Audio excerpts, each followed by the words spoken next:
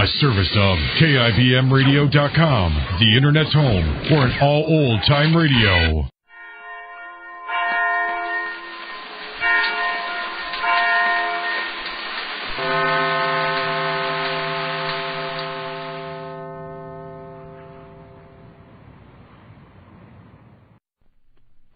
This I believe. When George Woodcock, Assistant General Secretary of the British Trade Union Congress, was 12, he left school to work in the weaving mills. Ordinarily, this would have been the end of his education. But George Woodcock won a TUC scholarship to Ruskin College and did well enough there to go on to Oxford University. What he learned there, he has applied to his work in the labor movement, and is known as a man who can span the gap between workers and intellectuals. This is George Woodcock's creed. I believe that justice is the foundation of all other virtues. Without justice there can be no liberty, no true equality, and no real progress. Of course, by justice I don't mean merely the impartial administration of the law.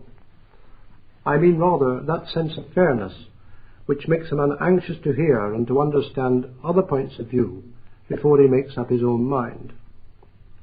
In my case, two somewhat contradictory influences have contributed to this belief in justice as the predominant virtue. One largely emotional and negative, which made me intensely dislike injustice and oppression, and the other more intellectual and positive, which ultimately compelled me to seek out causes rather than to remain obsessed by effects. When I was young I saw what I thought, and I still think, to be great hardships and injustices suffered by good and kind people. It seemed to me that ordinary people, including my own parents, worked hard and conscientiously, remained honest and decent, and yet, for reward, found it week after week and year after year well nigh impossible to pay for their modest and most essential needs, and that I thought most unfair. Inevitably, I became a member of the Labour Party and of the trade union movement, the two movements, as it seemed to me, equally founded in a determination to see justice done to ordinary working people. But an intense dislike of injustice and oppression is not of itself a good foundation for a sense of fairness and justice. A man can be so obsessed by the unfairness of others as to become equally unfair in his own attitudes. I can well imagine that in my young and eager days I was something of a prig, and certainly an aggravating nuisance to those who did not share my enthusiasms. Had I met with intolerance equal to my own, or even with indifference, I think I too might have remained intolerant, or become indifferent, which I most fervently hope I am not. For the most part, however, I found people very fair to me, and none more so than the people I met at Oxford. The Oxford University tutor in particular seems to me to possess in the highest degree that sense of fairness which I believe is the greatest of all virtues. This intellectual fairness is not mere toleration. Indeed, mere toleration can lead to indifference. The desire to be fair, to do real justice, need not and should not kill enthusiasm. It allows, and in fact it demands argument, though it discounts cleverness. It assumes that, failing very convincing proof to the contrary, the other fellow is as anxious to do right as you are, and that what needs to be done is to discover what right is.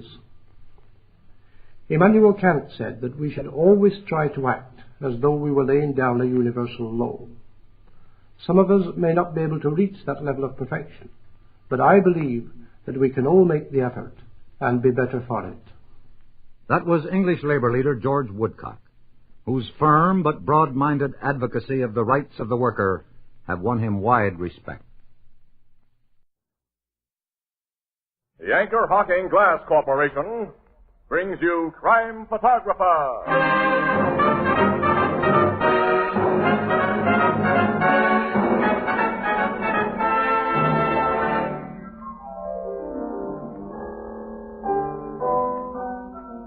You know, wherever you go these days, you hear people speaking foreign languages. That's true. Why, only the other day a little Frenchman came up to me and said, Anchor Hocking, les plus fameux noms des villes. What'd you say? Why, I agreed with him. Why? What does it mean? It means anchor hocking, the most famous name in glass.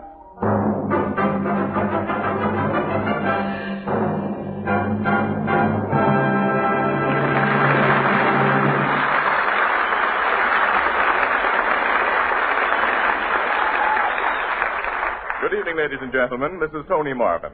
Every week at this time, the Anchor Hocking Glass Corporation of Lancaster, Ohio, and its more than 10,000 employees bring you another adventure of Casey, crime photographer, ace cameraman who covers the crime news of the great city.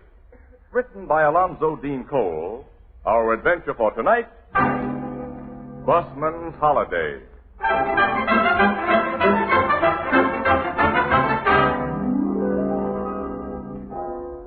Late afternoon, the Blue Note Cafe. Perched on a high stool before the gleaming bar is reporter Ann Williams. Beside her stands Captain Logan, chief of the Homicide Bureau, and facing them is Ethelbert, the head bartender. And the three look rather lonely. Right now, I bet you he's standing in the middle of a nice, cool trout stream without a care in the world. Yeah, a lucky dog. Well, we swelter here in the city. Well, we'll have our vacations later, Ethelbert, after Casey's all finished with his. And we'll be able to top any fish stories he brings back with him. Yeah, we'll have a big advantage over the guy. Boy, I'd like to have a fishing rod in my hands right now, a creel over my shoulder, and a hatband full of flies. Oh, please don't, Captain. You get my mind off my work, and I got to stay behind this bar for hours yet. Yeah. You and Miss Williams at least have the rest of this day off. And we better start doing something about it, Miss Williams. And since Casey's away, how about an evening with me? I'd like it. Uh-oh. Maybe I better write the guy and tell him what goes on between you two. Go ahead, Ethelbert. I'd like to worry the lug. So would I. But I'm afraid that any gossip he heard about us wouldn't worry him in the least, Captain. Where'd you like to go? How about driving out to the beach? You can have a swim. Oh, that would be perfect. You two are breaking my heart. We're sorry for you, wage slave. Let's go, Miss Williams. Come on. See you later, Ethelbert. So long. So long. Hey, Walter, bring up some more of those doggone lemons. Hey, it's after 4 o'clock, and I'm hungry. Me too. Shall we go back into the Blue Note? Oh, I eat there so often. Let's go to Rodney's Diner. That little joint? Can't get a better sandwich anywhere in town. And besides, I want to find out if Mamie got her engagement ring. Mamie? Mm-hmm. She's the cute little waitress at Rodney. Oh, yeah, the very young one you and Casey like. Mm-hmm. She just turned 17, and she has a very heavy romance with a soda fountain boy at Slago's drugstore. Okay, we go to Rodney's. Tell me about the heavy romance. Well, the course of true love hasn't been running smoothly. Harold, he's the boyfriend. The soda jerk. Mm-hmm. He's 18. He's formally proposed to Mamie, and he's been formally accepted. But she can't consider herself formally and properly engaged until he gives her a diamond ring. Practical, yeah. Oh, she doesn't care if the diamond's no bigger than a pinpoint, just so it's a diamond. No, sure. Harold told her he was saving his money and that she'd get the ring for her birthday. But he didn't give it to her. Well, what excuse did he make for not giving her the ring? He told her his money was tied up. But he promised faithfully that she'd get the ring yesterday. So I'm naturally curious as to whether he made Oh, Miss Williams, you're just naturally curious, period. Here's my car. We'll be at Rodney's Diner in 5 minutes. Get the vital information about Mamie's engagement ring. Then it's us for the beach. Oh, with nothing to do but relax. Oh, isn't it grand to have a day off?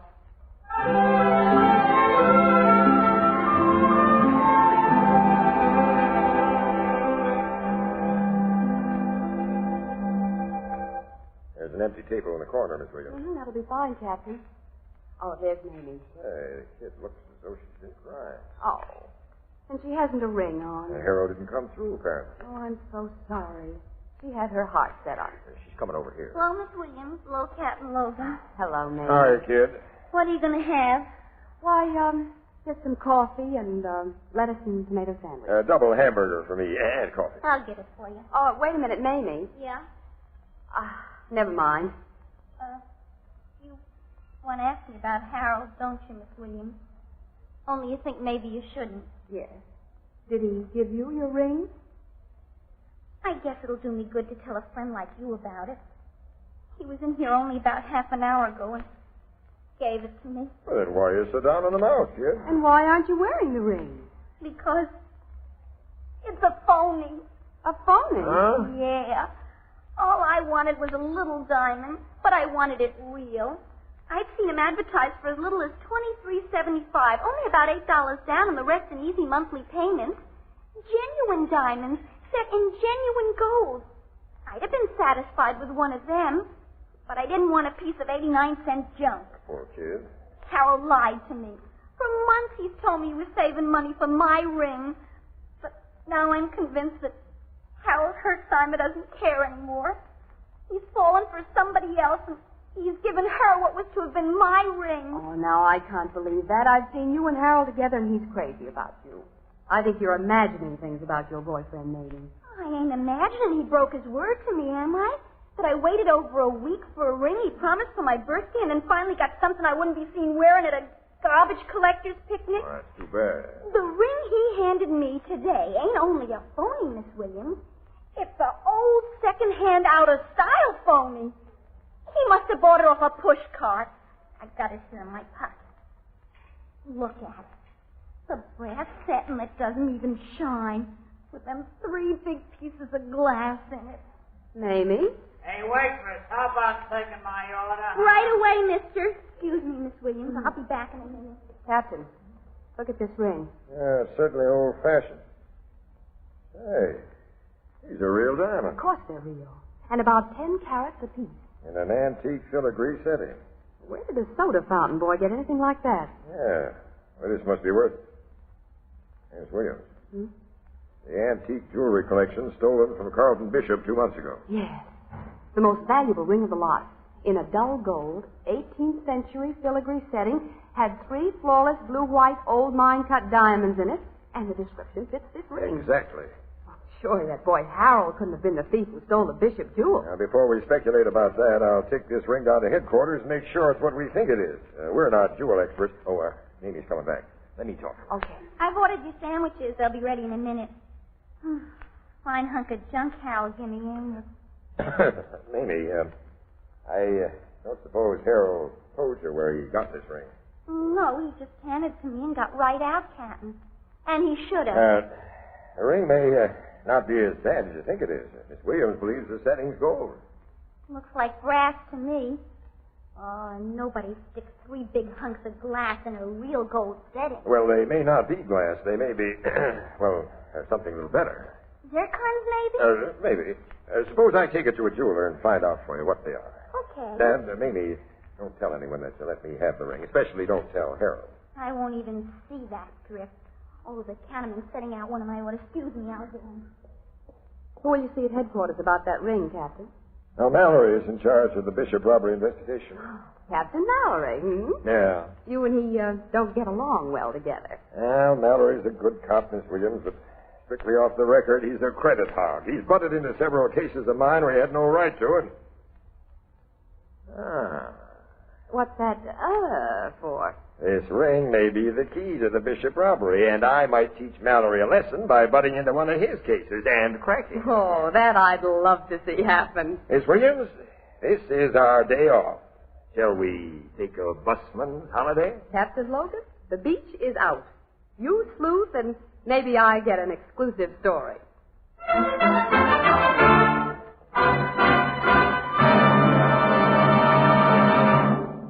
Our story will continue in just a moment. Let's have a quick question and answer session about beer and ale. Okay, shoot. All right. What makes good beer good? Good brewers, of course. Right you are. And what keeps good beer good? Glass? Glass. Glass bottles? Yes, because glass bottles and glass bottles alone can bring you beer and ale as it comes from the brewery, unaffected by any foreign taste or flavor. And now we have a new kind of bottle. A new kind of bottle? A glass bottle that's different. It requires no deposit. No returns to the store? When the bottle is empty, just throw it away. And its other advantages? 1, it saves space in the icebox. 2, it's a natural for picnics. 3, it belongs on the finest table. And 4, don't forget, it protects the real brewery flavor. As only glass can protect it. Yes. The revolutionary new Anchor Glass one-way, no-deposit bottle is sweeping America. For flavor, demand beer in glass bottles. For convenience, demand your favorite brand in the new Anchor Glass one-way, no-deposit bottle, a product of Anchor Hocking. The most famous name in glass.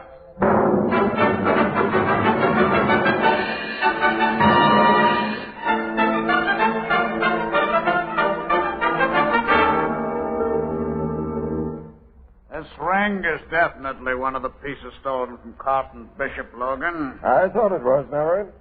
Where'd you get it? I found it Found it? after a great deal of hard work. Captain Logan worked his fingers to the bone searching for that ring, Captain Mallory.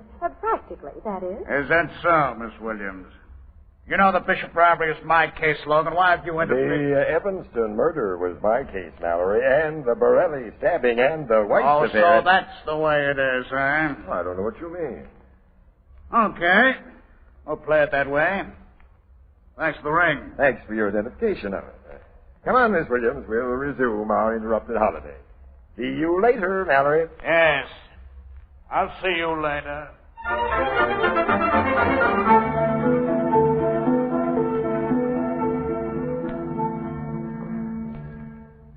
Harold's in the drugstore, Captain Logan. You can see him through the window. That long, skinny kid back of the soda fountain there. He doesn't look like a crook, Miss Williams. Then crooks seldom do look like crooks. Well, I can't believe that he had anything to do with the Bishop robbery. He had that ring Mallory identified. Does the boy know you? Mm-hmm, yeah. And a lot of people in the store. Someone might recognize me as a cop. And, you go in and get the kid out. I'll talk to him here in the car. Well, what excuse shall I give him? Tell him who I am. I want to see him, but don't tell him why. If he has anything on his conscience, that'll worry him, soften him up. I'll be watching through the window to make sure he doesn't try to run away. Oh, okay. I'll bring him out here.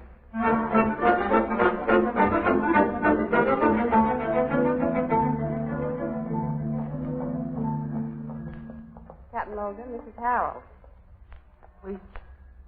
Pleased to meet you, Captain Logan. Miss Williams said you wanted to talk to me. Yeah.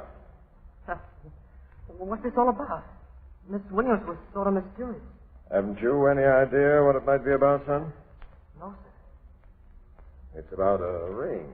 A ring? That ring you gave Mamie. The stolen ring. How'd you find out I stole it? Oh, you did steal it, Harold. No, it wasn't stealing, Miss Williams. I was only taking part of what he owes me. Carlton Bishop owed you something? Carlton Bishop? Well, who did you take the ring from, Harold? Oh, my cousin Louis. Cousin Louis? Yeah, I thought you knew. Well, we know, son, but won't you tell us the whole story? I might as well. I'll feel better when I get it off my chest. Of course you will. I know Mamie has talked a lot to you, Miss Williams, so you know I was saving money for her engagement ring. Yes, Harold. Well, I'd saved almost $100. I was going to get her a real swell diamond ring. Louis said he could get me one at wholesale, so I gave him the money. Louis didn't deliver, huh? No. I found out he'd lost my dough in a dice game. Nice boy, your cousin. Yeah. Louis swore up and down he'd give me my money back, but, well, he was going to be yesterday. He said he had a bet on a horse that was a sure thing. Louis seems to be quite an operator. And then came yesterday and no money from Louis. I couldn't even find Louis, Miss Williams. The day I got desperate, I went to his rooming house with my mind made up to wait there till he came in, no matter how long it took. And if he didn't pay up, I was going to take it out of his hide. That idea had merit. How'd you get that ring, son? While I was sitting alone in Louis' room, I got thinking of something he used to do when we were kids together. He's about your age? A year older, 19. Louis always had a loose board in the floor of his room at home with a space underneath where he hid things, like you see sometimes in the movies. I got wondering if he didn't have a hiding place like that in his rooming house. I turned up the rug, begun looking in it, and pretty soon I found it. The ring was hidden there? The ring and a lot of other fake jewelry. Old-fashioned stuff? Like the ring, Harold? Yes, sir. Necklaces, bracelets. All of it looked like it'd come out of a junk shop. I took that crummy ring because, well, the glass in it looked almost like diamonds, and I just had to have some kind of an engagement ring from Mamie. Did you take anything besides the ring? No, sir. I put the rug and the board back in place and left. Oh. But I ain't a thief, Captain. I only took back a little part of what that heel Louis owes me. We're going to pay a call on that heel, Louis. And if you told me the truth, son, you won't have to worry about what he owes you. There's a whopping big reward offered for the return of the Bishop jewels. What? Bishop Jewel? We'll explain that on the way to Louis.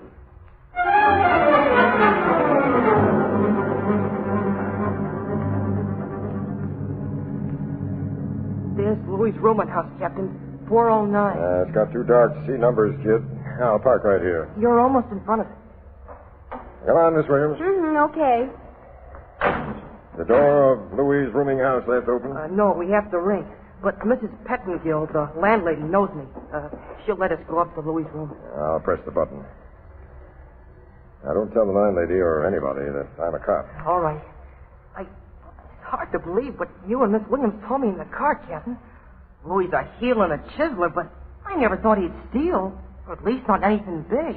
Someone's coming to the door. You do the talking, kid. Yes, sir. Evening, Mrs. Pettingill. So you're back again. Yes, sir. I want to see my cousin. I want to see him myself. He hasn't come in. We'll go up to his room and wait. All right. But I'll be down here watching when you go up. Hey, what do you mean by that, Harold? I don't know. She ain't a very friendly woman. Yeah. Now, where's Louis' room? 4 flights up. Oh, it would be.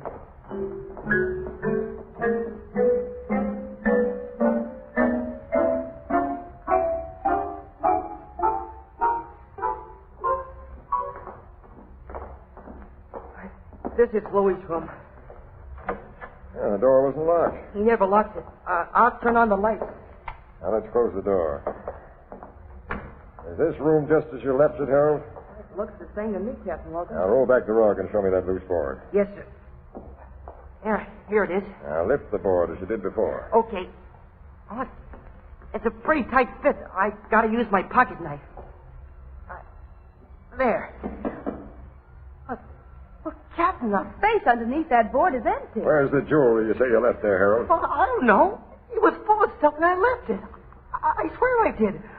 Louis must have come The home. landlady says he hasn't come home. But someone's been here. Say, what is this? What's That's going on? Now. Oh, hello, Harold, old pal. Why you got my carpet rolled up? I want to ask you some questions, Louis. So do I. Step inside, young fella, and we'll close this door. Who are you, mister? Who's this lady? Now, never mind the formal introductions. What'd you have under that loose board on your floor? Nothing. I didn't know there was a loose board there. You're lying, Louis. You always had a place like this where you hid things. That's way back when we were kids. It's now, too. You had jewelry hidden there this afternoon. Stolen jewelry. You're nuts. No, I saw it. I took a ring from it because I thought it was only phony stuff. Now I know it was real and that you came back here after I left and took the rest of it away. I don't know what you're talking about. I'm going to make you tell the truth. Hold it, kid, hold it. Harold, what time did you leave here with that ring this afternoon? About 2:30.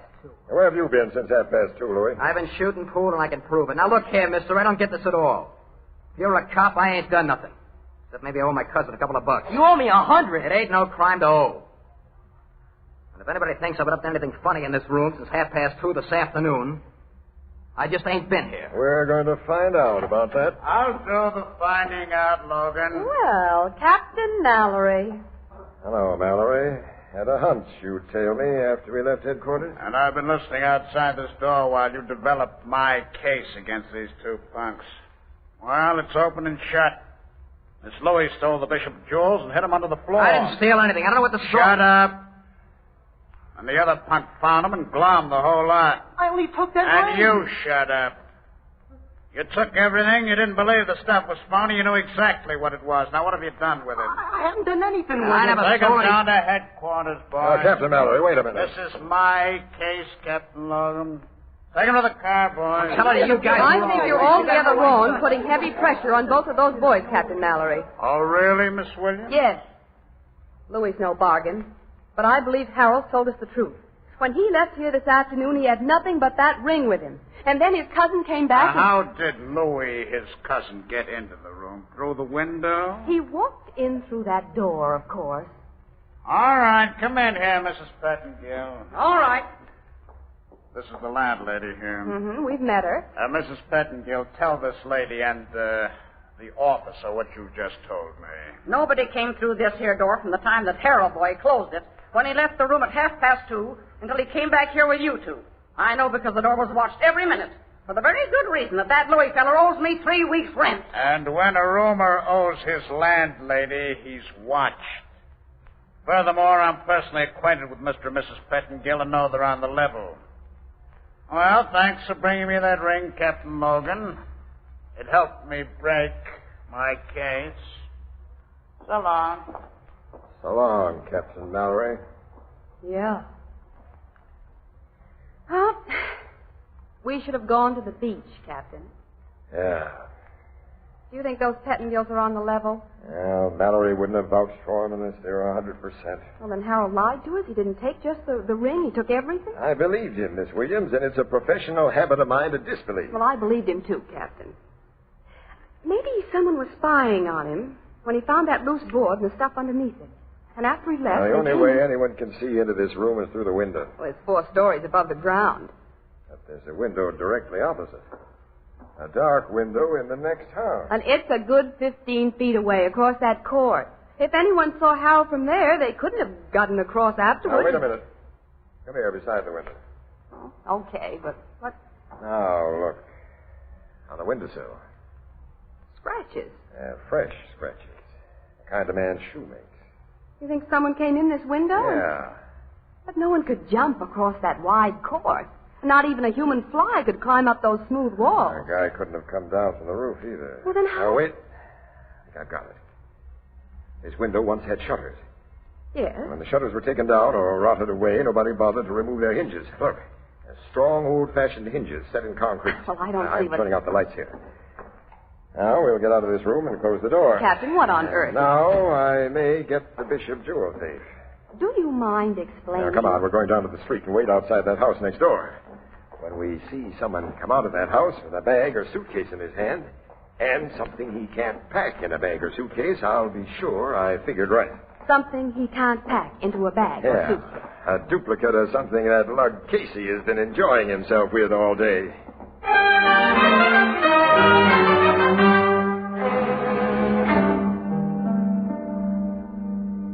Now that we're all set outside the house next door, Captain, will you take me into your full confidence? Sure.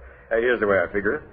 A thief who got away with the Bishop jewels is an experienced crook, and he knew he had to let this stuff cool off plenty before he attempted to market it in its most valuable form. Well, while it was cooling off, he didn't want it close enough to burn him if we cops walked in, and he didn't want it so far away that he couldn't keep an eye on it. He planted it in a house he didn't live in where he could watch it through a window. That's my guess. He put it under that board in Louis' room. And he was watching when Harold found the loose board this afternoon. So he had to move it to a new hiding place. Well, how did he get in here? Mrs. Pettingill would have seen him if he'd come in the front door. How could he come across the court? He couldn't jump, he couldn't climb, he couldn't get down from the roof. He pulled himself across. Pulled himself? With his hand. Oh, and I figure he just pulled himself back again when you, Harold, and I arrived, and he's been waiting for the cops to clear out of this neighborhood so he could make a getaway. But how did he pull himself across that court with his hand? And what is a duplicate of something that Casey's using on his vacation? Quiet. Guy's coming out of that house. Oh, he has a suitcase in his hand. And something too long to be packed in the suitcase. A fishing rod. A trout rod. Now I'm sure, and I'm Let getting go of me. What's the big idea? I'm a cop, fella, and I'm searching you. He had a gun in his pocket. Also, this little bag, Miss Williams. Look what's inside. The Bishop jewels. And we'll just turn him over with this guy to Captain Mallory. It's his case.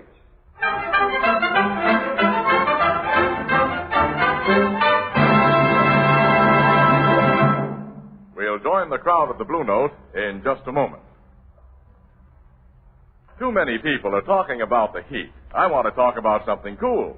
So let's imagine a big frosty pitcher with ice cubes tinkling against its crystal sides, ice-cold lemonade or iced tea or delicious fruit juices. Now, whatever cool drink you serve, it will look better and taste better when poured from a new Sunburst crystal pitcher. Now, what is a Sunburst crystal pitcher?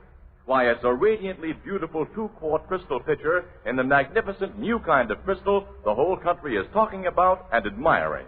It picks up light like a diamond and scatters it in 1,000 flashing rays. And here's the surprise. You can own one of these magnificent, sparkling sunburst crystal pitchers for only 50 cents. Yes, only 50 cents, or slightly more in distant cities. Look for it tomorrow in the windows and on the counters of the retail stores of America. Sunburst Crystal is a product of Anchor Hocking, the most famous name in glass.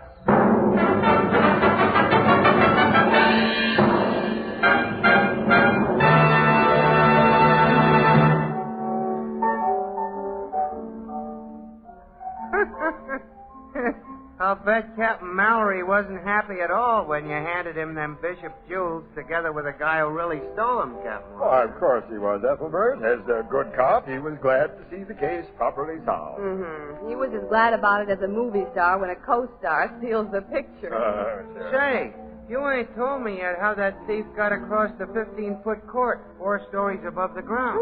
That was simple, Ethelbert. He pulled himself across with his hands. What? I don't get it, Miss Williams. I might not have tumbled to it if I hadn't been envying Casey his fishing trip vacation. Trout rods were on my mind. How does a trout rod... The thief had a 12-footer when the sections were fitted together. Holding it at arm's length, Ethelbert, and leaning out of his window, he could reach one of the old shutter hinges on the opposite building.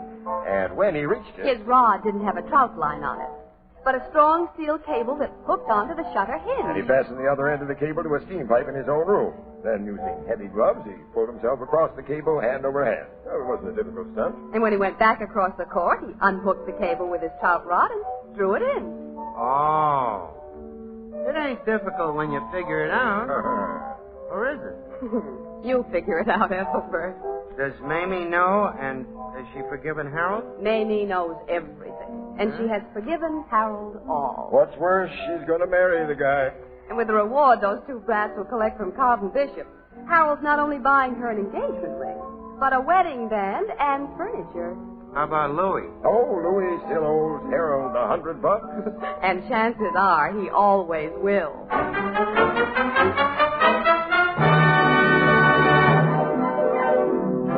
Crime Photographer, starring Stotts Cotsworth as Casey, is brought to you each Thursday by the Anchor Hocking Glass Corporation, makers of Fire King Oven Glass, Anchor Glass Containers, Anchor Caps and Closures, all products of Anchor Hocking, the most famous name in glass.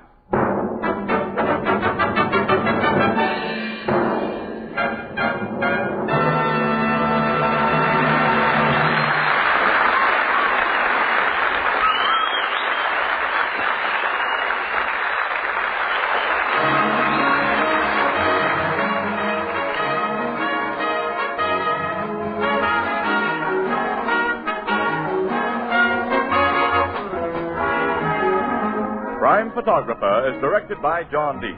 The original music is by Archie Blyer, and the program features Miss Jan Miner as Anne and John Gibson as Ethelbert. Captain Logan is played by Bernard Lenrow, and Herman Chittison is the Blue Note pianist. This is Tony Marvin saying goodnight for the Anchor Hocking Glass Corporation of Lancaster, Ohio, with offices in all principal cities of the United States and Canada.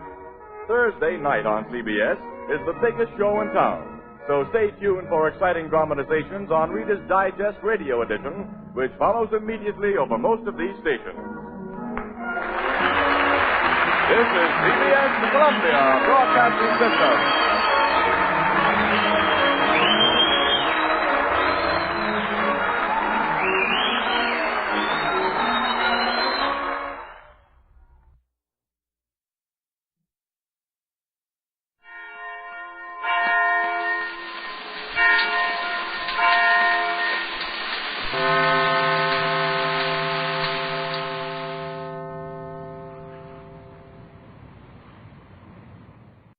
This I believe. George Young is a tugboat captain.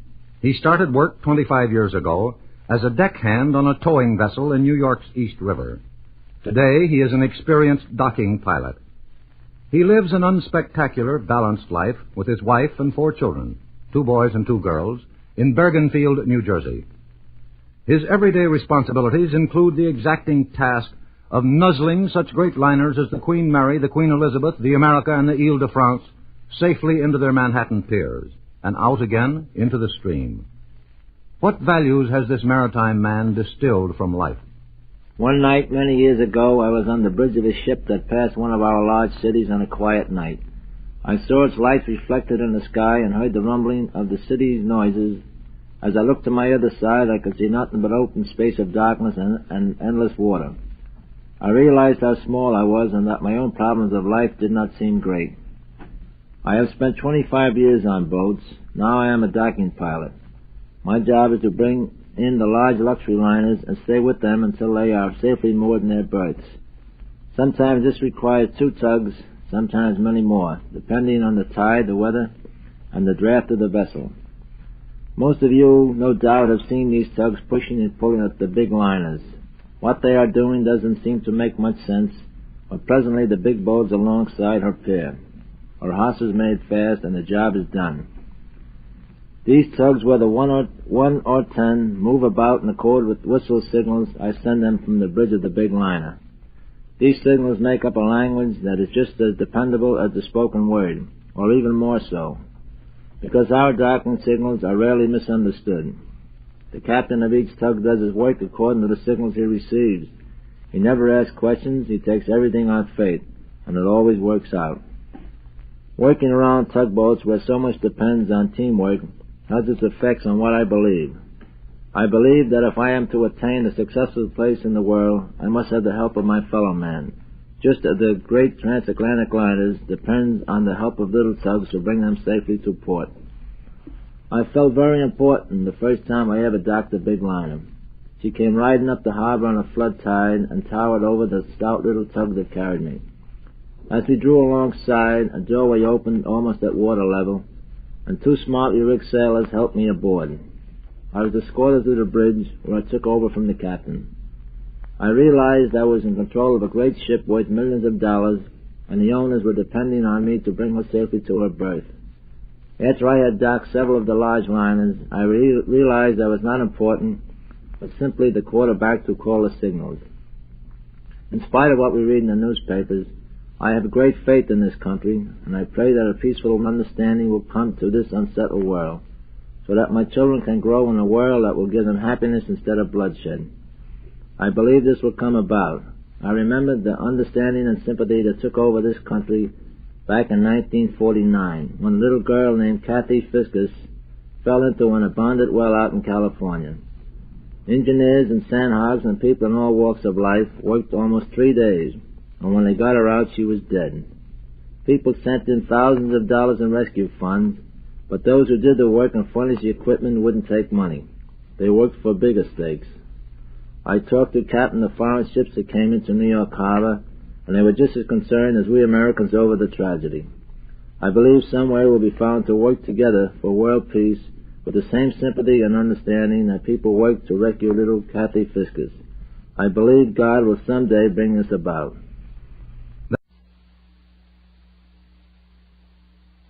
Crime does not pay.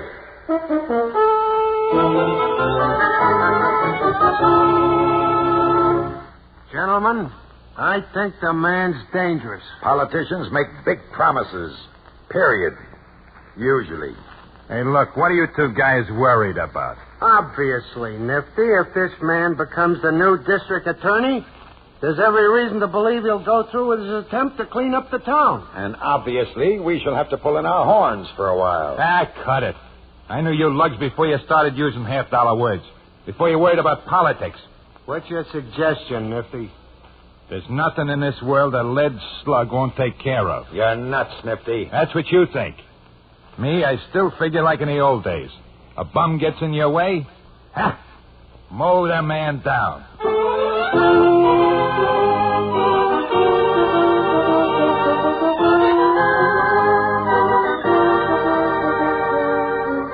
In the interest of good citizenship and law enforcement, we present Crime Does Not Pay, based on the famous Metro-Goldwyn-Mayer series of short subjects. In just a moment, you will hear Mow the Man Down, starring Ward Wilson.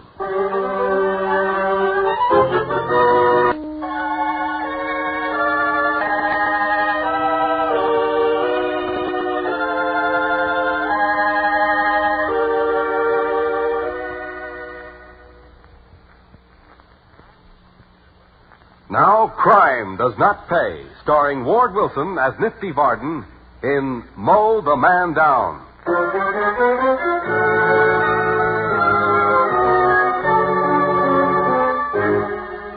Some men seem born to crime.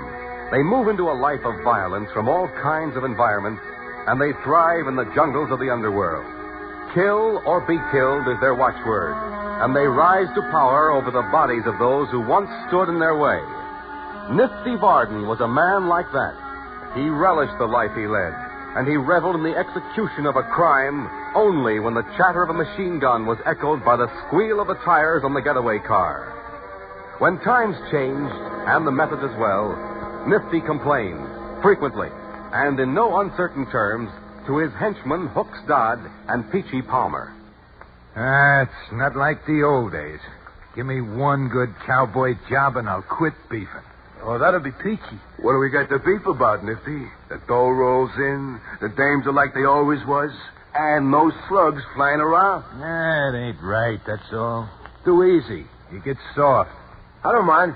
I like it this way. Yeah, I know. You think it's peachy. Oh, it ain't so bad now, boss. You just think it's rotten because the old days look good, so far away. Not so bad. It's a cinch. Too much of a cinch. Pay off in a few places, split the territory with barrels and juke, and then collect. It's dull is all, just dull. Nifty, can I say something? Say anything you want, Peachy, only make it short. Well, I ain't so sure. Now, hold it, kid. Yeah? Barton? Who's this? Merrill Summers. Barton there? I'm here. What's on your mind? I'm calling a meeting, Barton. Another meeting for the love We're all heading for trouble, Barton. You, Juke, and me. We better have a meeting. What kind of trouble? The character running for DA on the reform ticket. That Mr. 2x2? My pipeline says he means what he's been spouting. Campaign malarkey. Not with him. He believes what he says. If he gets in, and it's beginning to look like he will, he'll try to clean up the town. That means us. So what? Why don't you just hit him in the head with a fistful of slugs from a chopper? That's one way. There's other ways, too. So I'm calling a meeting. Tuesday, 5 o'clock. Be there? Yeah, I'll be there, but it's just a waste of time. I say knock him off and get it over with.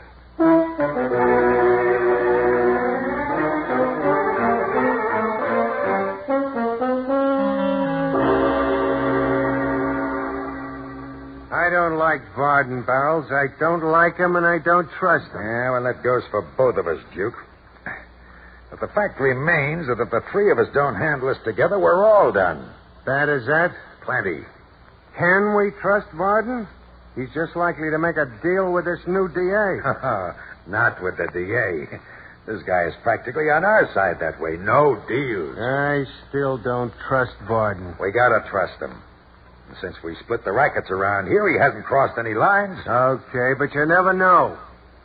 How do you want to handle him? Make out like we haven't been talking at all. Just waiting for him.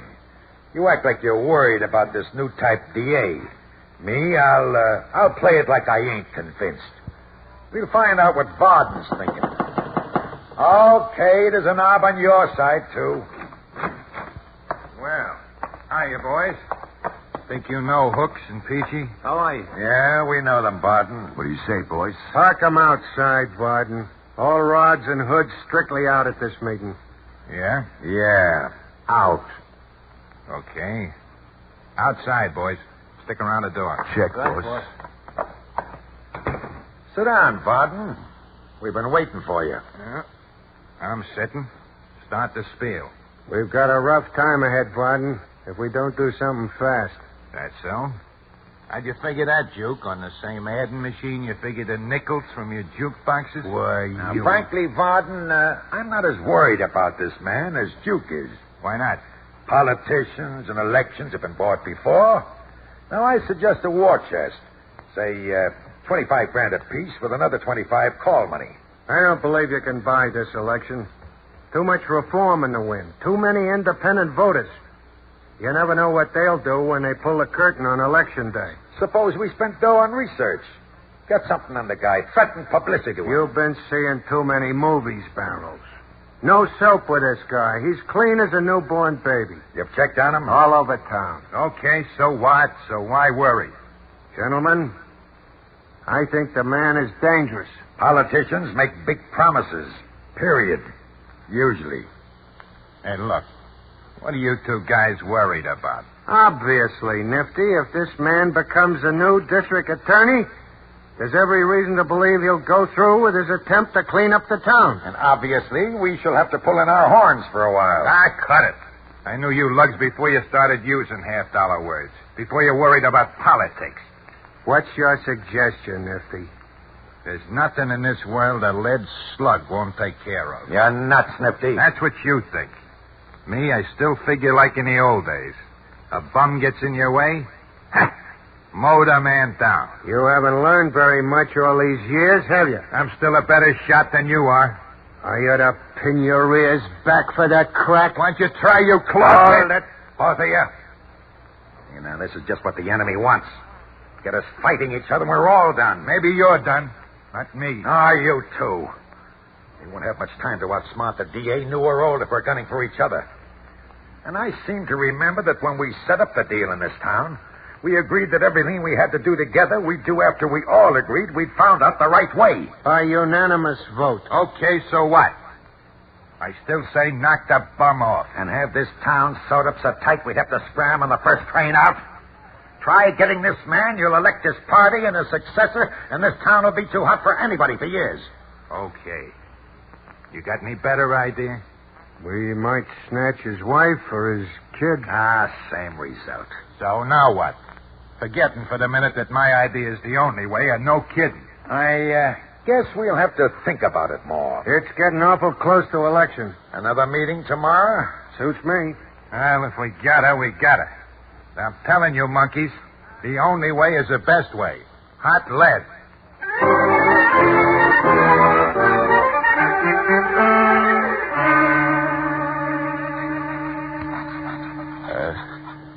What you doing to the chopper, Nifty? Just getting it ready, Hooks. Oh, yeah? Big job. The biggest.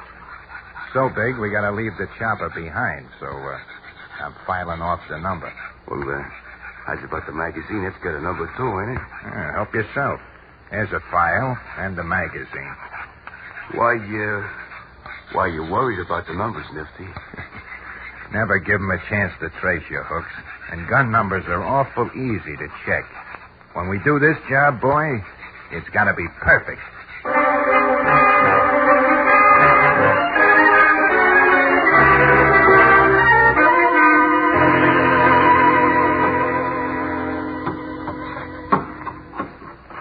Got it, Nifty. Just peachy. Good boy. Can you reach the lock? Just right. Your new limousine is ready, boss. Of course, the owner doesn't know it. Save the comedy. Let me get at the dashboard. Can't find a wire. A flashlight, boss? Oh, wait. Got him. Now, peel a little of the insulation. Splice the ends. Who needs a key to start a car? When I should drive, boss? No. This is too much like the old days, Peachy. I'm going to drive this jalopy myself. Hold your hat. Here we go. Smooth as silk. Got the gun. Now we get the car. Next stop, Hooks and the private garage. Same old tricks, same old routine. Sure feels good for a change.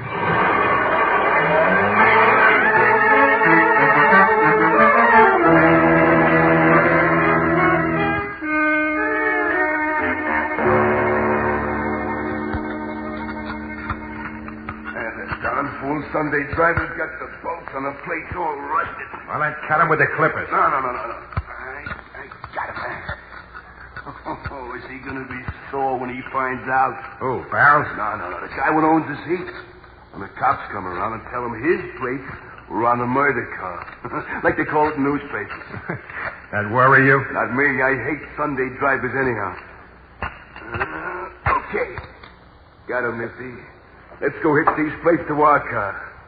Then we'll be all set for the fanciest killing this town ever saw.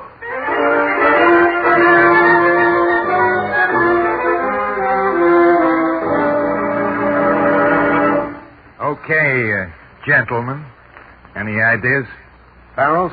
A couple. How about you, Juke? I figure this guy is elected, see? Day after tomorrow, he's in. We know that. Go on. So we got to work around him. Now, the question is, how do you stop an eager beaver who wants nothing but convictions? You don't have to tell me. Aside from shooting him. Go on, Juke. I figure it this way. If he's got no witnesses, he's got no cases. So we visit the witnesses. All of them. Bright. Very bright. You could knock off one guy, but no. You got to chase in every rat hole in town and take off 100 characters instead. It's safer. It isn't public. Nobody will worry about a few stories. Cut it. You make me sick. Think I'm keeping company right now with a pair of gutless wonders. A couple of jerks without the brains they were born with. Are you coming along on this idea or not? I don't know. I haven't made up my mind yet. I got to count the witnesses first. I don't figure to spend the next 20 years in the can because some loose-mouthed cokey decides to pick up a couple of bucks turning state's evidence. I'll let you know what I figure to do unless you read it in the papers first. Good night, gentlemen.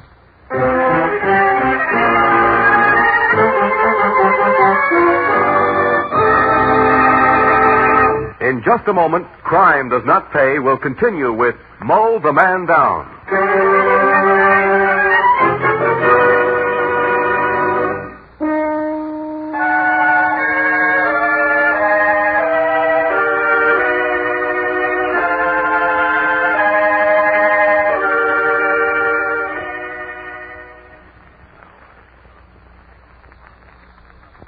Now we continue with Crime Does Not Pay, starring Ward Wilson as Nifty Varden in Mow the Man Down.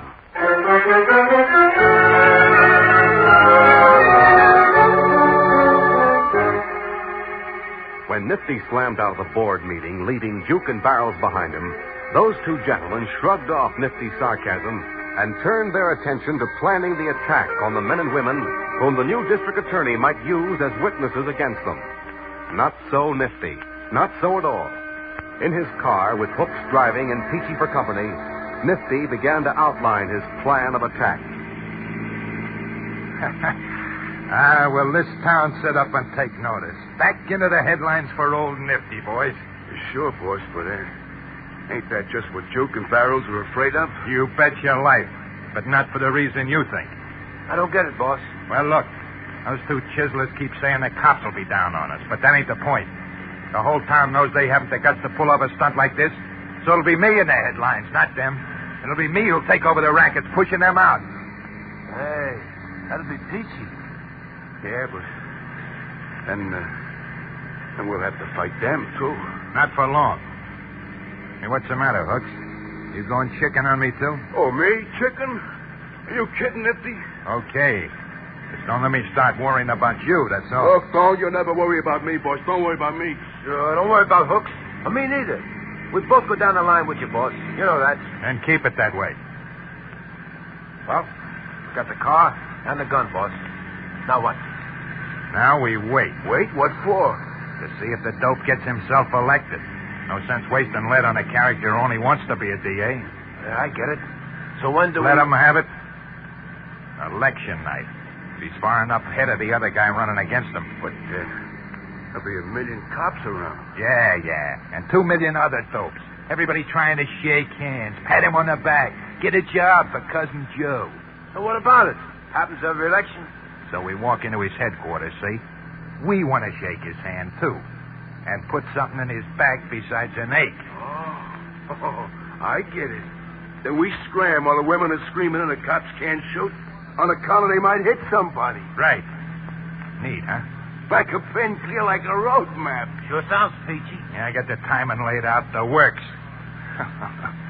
That guy gets himself elected. He's electing himself right into a 6-foot hole in the ground.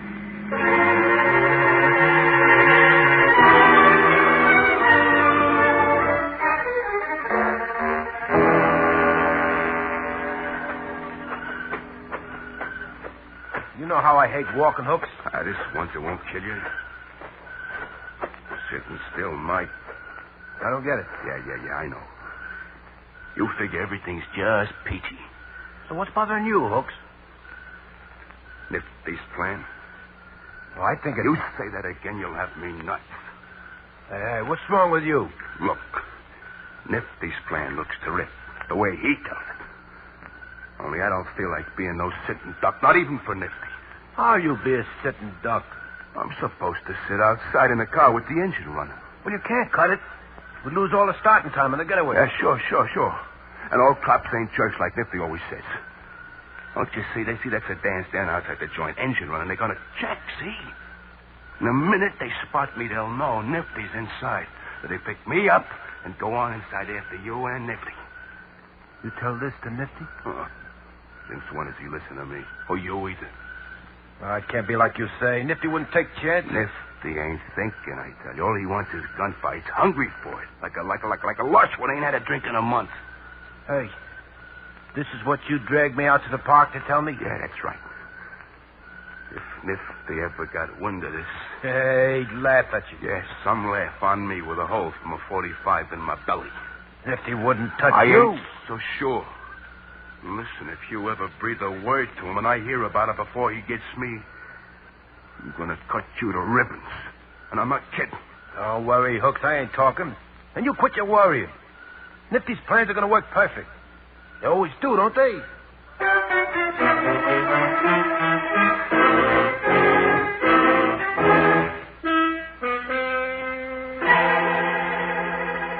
Now, turning to the local scene this election night, we find James Perkins, the reform candidate for the office of district attorney, so far ahead of his rival that there's little doubt of his election. Perkins' campaign headquarters are expecting the opposition to concede at any moment, and Perkins' headquarters is the scene of a victory celebration at this moment. Time to move, boys. Anything you say, Nifty? Yeah, anything you say. Okay. Peachy, you know where the chopper's stashed? Get it. Check, boss. Hooks, you got the keys to the car? Match. Okay. Take ours, drive out to the garage. Park ours and pick up the special. Be back here in half an hour. Oh, I can do it in 20 minutes, boss. Take half an hour. You want to get picked up for speeding tonight? Go on now. Do like I tell you. Beat it.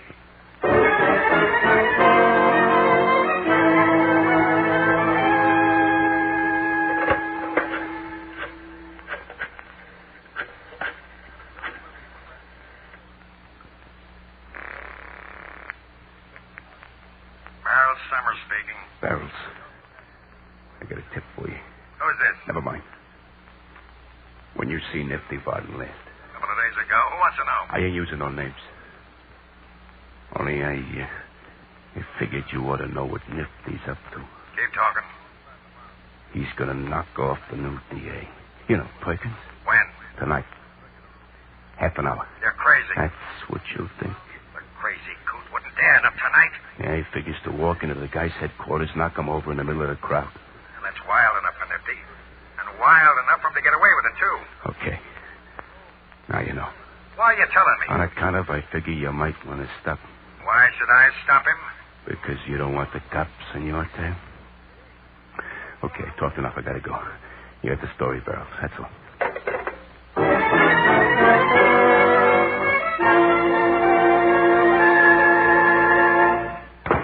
What's the rush, Barrels? You sounded like somebody was putting you in the hot seat. Don't kid about that. We're both practically in it now. What's cooking? Nifty. What's he want to do? Knock off Perkins on election night? A little birdie told you? You're kidding. Am I? Then why'd Hooks Dodd call me and tip me? How do you know it was Hooks? I kept him on the phone till I was sure. Nifty's gone nuts. Completely nuts. Which leaves us in a fine spot.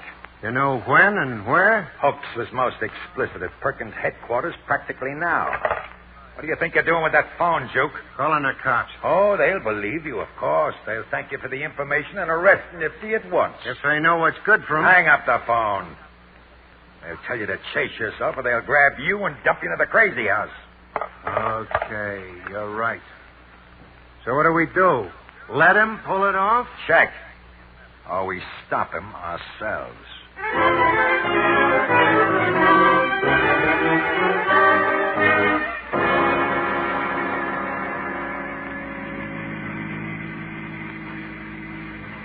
Right.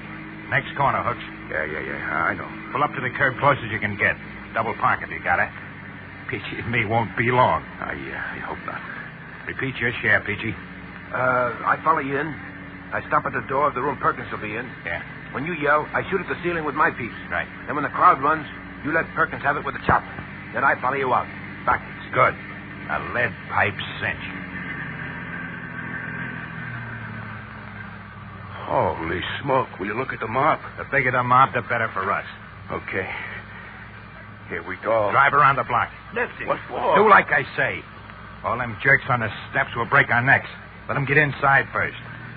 Turn the corner.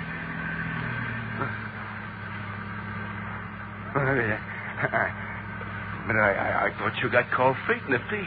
Thought? Or hoped, Hooks? Oh, no, only thought. Oh, you sure surprised me, boss. That's the difference between you mugs and me. I use my head. Yeah, sure do, boss. Hey, suppose the crowd inside don't split like you figure them to, boss. So a couple of jerks get hurt. So what? The woods are full of them. Nobody will miss a couple more or less. Yeah, they can only hang you once, Peachy. I live without that, thanks. Sure wouldn't live with it. Take it easy on the next corner, Hooks. If they still got a crowd in the steps, you want I should keep driving? Yeah. Might be too late for the morning papers if we waste any more time. Boy, I sure would like to see Barrel's face when he reads about this. The only face I want to see is Perkins when he looks into my chopper. Slow, Hooks. Check. Okay. Coast is pretty clear. Pull up and double park in front of that sedan. Yeah, check.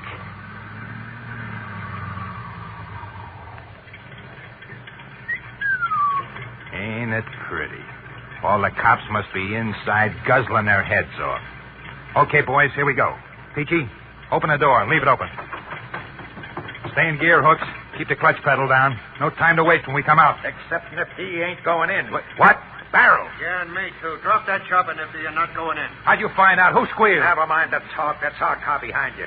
You're covered from there. And we've got choppers, too. Now turn around. Get back in your car and keep driving till you're out of town, then stay out. Says who? Try this in your guts, both of you. That's for you.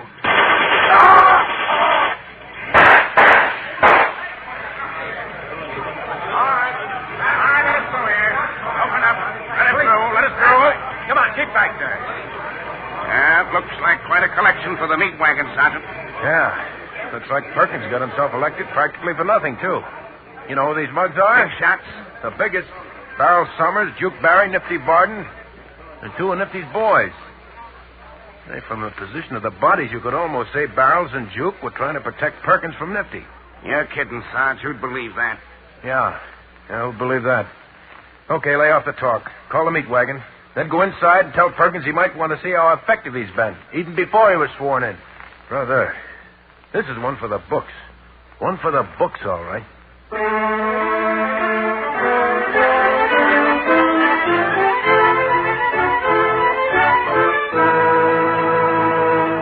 Crime does not pay.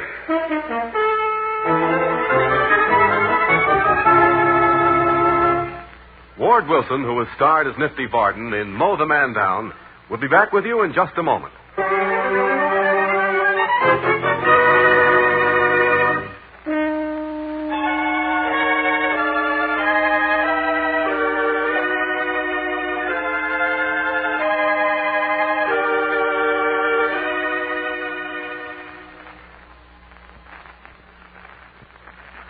Now, here in person is Ward Wilson. It occurred to me when I read this play that the sheer audacity of Nifty Varden was almost unbelievable. Almost because right now, today, there are men like Nifty who feel powerful enough to defy the law just as he did. What this means in terms of the open taxes paid by all citizens for the support of sufficient police to cope with this situation, and in terms of the hidden taxes paid by all of us to the underworld through the tribute levied by men like this, is also unbelievable, but very true, and more expensive. Nifty paid for his crimes. So did Barrels and Juke and the others. So do you and I, every day. And we'll continue to do so until public anger achieves the final destruction of rackets of all kinds. Until we come to realize that for ourselves as well as for the criminals, crime does not pay. Thank you, Mr. Wilson.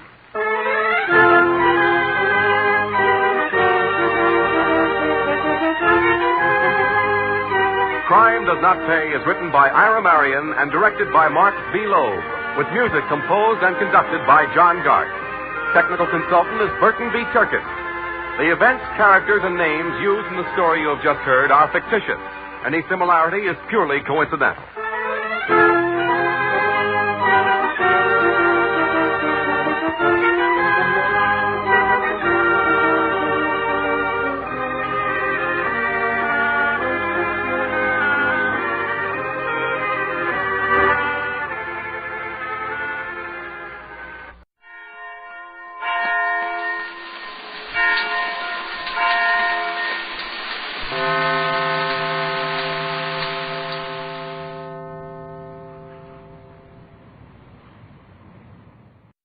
This I believe. Sir Gerald Barry was the Director General of the Festival of Britain. The festival was for him a personal dream that finally became a reality. Soon after World War II, Barry, who was then a plain civilian, wrote a letter to Sir Stafford Cripps, then President of the Board of Trade. He suggested that the government should organize a national exhibition. In the summer of 1951, all the world saw at the festival the great past of Britain and got an insight into the future of that brave, dogged nation. The son of a country parson, Gerald Barry made his career in Fleet Street. He was an editor of the Saturday Review, Weekend Review, and the News Chronicle in London. Here now is Sir Gerald Barry. To begin with, I believe there is a terrible, corrosive lack of belief in our Western world today, and that it is this lack of belief that is making us all so frightened and unhappy and driving the world to the verge of self-destruction. It affects both individuals and whole communities. I know it affects me. Speaking in terms of world affairs, there was a time before the Second World War when I knew exactly what I believed, when the world issues seemed crystal clear. One was happy then. Today I find the issues have become blurred and confused, but I believe that at such times in history as this, a particular and enhanced value attaches to tolerant, honest, liberal thought and behavior. Throughout this long confusion and amid the rising roar of propaganda, there's a temptation to surrender to a comfortable extreme and to begin to debase great and honorable words like justice, democracy, and freedom, by bandying them about to justify an emotion rather than to define a principle. I believe that to do this is to share in a betrayal of our intellectual heritage. I'm sorry if that sounds sententious, but it's the best way I can find of saying what I mean. I remember once hearing my father, an Anglican priest, say that there is only one deadly sin, and that is the sin of despair. And coming now to more personal or religious beliefs, I'm not able to believe the Christian faith as I was taught it as a child. But like most other people, I accept and try to live by many Christian principles. I think perhaps the greatest single contribution of Christianity to the world is its insistence on the sanctity of the individual. And I find myself taking comfort and delight in the dignity, the courage, and the amazing goodness of simple people. I don't ask myself whence or why it proceeds, this goodness, and I'm quite as ready to accept the existence of some controlling creative mind as not to do so. Disbelief is at least as difficult as belief. I'm not anyhow a philosopher by nature, and when pondering the mysteries of creation and the universe, I am apt to be content with wonder. I don't believe in personal survival after death, and this is a consolation to me, for I should be frightened or bored by the prospect of a disembodied eternity. It follows, I suppose, that the only reason I have to fear death is simply that it will mean the end of a wonderful experience. For life is obviously something to be enjoyed, and I believe we are almost under an obligation to enjoy it to the fullest extent of which we are capable, to use every moment of it to the utmost of our intelligence and our energies, to add something to its happiness, its beauty, or its wisdom. I believe profoundly in the creative value of human love. I have found very much happiness in my own life in work, and especially in working with others, in the creative stimulus and fellowship of the team. But I know that the truest happiness can proceed only from the serenity of the private heart, and that when a man comes to his end, it is in terms of this alone, not of his public achievements, that his success or failure is to be measured. That was Sir Gerald Barry, a journalist who is the Director General of the Festival of Britain.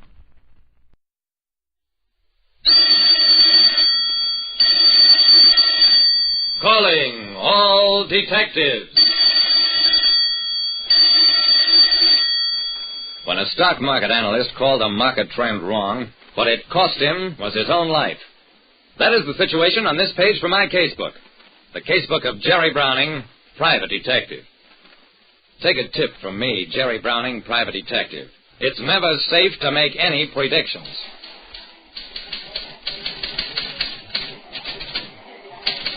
The stock ticker at one corner of the office was rapping out a combination of letters and numbers.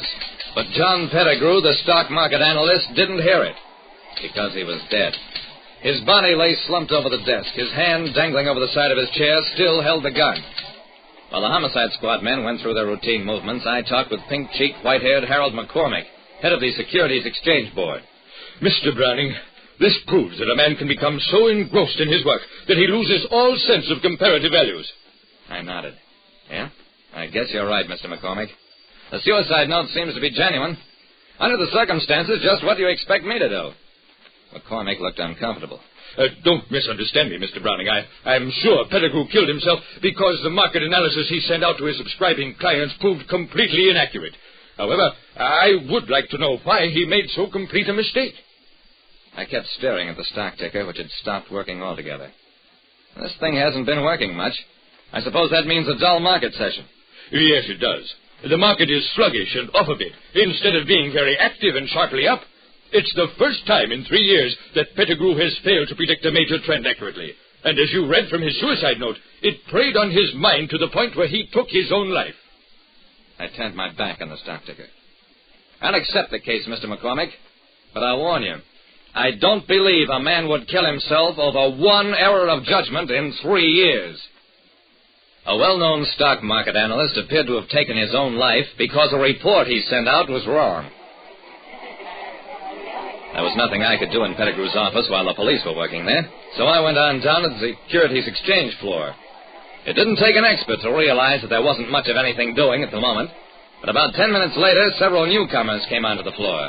And minutes after that, for no reason that I could see, the whole floor suddenly came to life. Men were shouting across the room to one another, wig-wagging signals and dashing about wildly. Alongside of me, Harold McCormick, head of the Securities Exchange Board, shouted into my ear, "This is astounding. The bull market has arrived only 48 hours after Pettigrew predicted that it would."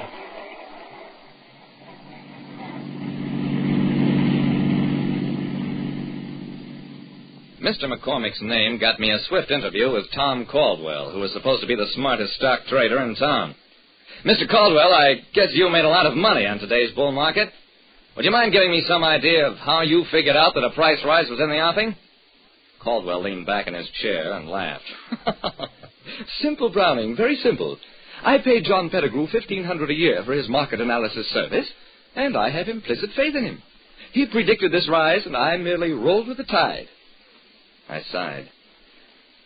Mr. Caldwell, don't you know that Pettigrew killed himself this morning because he thought his analysis was all wrong? No, I didn't know. I had no idea. Well, you know now.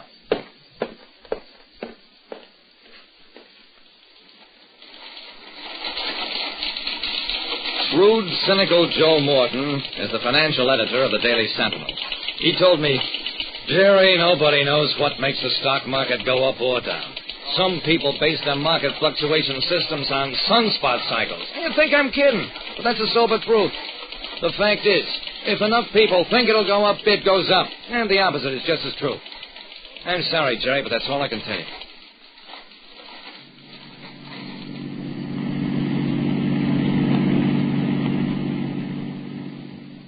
I spent what was left of the day interviewing half a dozen or so market analysts. And the gist of what they told me was, Obviously, sir, the market will go up when it doesn't go down, or stabilize within tight limits. My prediction for this month was optimistic, with cautious overtones, and suggested that after a necessary readjustment period, changes might be anticipated in one direction or another. In other words, you didn't come right out and predict a sharp market increase the way Pettigrew did. Well, no, I didn't. Nobody did, except Pettigrew.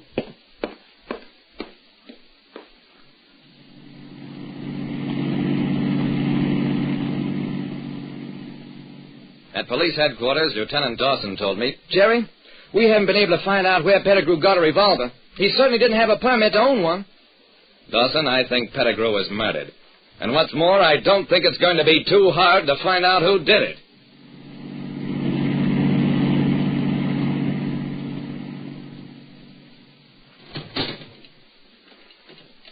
Mr. McCormick, the head of the Securities Exchange Board, looked unhappy as the police accountants began working their way through the list of the day's stock transactions. This is very irregular. I only consented to meet you gentlemen here in the interests of justice, and I trust you realize the very highly confidential nature of these records. Don't worry, Mr. McCormick. The only person we're after is a murderer. Dawson came over to me. We got all the figures, Jerry. You were right. I turned to McCormick. I'm sorry, sir, but I'll have to ask you to come with us.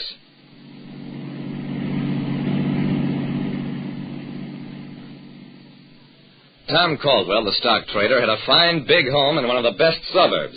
He told Dawson, Yes, Mr. Pettigrew and I were very good friends. As a matter of fact, we spent several days together up at my hunting lodge, and he seemed in very good spirits at the time. I smiled at him. Mr. Caldwell, the two of you got back only last night, didn't you? I didn't wait for his answer. You left for your hunting lodge immediately after Pettigrew prepared his market letter and sent it out to his subscribers. Since you didn't return until last night, it was not until this morning that Pettigrew learned what was in his letter. Caldwell turned pale. I don't understand you, Mr. Browning. Since Pettigrew wrote his own letter, he obviously knew its contents. I shook my head. Not this time he didn't. Because the letter that went out was not the letter he wrote. Pettigrew let no one see his letters in advance, lest any news of his predictions leak out. That's why you could work a substitution, because you were the only man he trusted. You prepared a false letter, predicting a general market rise, knowing that Pettigrew's prestige would create such a rise, at least temporarily. That's why today, while all other traders were buying, you were selling. Stock you had bought last week in anticipation of this rise. And that's also why you forced Pettigrew to write a suicide note at gunpoint and then killed him, so that he could not repudiate the counterfeit letter sent out over his signature. Mr. Caldwell, you're under arrest for murder.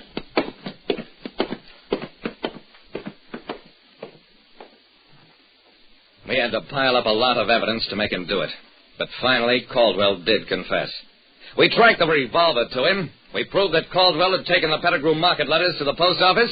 In fact, we did everything but find the original Pettigrew letters, which Caldwell had destroyed. The market went into a nosedive following Caldwell's arrest. Well, the next day it started a 3-week climb that carried it to a new high for the year. And don't ask me why. Sunspots, maybe. Like I said, stock markets may be unpredictable, but when it comes to crime, you can't ever sell justice short. Listen next time to Calling All Detectives. Mystery drama, mystery quiz, and a chance for you to match wits with yours truly, Jerry Browning, Private Detective.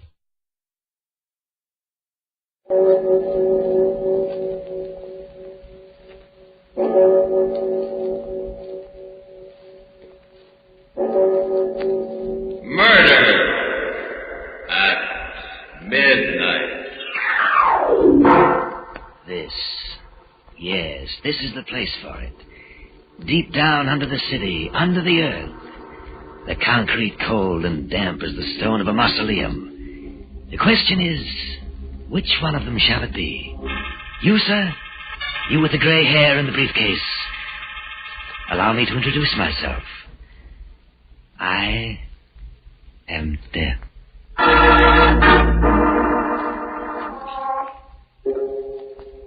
Midnight, the witching hour when the night is darkest, our fears the strongest, and our strength at its lowest ebb. Midnight, when the graves gape open and death strikes. How? You'll learn the answer in just a minute in The Man Who Was Death.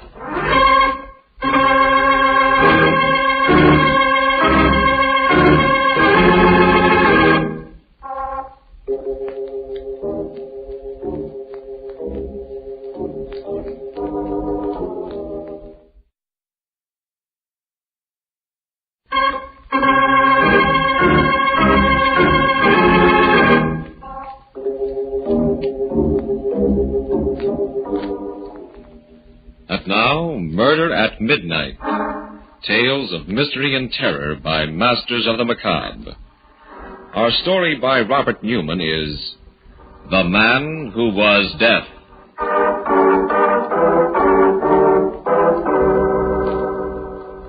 It's late afternoon in the studio of Jan Rolfe, the sculptor. The rays of the setting sun come through the smoke-filmed glass of the skylight at an angle, casting long, dark shadows on the dusty floor. His face intense, Rolfe stands before a more than life-size head of gray granite, cutting away some of the hard stone, then pausing to examine his work. It's still not right. I still haven't got it. And I don't know where I've gone wrong. The eyes, they would be brooding and half-closed. But shouldn't they be all-seeing? Let's try it.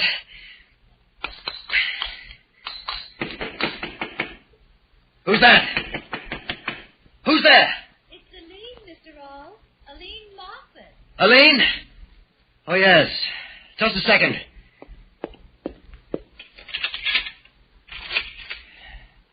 What is it, Aline?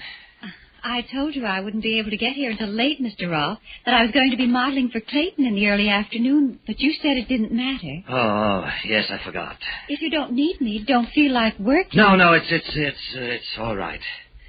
Maybe it would help if I worked on something else for a change. Come on in. Something else? Oh, that head. Is that the first time you've seen it? Yes. You always kept it covered up before. It looks very powerful. Powerful, eh? Go on over to it, closer. Tell me who you think it is. All right. It's a man. Pretty big man. Man. I knew it wasn't right. But if that's all you get out of it... Where's that mallet? Rock, what are you going to do? Yes, I'm going to smash it! Almost 6 months' work, but... There! You know what that was supposed to be? Death! Yes. The centuries man has been haunted and obsessed by the fear of death.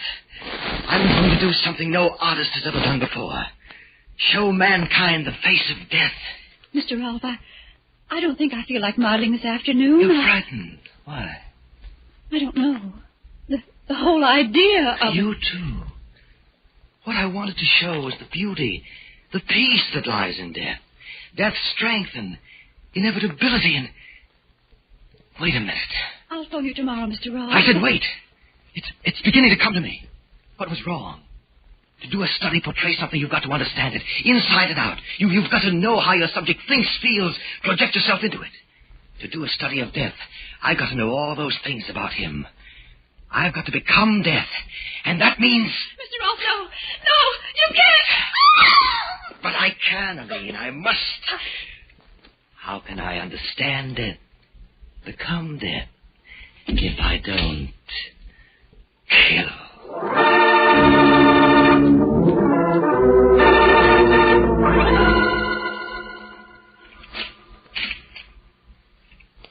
Miss Craig? Yes, Nancy Craig. I'm Jordan, Harold Jordan of Homicide. I imagine you know why I asked you to come down here to the morgue. They said it had something to do with my roommate, Aline Moffat. Is she... If you think you can take it, we'd like you to make the identification. I think I can. Ah, good girl. She's right here under the sheet. Ready? Yes. Oh, Aline. How did it happen? I'll cover her up. Well, we traced the laundry mark. We're pretty sure we knew who she was. How did it happen? She was found in the river. But she was dead before she went in, strangled. Murdered? Oh, but why? By whom? Well, we don't know. We thought you might help us with that, too. Tell us what you know about it. There's not much to tell. She was a wonderful girl. Came from out of town, out west somewhere. Mm-hmm. You wouldn't know it from the way she looks now, but she was beautiful. She used to do modeling. Any boyfriends? Oh, no one in particular. She went out with a lot of different men. Everyone liked her. It's why I can't understand. Who does she model for? A few photographers, but mostly painters and sculptors. Let me see. There was Jensen, Clayton, Rolfe. As a matter of fact, I think she was posing for both Clayton and Rolfe.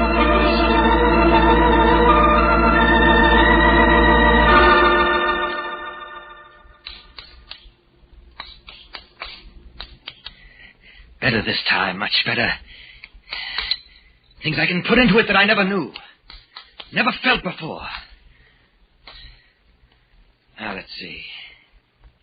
No! Still not right. Still something missing, and not just a shade of expression, but something basic, one of the keys to the whole concept. But what? Haven't I played Death's role, killed just as he does? Haven't I...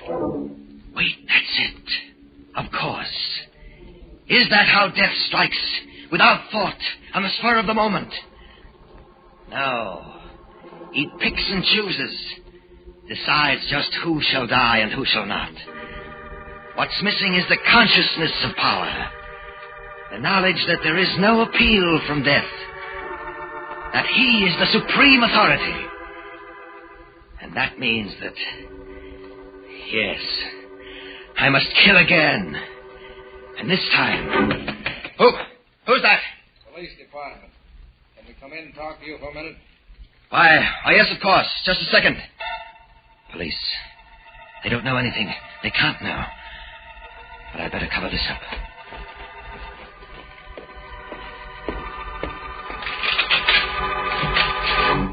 Mr. Ross? Yes. I'm Jordan of Homicide. This is Nancy Craig. Sorry to bother you at this time of night. No bother at all. Please come in. Thank you. I'm investigating the murder of Miss Craig's roommate, Eileen Moffat. Murder? You didn't know? Why, no. I never read the papers. The last time I saw her, 2 or 3 days ago. Well, it happened just 2 days ago. Now, we've been checking back. We have an idea that you may have been one of the last people to see her alive. If there's anything I can do to help, anything at all... Could you tell us what happened when you did see her last? Of course. She was due here at 3 o'clock, but actually came at about 5. Mm-hmm. She said another artist had delayed her. Clayton, that's right. I had already started working on something else, and since she looked so tired, I suggested we call the whole thing off. She seemed pretty happy about it. Left, and I'm afraid that's all I know. Was there anyone else here? Anyone that actually saw her leave? I'm afraid not. You see, I'm the only tenant in the building who lives here, and I'm afraid everyone else had gone by then. Well, that sounds pretty straight to me. I guess that's that. Thanks very much, Mr. Ross. Not at all. Afraid I haven't been much help. But if you can think of anything I can do... We'll keep in touch with you. And in the meantime, well, maybe you should start reading the papers just every once in a while, huh? Right. I hope you read them too, my friend. Especially tomorrow's papers. Because I have a feeling that there just might be something in them that will interest you.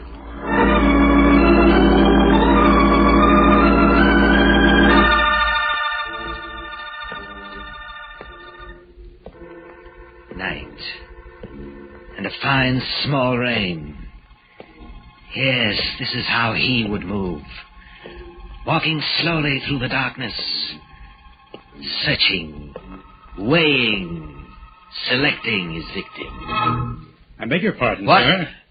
But could you tell me if that's the Uptown subway over there? Why, yes. I believe it is. Thank you. Thank you very much. Not at all. Subway. What better place to make my choice than there? Deep under the earth. The concrete cold and damp as the stone of a mausoleum. Thank you, my friend. Thank you.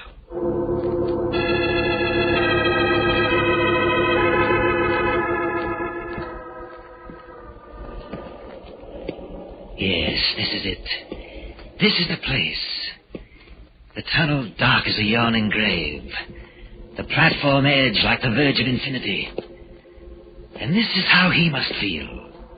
Studying. Selecting. Which one of you shall it be?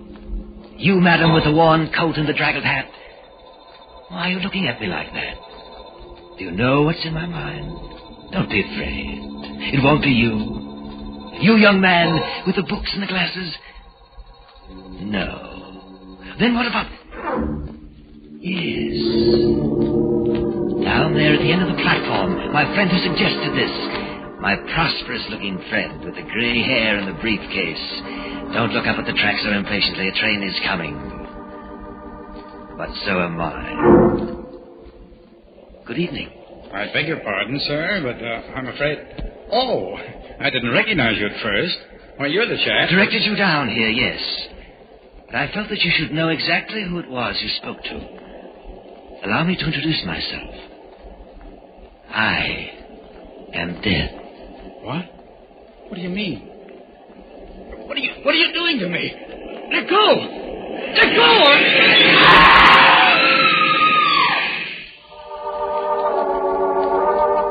Quietly, the man who is Death steps back from the edge of the platform as the train grinds to a stop.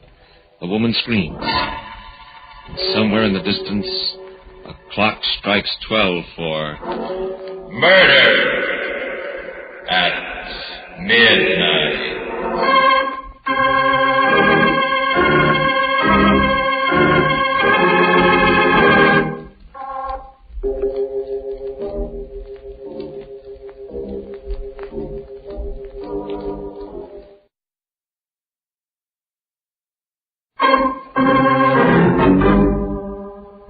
And now back to the story of The Man Who Was Death. It's late the next afternoon, and Jordan is alone in his bare cubbyhole in police headquarters when there is a knock on the door. Come. Hello, Mr. Jordan. Oh, hello, Nancy. You don't seem very happy to see me. I am, and I'm not. It's a nice change to have someone as pretty as you come down here. On the other hand... You haven't gotten anywhere with Aline's murder. No motive, no clue, no nothing. I'm afraid we're licked. But you can't be. You can't give up. I'm sorry, Nancy. I don't like it either, but, well, it happens sometimes. But you can't let it happen. Not in this case. Hey, you're pretty well wound up, aren't you? How about letting me take you out, buy you dinner? No. I am upset, yes, but... What's the matter?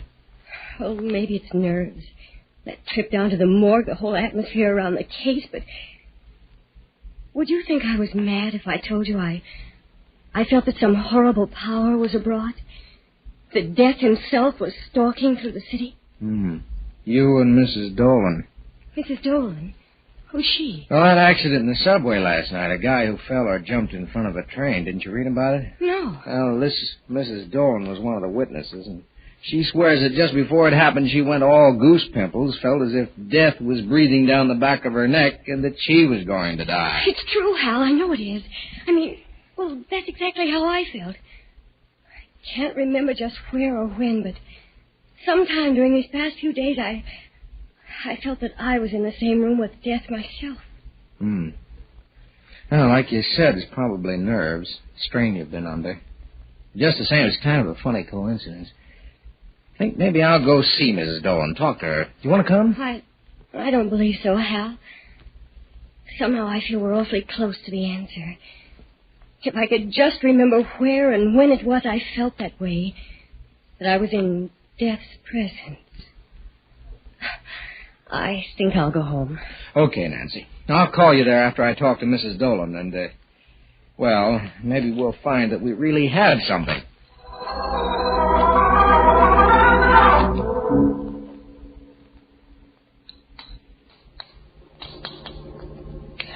Just a little more off the cheekbones. Get the gaunt feeling of a skull under the flesh. No, it's still not right. Still something missing. But what is it this time? Didn't I stalk and select my victim? Didn't he recognize me for what I was? Death himself. And didn't... Wait. Of course.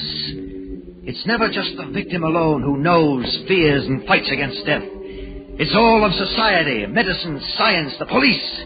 All of man's resources from time immemorial lined up against death.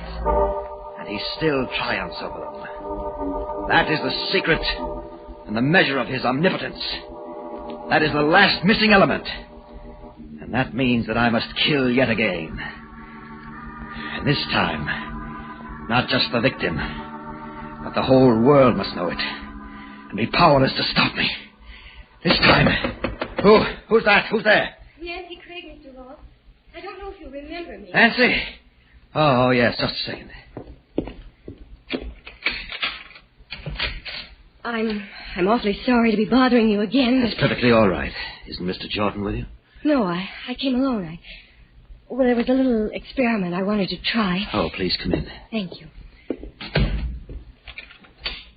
Just what was this experiment? It was probably pretty silly, but I had to try it. Thinking back, I had a queer feeling that... What's that? A bust. Something I'm working on. Something I hope will be my masterpiece. Do you like it? I'm afraid No. Oh, it's awful. It's terrible.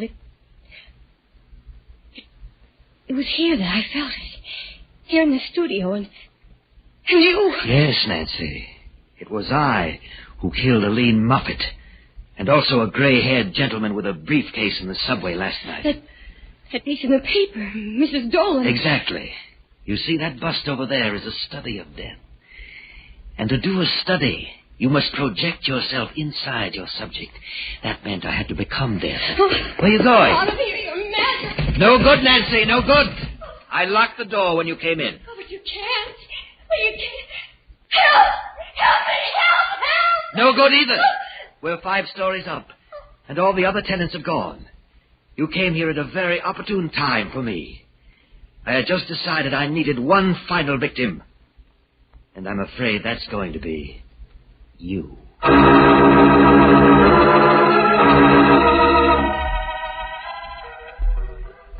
never forget it, Mr. Jordan. It was pretty late, about 12 o'clock, and it was raining. There were only a couple of people on the subway platform, 3 or 4, and I was standing by myself, not thinking about anything in particular, when suddenly this feeling came over me. What kind of a feeling? Oh, a feeling that this was the end. A feeling that death was standing there, right close behind me. I got so weak and shaky that I thought I was going to faint. I shut my eyes and leaned against one of the posts, and that's how it was that I didn't actually see the accident. Well, did you turn around when you had that funny feeling? Did you notice whether there actually was anyone standing behind you? I did. There was just a young fellow with glasses and another man, kind of strange looking, now that I think of it. Strange? How? He was about 35 or 40, pretty big. I guess it was his hair. He wasn't wearing any hat, and, well, he was almost white and very long and bushy. What? Did he have a thin face, gaunt, and deep-set eyes? Why, yes, I think he did have. Do you know him? I'm not sure. If I do, then I may know a lot of other things, too. Good Lord. Nancy. What? I've got to get out of here.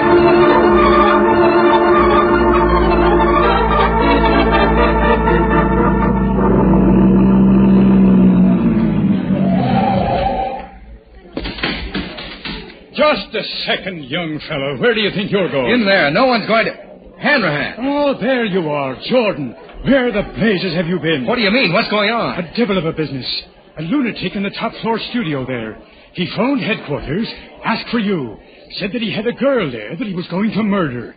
Said that he wanted us to know, even though there was nothing we could do to stop him. We thought it was a gag at first. Well, what are you doing about it? Everything that can be done.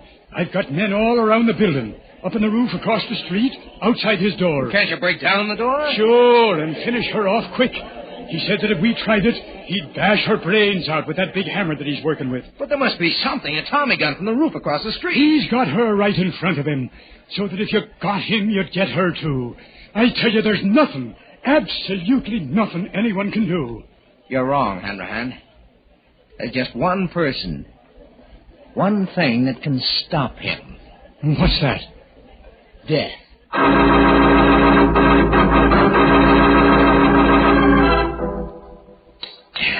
Oh. You're getting impatient, my dear. Oh, why are you doing this? You know you can't get away with it. You know... Get away with it. You think I care? That it matters to me whether I live or die when I finish this? I'll never be able to surpass this, but neither will anyone else. I know now how death must feel. And I've caught it forever, for all men to see in stone. Yes, friend Rolf. You have. And you've made me very proud. What? Who's that? You don't know? Even though I've been on your mind for months now? Even though you're just finishing my portrait? You? Where are you? Where would I be? Everywhere. Outside in the hall. Down in the street. Here in the studio with you. Can you be seen? I must see you. I must. Very well. Walk this way. Over towards the door. A little further. Little further. All right, here I am, Rolf. Maybe I don't look the way you thought I would. Jordan. Yes. Now drop that mallet and get your hands up. It was you. And I thought... Get him up, Rolf, I said. Okay, if that's the way you want it. Help! It's okay, baby. It's all over now. Have you loose in a minute? Jordan, are you all right? Yes, break the door down if you want to come in. I'm busy. Oh, you got him. But how? I talked to him through the vent pipe from up on the roof. I figured that if he was crazy enough to do all the things he did do, he might be crazy enough to believe death could pay him a visit. When I'd maneuvered him far enough away from Nancy here, I jumped through the skylight. Hal, look. Good Lord. What is it? That bust he was working on. He said it was a study of death. And in a way, I guess it is. Because it's a self-portrait.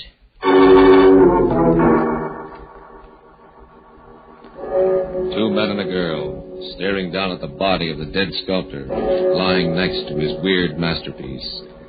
But is it possible that there is still someone else in the studio? An unseen presence that has been there since the clock first struck 12 for murder at midnight.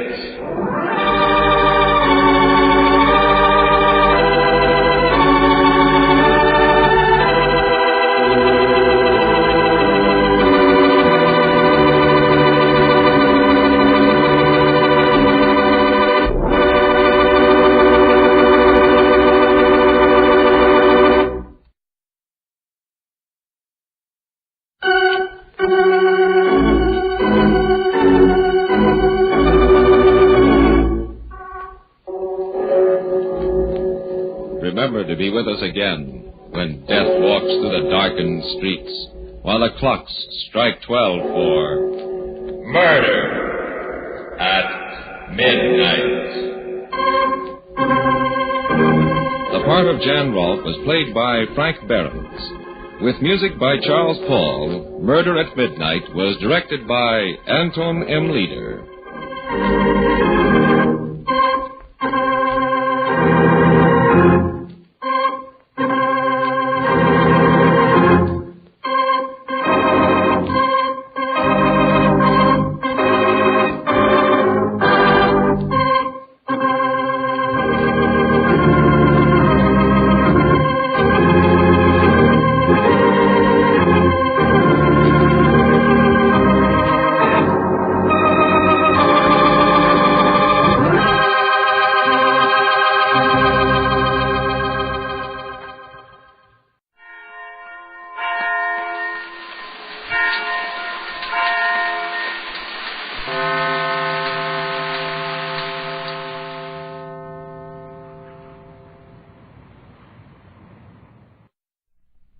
This I believe.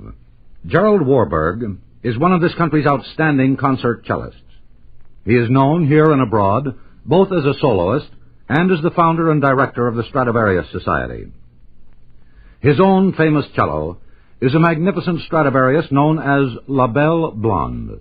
This is Gerald Warburg's creed. When I was 8 years old, an aunt took me to hear Fritz Kreisler play a violin recital. And from then on I knew I wanted only to be a concert artist. To this day, as I sit in the concert hall and the artist appears on the stage, I feel that no human being has a nobler or more exciting calling. To be on the concert stage and bring this subtlest of all arts, music, to an audience is indeed a revealing and challenging occupation. So I found out later. At one point, after playing for 6 years in a string quartet, music suddenly became to me more than an art. It became a sort of a miracle. For one thing, we were 4 different nationalities in the quartet: a South African, a Swiss, a Russian, and an American. And although we disagreed about many things, music was a common language which we all understood and could agree about, especially if we didn't talk too much about it. Music was a language in itself, and when we played before audiences in America or in Europe, they understood too. But what did they understand, and what made these sounds we called music so appealing? As far back as ancient times, mathematicians and philosophers thought there might be some relation between music, or the world of sound, and the universe about us. My own curiosity about what this relation might be led to my giving up string quartet playing and to my working in the sound laboratory. This all happened at a time of personal crisis, and after setting myself up in an empty apartment with 2 assistants and an electric tuning organ, I was not prepared to find any simple solution to life's problems in the realm of physical sound. As a matter of fact, all I did find out immediately was that in the measuring of the relationship of all the intervals used in the spectrum of sound we call overtones, there were no fractions and no decimal points anywhere. Everything was simple and harmonious in the world of sound, and in the harmony of our Western world, I must hastily add, of music. All dissonance, which is unrest, could be resolved to its nearest consonance, which is perfect equilibrium, and this according to nature's own laws. No wonder we can understand music. Bettina von Arnim, Beethoven's friend, quotes him as saying, "When I open my eyes, I must sigh, for I must despise the world which has no inkling of the fact that music is a higher revelation than all wisdom and philosophy." At any rate, the small investigation that anyone interested might make into the world of sound might lead them, as I am sure it has others besides myself, to believe that the laws of sound govern the universe. Music has ever seemed to me a prophecy of all that might be true of our world and of our universe. There can be dissonance and discord, but in the end, all must be resolved to the simple harmony of nature's laws and overtones. There is no sour note that cannot find its correct pitch, and we enjoy the steady rhythm of the beat of our own hearts, to which our music is but a commentary. A great conductor leads a symphony of stars, and we are players, all of us, in one great orchestra. They're the beliefs of Gerald Warburg, an internationally known cellist of New York City. New wonderful Old Dutch Cleanser, the only cleanser made with activated seismotite, invites you to stand by for Nick Carter, Master Detective. Today's Nick Carter adventure starring Lon Clark, The Case of the Vanishing Weapon.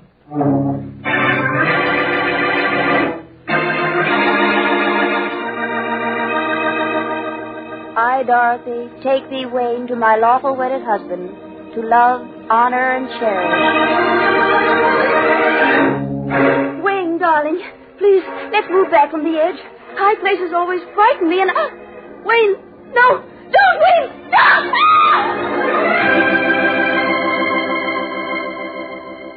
I, Emily, take thee, Wayne, to my lawful wedded husband, to love, honor, and... Don't keep swimming away from me, Wayne. Help me. You know I can't swim. Please.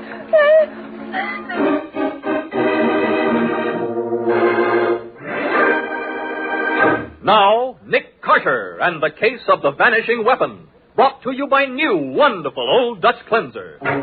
It's 4:20 in the afternoon of an extremely warm day. Driving back to the city, Nick and Patsy meet a car rushing toward them at top speed on the left side of the road. Get over, you idiot! Nick, it's a woman. She's going to hit us. Oh, Nick, she ran right into us. Couldn't get out of her way because of that fence. But at least we avoided a head-on collision. She only struck the back end of the car. I wonder if she's hurt. Come on, let's see. Yeah. Oh, Nick, she caromed off your car right smack into that tree. Must have been ill. I saw her just before we crashed. Slumped over the wheel. There she is. Oh, Nick, she was thrown through the windshield. Yeah. She's in pretty bad shape. Seems to be conscious, though. I can't die. Can you hear me? I can't. You're not going to die. You're going to be all right. He'll marry again. He'll kill his next wife, too. What did you say? For the insurance. I know. I found out too late. I can't die. If I do, he'll do it again. He'll marry again. Oh, please, don't think about it now. She's dead. Oh. Nick, she wasn't delirious. She knew what she was saying. Do you think her husband really killed her? I don't know, Patsy. But I'm going to make it my business to find out.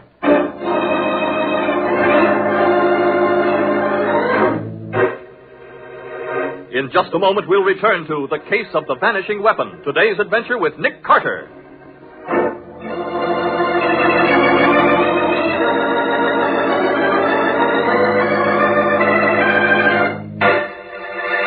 Yours, a thrilling new cleaning discovery. Yes, to give you faster, easier cleaning than any other cleanser, we've activated Seismotite in Old Dutch Cleanser. When there's a sink to clean, a touch of Old Dutch Cleanser works dazzling magic. Just see new sudsing Old Dutch Cleanser go to work. It dissolves grease on contact. Quickly, easily, its sudsing action sweeps away dirt and stains. Snowy white Old Dutch Cleanser cleans fast, safe, sure, leaves no gritty sediment, rinses away completely, doesn't clog drains. Get 2 cans of Old Dutch Cleanser, one for the kitchen, one for the bathroom. Old Dutch Cleanser, the only cleanser made with activated Seismotite.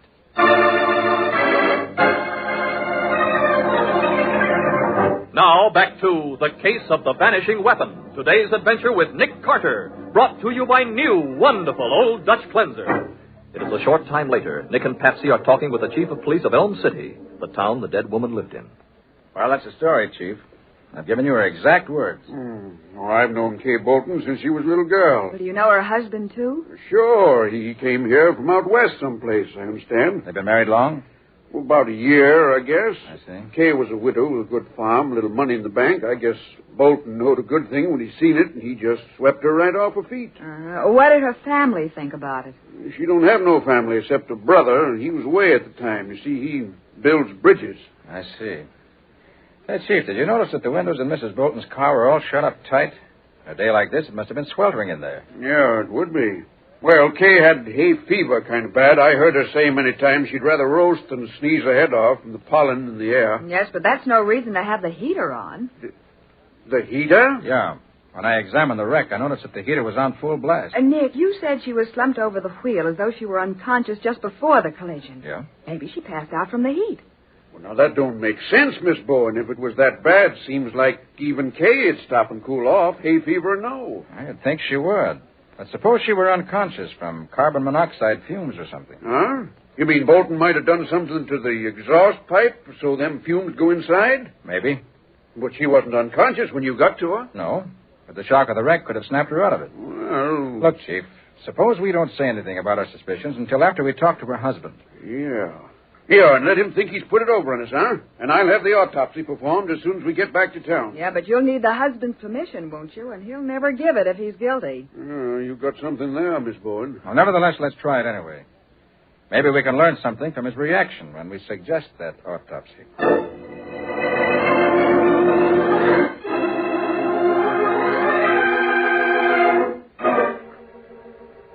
An autopsy, nothing doing. Kay suffered enough already. Just a minute, Bolton. Kay was my sister as well as your wife.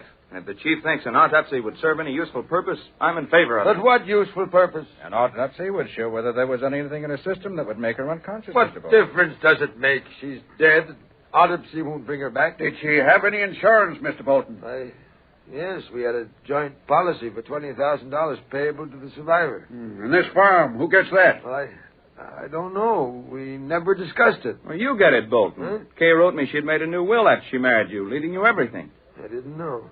Well, there won't be any autopsy, and that's final. As Kay's brother, I have something to say about that. And if there's any suspicion that her death wasn't accidental... You have any reason to think that, Mr. McEwen? Well, why else would you want an autopsy? And why would you want to know who benefits by her death? If there's any doubt, I want it cleared up. And you should too, Bolton. Well, I do, Mac, of course, but... Well, then just sign this paper giving your consent. Well, very well. Give it here. There you are. Mr. Bolton, I don't like to butt in, but I can't find the housekeeper. She went to her room, Sam. She's all upset. Oh. Well, Mr. Mack, that 5 gallons of ice cream Mr. Bolton got for the party tomorrow, she didn't put in the deep freeze, and it's all melted. I was wondering... Throw it out. Do anything you want with it. Only get out of here and go back to your work. Oh, yes, sir. Who's that, Chief? That's Sam Webb, the hired hand. What you doing here, Chief? Ain't nothing wrong, is there? Yes, Sam. It's Mrs. Bolton. She's dead. No. Wrecked the car, did she? What makes you think that? Huh? Why, just the first thing that popped into my head, I guess. Besides, I thought she wasn't in no condition to drive when she come out to the barn and drove off. What? You mean she was ill? Oh, no, ma'am. She was mad. Blazing mad, if you ask me. Folks can't keep their mind on their driving when they're like that. What were you doing in the barn? I thought I told you to mend that fence at the bottom of the west pasture. Well, I finished up early, Mr. Bolton. So I thought I'd clean out the stalls and do some repairing. I was there when you come in. Sam, did Mrs. Bolton tell you what she was angry about? No, sir, but she was good and mad. Oh, it wasn't anything, Mr. Carter. Bolton was late getting back with the car, and Kay had an appointment in Elm City. She was mad because she was going to be late. I couldn't help being late. I was delayed. Was there a quarrel, Mr. Bolton? Of course not. Kay was always flying off the handle, but it didn't mean anything. I sent Mac out to the car for the rest of the supplies I'd brought back while I tried to talk her out of it, but I couldn't. I see. Well, thanks for giving your consent to the autopsy, Mr. Bolton. May I answer some very important questions?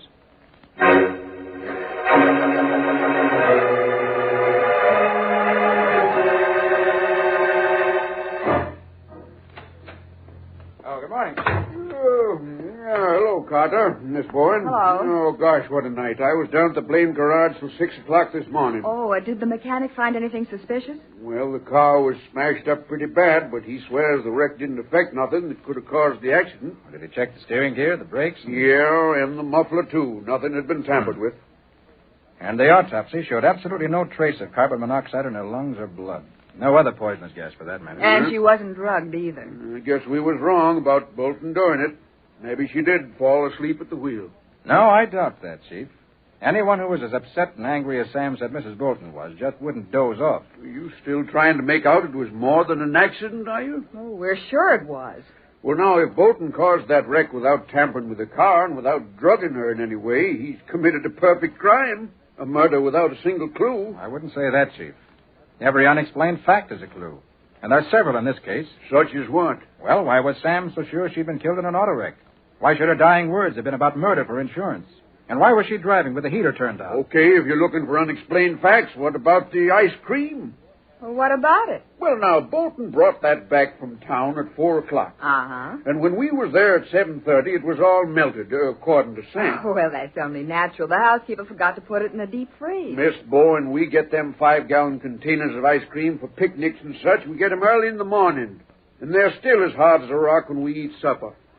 By George, that's it. Huh? Well, what's what? That's what killed Mrs. Bolton. The weapon that vanished into thin air. Vanished? Literally and completely, without leaving a trace. What? Then there's no way of proving it, is there? Not unless we can get a confession. And anybody smart enough to think of a scheme like that won't be easily bluffed. Now, look, Carter, where would you get a weapon that would vanish that way? At your local creamery, just as Bolton did. Oh, Nick, you're not saying that Mrs. Bolton was murdered with 5 gallons of ice cream? No. If it wasn't for that ice cream, she'd be alive right now. Oh, Nick. Come on, let's drive out to the farm. Now I've got something to work on.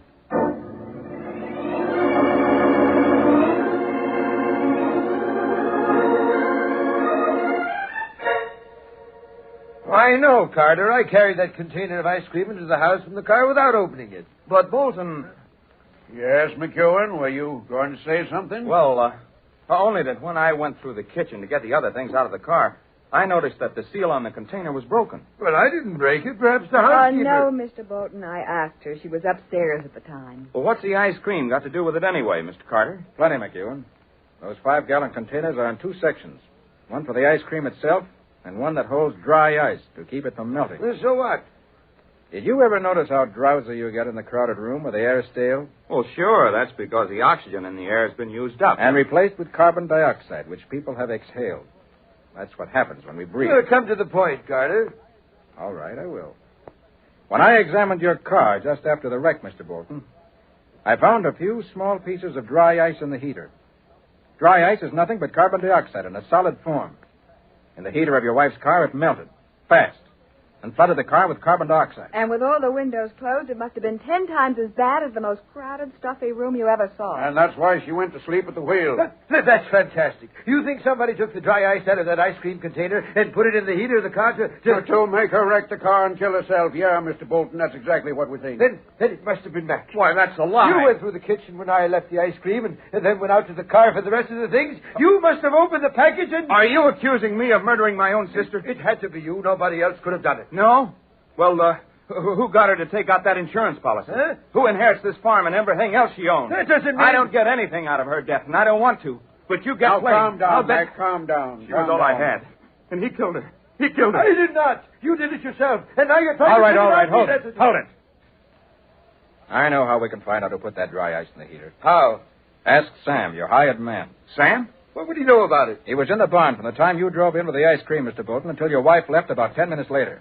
Dry ice melts fast, very fast. To be effective, it'd have to be put in sometime during that 10 minutes. Sure. You're right, Mr. Carter. Sam must have seen him putting that stuff in the heater. That's why he figured Kay was killed in a wreck. Yeah, maybe he didn't think nothing of it at the time, but afterwards he realized what he saw. And then maybe he figured he could get paid for not talking. Well, he'll talk now. He'll talk or I'll break him in two. All right, no, McEwen. You and Bolton will stay here with the chief. Patsy and I will go talk with Sam. And after we do, Chief, I think you'll have a new boarder at the county jail.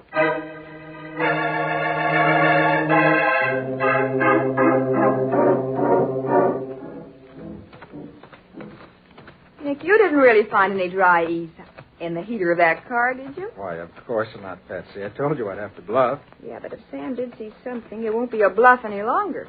Oh, yes, it will. He may have seen something, but he couldn't tell what was actually going on inside the car from back in the stalls where he was working. No, I guess not. Or maybe we can use Sam's testimony to frighten the killer into giving himself away. Oh, here, this must be Sam's shack. Uh-huh.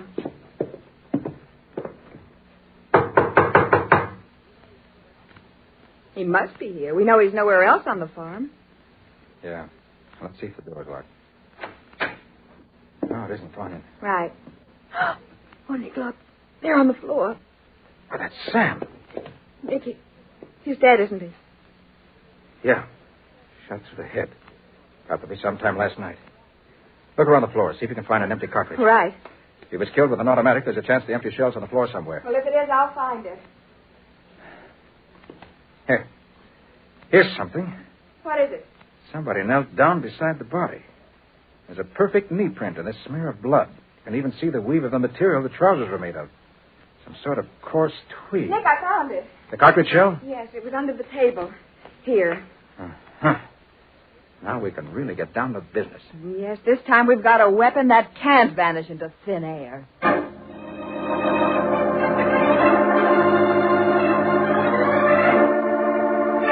An empty cartridge case, the first bit of concrete evidence the wife killer has left in a series of 5 murders.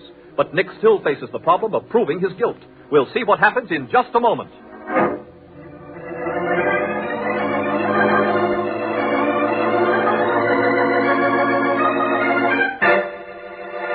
An important announcement. Coming next week on Nick Carter, Old Dutch Cleanser's big new contest. Listen so you can get an early start in this easy, fascinating contest that pays off with loads of valuable prizes. And remember, we've activated Seismotite in Old Dutch Cleanser. Its amazing sudsing action sweeps away dirt and stains, cuts grease on contact, cleans fast, safe, sure, leaves no gritty sediment, rinses away completely, saves you time and work, helps you keep your house at its shining best. New sudsing Old Dutch Cleanser is at your grocer's now in the same familiar package. Get 2 cans tomorrow. One for the kitchen, one for the bathroom. Old Dutch Cleanser, the only cleanser made with activated seismotite.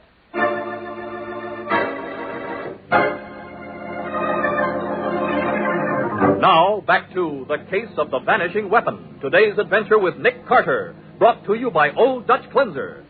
At the farmhouse, Nick and the chief are trying to find the automatic with which Sam Webb, the Bolton's hired hand, was killed. Mac has admitted owning such a gun, and they've gone to his room to get it. There you are, Mr. Carter. But I swear I haven't touched that gun since I came back 2 weeks ago. Did Bolton know where you kept it, Mac? Well, I don't know, Chief, but it wouldn't have been hard to find. I didn't even know he had a gun. Oh, this is a 38. Sam was killed with a 32. A 32? Then Bolton must have used Kay's gun. What are you talking about? Kay didn't own a gun. Why, you're a liar. She had a 32 automatic for years, kept at her bedside table, and you know it. That's not true. You can come and look for yourself, Chief. Our room is right across the hall. But you won't find any gun there. No, don't expect to, not now. Oh, here's your gun, McEwen. Oh, thanks, Mr. Carter. But Kay did have a gun. Charlie must have seen it hundreds of times. Don't worry. We'll get at the truth. There, look for yourself. Do you see a gun in that drawer? Kay wouldn't have a gun in the house. All right, let's forget about that for a minute. Who owns a tweed suit? A tweed suit, Mr. Carter? Why? We found evidence proving that Sam's killer was wearing a suit of coarse tweed at the time of the murder. You have one? Why, no. Neither do I. Well, you shouldn't have said that, Bolton. I've seen you wearing a tweed suit 100 times. Well, I did have a tweed suit, but Kay gave it away last week. It was worn out. Who'd she give it to? I don't know. She didn't Why, say. Bolton, I saw that suit hanging in your closet only yesterday. I'll bet it's there right now. What? Well, it's gone.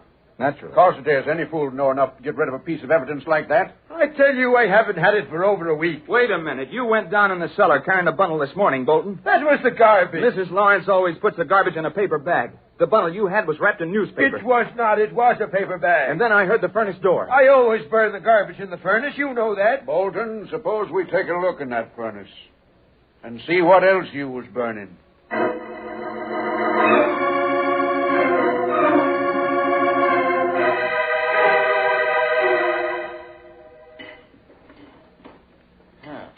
Here's another scrap of tweed that didn't burn. That's part of your suit, ain't it, Bolton? Yes, but I didn't put it there. Mac did it. He's framing me. Oh, sure. He is, I tell you. Everything you found could have been done by him, couldn't it? He could have put that dry ice in the car heater as well as me. He could have shot Sam and put that suit in the furnace. And wore the suit to kill Sam, too, I guess. Why, you blame fool. Anybody can see that Mac couldn't get into your clothes to shoehorn. He's twice as big as you are. And I never owned a tweed suit in my life. Anyway, the knee print by Sam's body had exactly the same weave as this tweed that was burned in the furnace.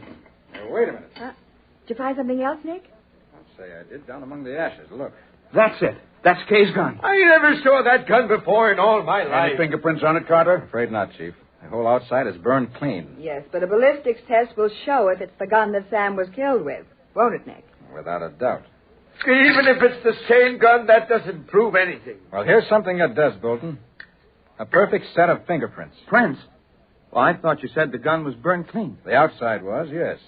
But there's a fine set here on the cartridge clip. I thought they might have been overlooked. That's smart thinking, Carter. Well, how come the cartridges didn't explode in the fire, Nick? The clip's empty, Patsy. Oh. But the prints are nice and clear. They're not my prints.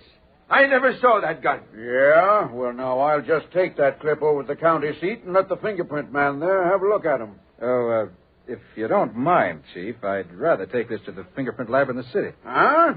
What's the matter with Joe Parker over the county seat? Well, he may be perfectly all right, but... Well, look, let me have my own way, will you, please? I'll stay at the hotel in Elm City tonight, drive into the city tomorrow, and have a report you can depend on before tomorrow evening. Okay, keep the blame clip. And you, Bolton, come on. I'm locking you up where you can't get out to commit no more murders.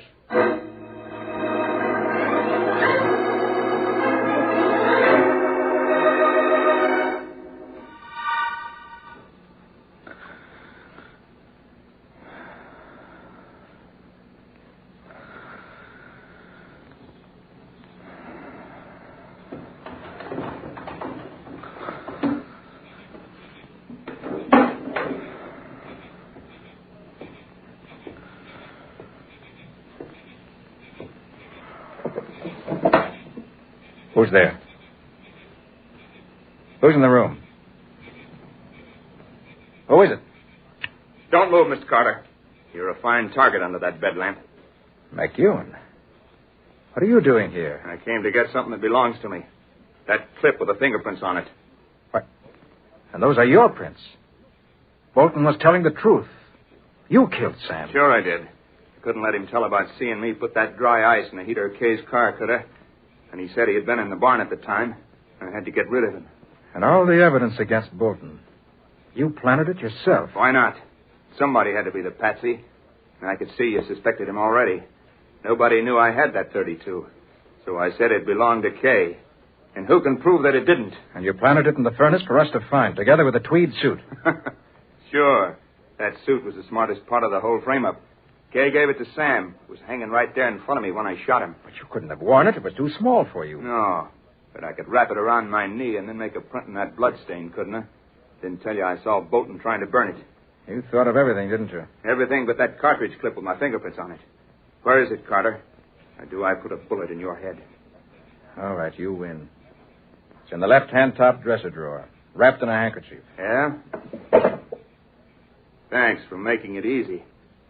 First, we'll wipe these prints out. And then, Mr. Carter, I'm afraid I'll have to get rid of you. And now, hold on, McEwen. You've destroyed the proof against you, and I let it go at that. I can't let you talk about this little visit. Look, McEwen, don't... Shut up. I said I was going to get rid of you, and I am. So...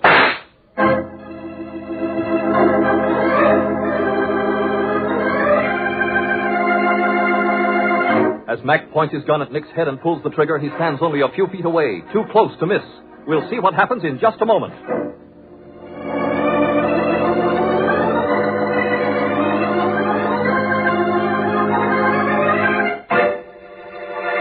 Here's a wash day tip. Keep your washer sparkling clean inside and out with wonderful new Sudsing Old Dutch Cleanser. Yes, a touch of Old Dutch Cleanser cuts grease on contact, sweeps away dirt and stains almost like magic.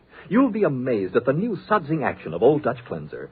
Snowy white, leaves no gritty sediment, rinses away completely. It's been granted the Good Housekeeping seal. Yes, ladies, for faster, easier cleaning than you've dreamed possible, switch to new sudsing Old Dutch Cleanser, the only cleanser made with activated seismotite.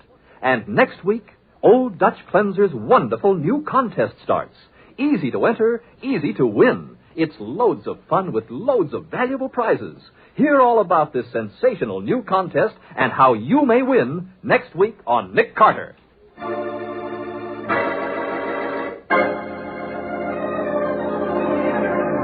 Now for the conclusion of The Case of the Vanishing Weapon. Today's adventure with Nick Carter, brought to you by new wonderful Old Dutch Cleanser. In Nick's hotel room, he faces a killer with a gun who says, I said I was going to get rid of you, and I am. So... Oh! You had a gun all the time under the bedclothes. Sorry, Mac. I tried to warn you. Nick, are you all right? I'm okay, Patsy. But our friend here has a bullet in his arm. Come on in. The girl down shorthand, Nick. The microphone picked up every word he said. This was a trap? You bet it was.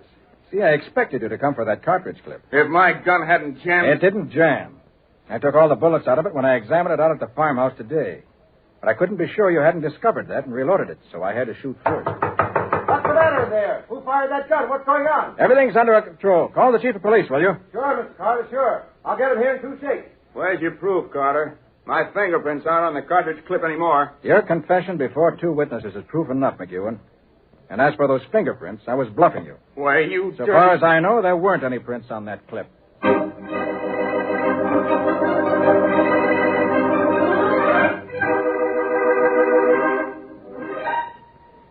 Nick, how did you know Wayne McEwen killed his sister and Sam Webb? Well, I was pretty sure of it from the moment we found out how McEwen's sister was killed. Done that? Mm-hmm. Furthermore, every bit of evidence we had against Bolton came directly from McEwen. Chief, did you find out why he killed his sister? Yeah, he told us all about it at the jailhouse.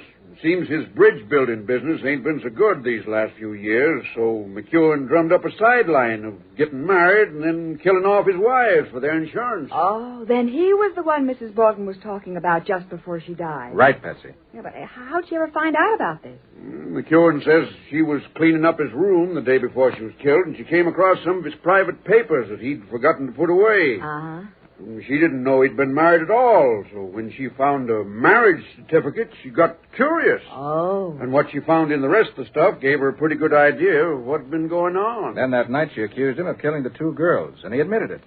When he asked her what she was going to do about it, she said she hadn't made up her mind. Well, if I'd been in her place, I'd have turned him over to the police. Oh, she wanted to, Miss Bowen, but he was her only brother, and she couldn't quite make up her mind to do it. But Mac didn't dare to take any chances, so he killed her. Yeah, he was pretty clever about it, too. He almost got away with it. Yeah, but when he killed Sam, he outsmarted himself. Well, you know the old saying, Nick. Give a killer enough rope, and he'll hang himself. So he will, Patsy. So he will. Every time.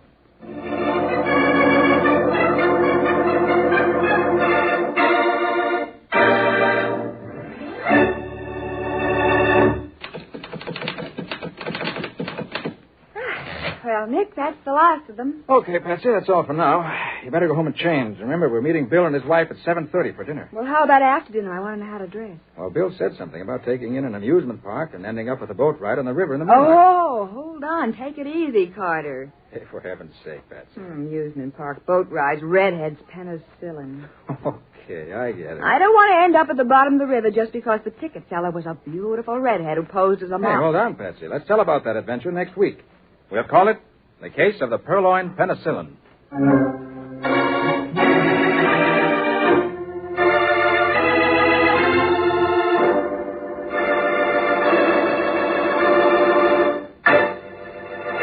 Ladies, have you discovered Delrich margarine? Delicious, rich Delrich makes friends at first taste. Full-flavored, it's the perfect spread for bread, rolls, toast. Try Delrich in your cooking and baking, too. Mighty good, mighty economical. Only Delrich gives you the original easy color pack, the easy, modern way to color margarine. And, where state laws permit, ask for Delrich in golden yellow quarters. Delrich, America's new favorite. Del for delicious, rich for rich, full flavor. Get Delrich margarine tomorrow, for Delrich makes friends at first taste.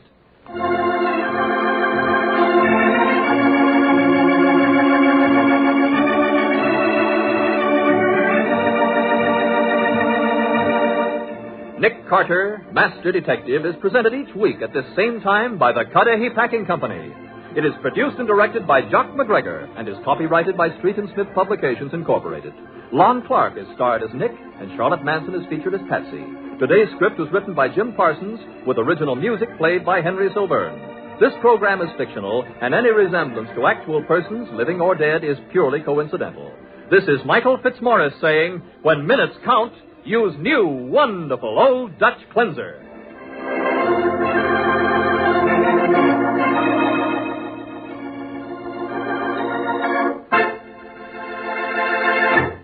This is the Mutual Broadcasting System.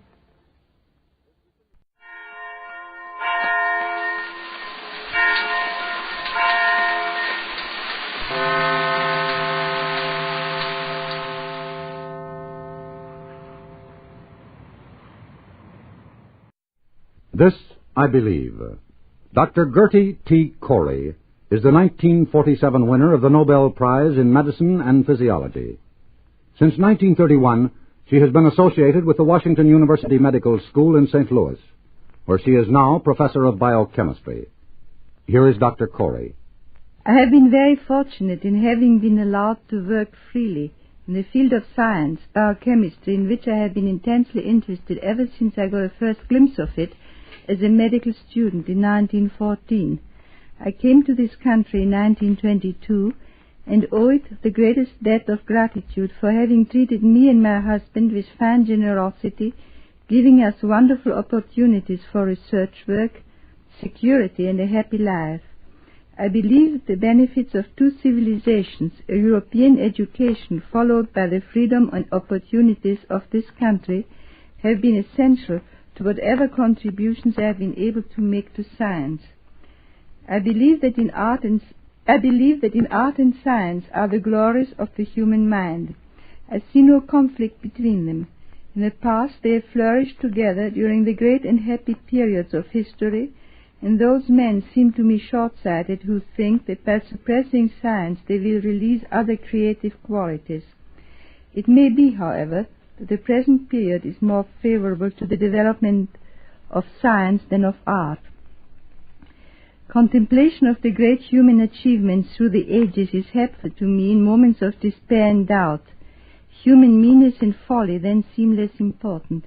Humanity has but a short history of civilized life, and the hope for greater wisdom must resign itself to a fairly distant future. Gone are the somewhat utopian hopes of my youth, the belief in rapid, continuous progress. Hope remains, but the time scale has widened. Cruelty and malice have decreased as the well-being of the people in the Western community has increased. An immense advance in this direction has taken place in the last 100 years, even if I consider the setbacks caused by the two terrible wars of this century. Modern medicine, aided by chemistry, has decreased human suffering. The greatest achievements in art and science, I believe, have been made by men who had faith or compassion for their fellow men, and I like to think in this connection of the moving outcry in Beethoven's opera Fidelio. There is a justice, es gibt eine Gerechtigkeit. I believe that cynicism and despair and the straitjacket into which totalitarian systems try to force the human mind are inimical to first-rate achievements in art and science. I believe that the excessive will to power of some men has been and is still the cause of great suffering of humanity.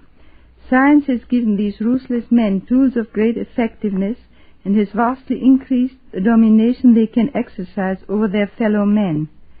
This has created in some men's mind the misconception that science itself is evil. My beliefs have undergone little change during my life, though I like to think they have developed into a somewhat higher plane. Honesty, which stands mostly for intellectual integrity, courage and kindness are still the virtues I admire, though with advancing years the emphasis has been slightly shifted and kindness now seems more important to me than in my youth.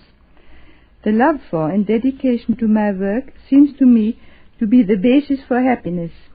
As a research worker, the unforgotten moments of my life are those rare ones which come after years of plodding work, when the veil over nature's secret seems suddenly to lift, and when what was dark and chaotic appears in a clear and beautiful light and pattern. That was Dr. Gertie Corey, a native of Austria, who has devoted her life to scientific research.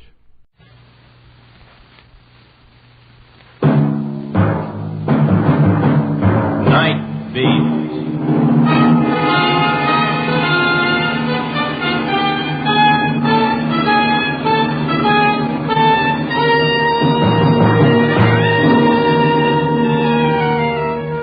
Hi, this is Randy Stone. I cover the Night Beat for the Chicago Star. My stories start in many different ways. This one began with a man who was blind and ended when he saw his blindness went deeper than his eyes. Night Beat, starring Frank Lovejoy as Randy Stone.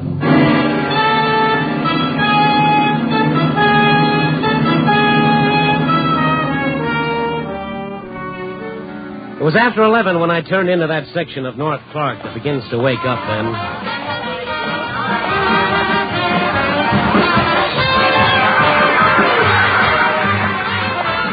Tonight it was jumping no more than usual. It just seemed that way.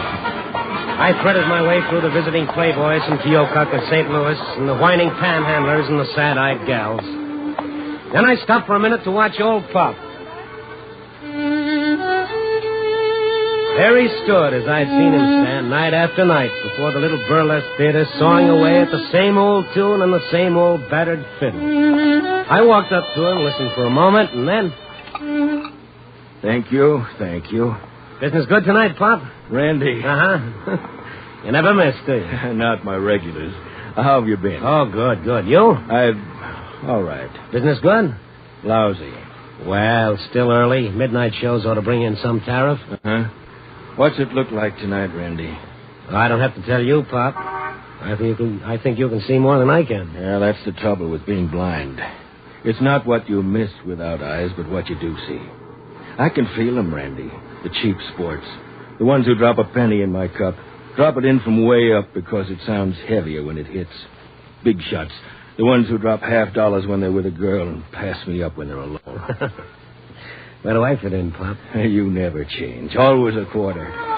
Now you drop in something else, I'll know something's wrong. Well, the show's breaking. Here come the girls. Dancers, they call themselves. Dancers, cheap, Oh, shoddy. careful, Pop. Well, if it ain't Horace Greasy. Greeley. It's Horace Greeley. How are you, Pearl? Feet are killing me. From what? Standing in one spot? So I should move around? Here, Thank you. for nothing. Ain't seen you in a month of Sundays, Randy. Now, you have to wait your turn. See the show? No, should I have? Nah, new one's moving in tomorrow. Bigger and better. And bearer. When I'm paid to wear more, I'll know I'm washed up. How's it going? Same old grind. Ha, get it? Every night the same lousy joke. So what? Every night you play the same lousy tune. Oh, who asked for hyper? Long time ago, I played better. Yeah, I played fiddle for the Tsar, so comes the revolution. Honest, Pop, you know anything else? Who'd recognize it around here if I did? So where's your hi-hat? Oh, shut up. Now listen. Cheap, less dancing. Hey, wait a minute. Who you calling a You, all of Hey, you. Pop, now, Pop, take it easy. What's the matter with you? Now let me alone. Just let me alone, that's all. Hey, wait a sec. Well, what's eating on him? He blew up like a boiler. Yeah. He ain't never done that before. And calling me a cheap dancer. Who does he think he is? Plays for nickels and sops himself in cheap wine when he's got the price. Hey, Randy. What? No wonder. He was sober. Yeah, I saw that, too. First time I ever seen him come out from under that cloud. He's sick. Well, maybe there's something else for him. Nah, he'll take his nickels and dimes, buy a bottle, and soak in it. Believe me, there's nothing wrong with Pop that a wet cork won't cure. I don't know. There was something else. Honest, you give me the willies. Okay, Pearl, I'll throw in a cup of coffee. Come on.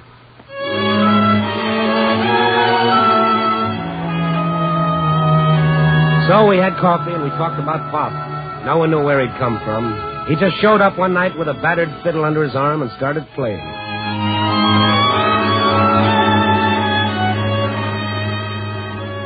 It was a half hour or so after I left Pearl. I moseyed through the street, found myself back at the same place I started, but Pop wasn't there. I told myself he was well in the middle of the pickling process, nothing to get excited about. He'd show up tomorrow night. But that ever-loving curiosity rang up a tilt inside me. I went hunting. I didn't find Pop. And when I passed an all-night hock shop, something in the window sent me inside. Yes, sir. You see something you like? Yeah, that violin in the window. The violin? Oh, sure. You want to see it? Yes, I'd like to. Sure. It ain't often I get a piece like this. No, sir. It ain't often I get a chance to offer something like this.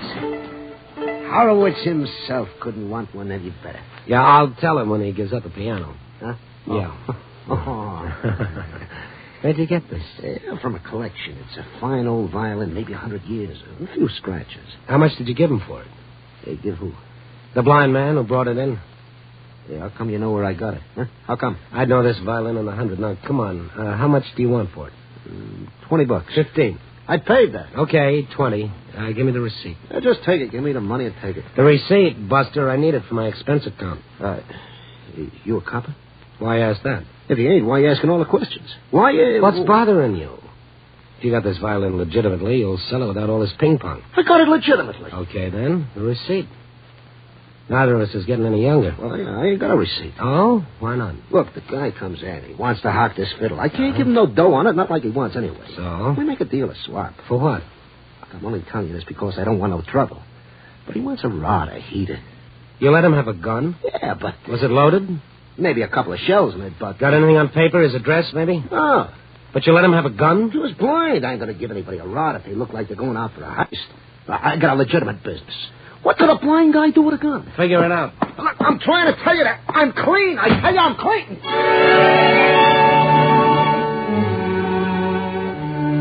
I had no idea where to look for Pop, but I thought maybe one person might know. Pearl. I found her backstage just about ready for her last turn. You like it, boys? Come on, boys. Hey, Randy, grab yourself a fan and cut in any place. Pearl, this has got to be quick. You know where Pop lives? Huh? Yeah. Hey, what's wrong? He traded his violin for a gun. What for? I'd like to know. Now, come on, you got any idea where he lives? No. But I walked a couple of blocks with him one night. He was too stiff to do it alone. Yeah? Then he turned off in some street. I didn't go no further. Feet were killing me. Which street? I never look at street signs. There was a candy store on the corner. So you know the street? I guess so. All right, then let's go. But my act... Forget it for now. Pop's liable to do something with that gun. Okay, I'll fix it. Don't make no difference anyhow. New show opening tomorrow. Hey, Gracie! Gracie! Yeah? Come here. Sure. Oh, pleased to meet you. You ain't. And you ain't gonna. Now, listen, you gotta go on in my place. Me? You've been yammering how good you are. Now's your chance, honey. I don't know nothing. It ain't education they want out there. Here, take my balloon. Blow it up a little bigger. You need it. Oh, but I can't. All you gotta do is be careful of the guy in the first box. He's got a rubber band and some bent pins. Let's go, Randy.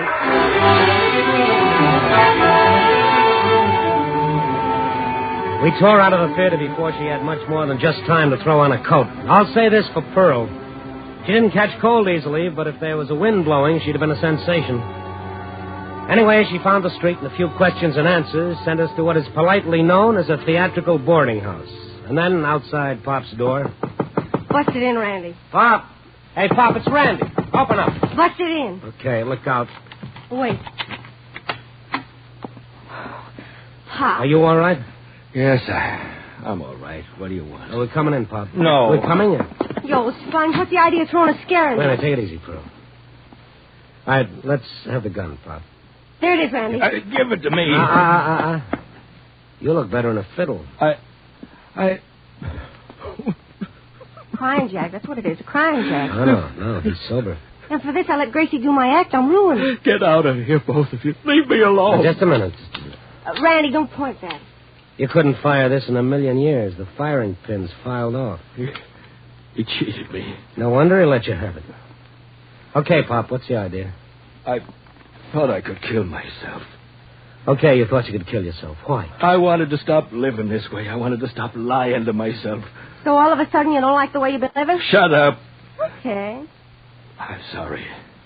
Pop, you want to talk about it? Well, he already did. He already said No. That's not the whole story. You know, don't you, Randy? I know there's something else. What is it? Yes, there is. There's 9 years of lies and cheating. 9 years of running away from something I want to face but can't. Tonight, I want to stop it.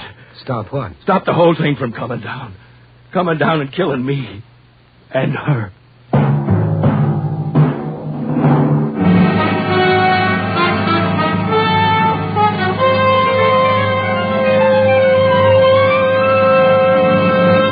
NBC is bringing you Night Beat, starring Frank Lovejoy as Randy Stone.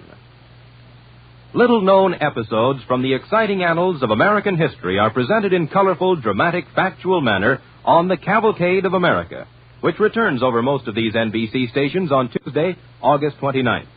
The stories presented on Cavalcade of America feature Hollywood and Broadway stars who portray the many men and women responsible for the building of our country. That's Cavalcade of America, returning Tuesday, August 29th.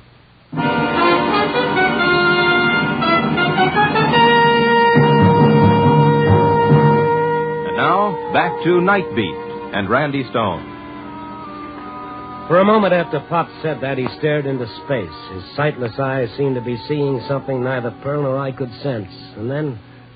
Over on the dresser, Randy. Picture, face down. Get it. Okay. You mean this one of a girl? Yes, bring it here. Gee, nice. Here, Pop. I haven't seen it in 5 years. Since my eyes... She's a beautiful girl, Pop. That's Vicky, my daughter. This classy-looking dame? Yes. You know, I've seen her someplace. She's famous. What about it, Pop? I'm a great old man for a kid like that. Busted, broken down, blind, playing for nickels and dimes. Look, if she's the right kind, what difference does it make what you did? I lied to her. For 9 years, I've lied. Well, what about? And when did it start? When she was a kid. I was playing in the vaudeville house. She was going to school. That and learning to dance. And her mother? Left. Ran out. But I didn't care. I had Vicky. On days when I didn't have to be at the theater, we had big dreams. Great big dreams. I'd play for her. She'd dance. I'm tired, Dad.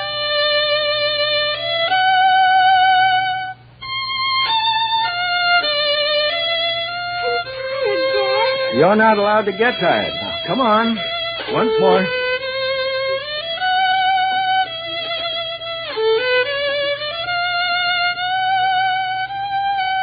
Too fast. Just right, Vicky.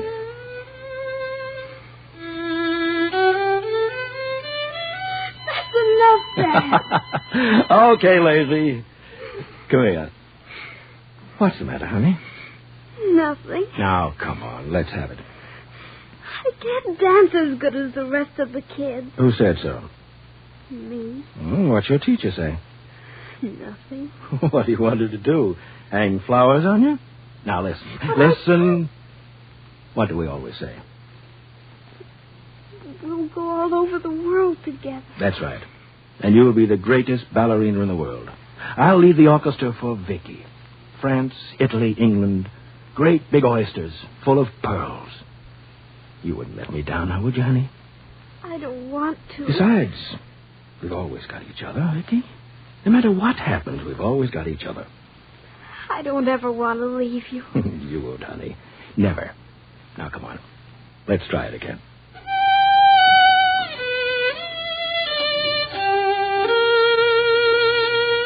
Better. Better.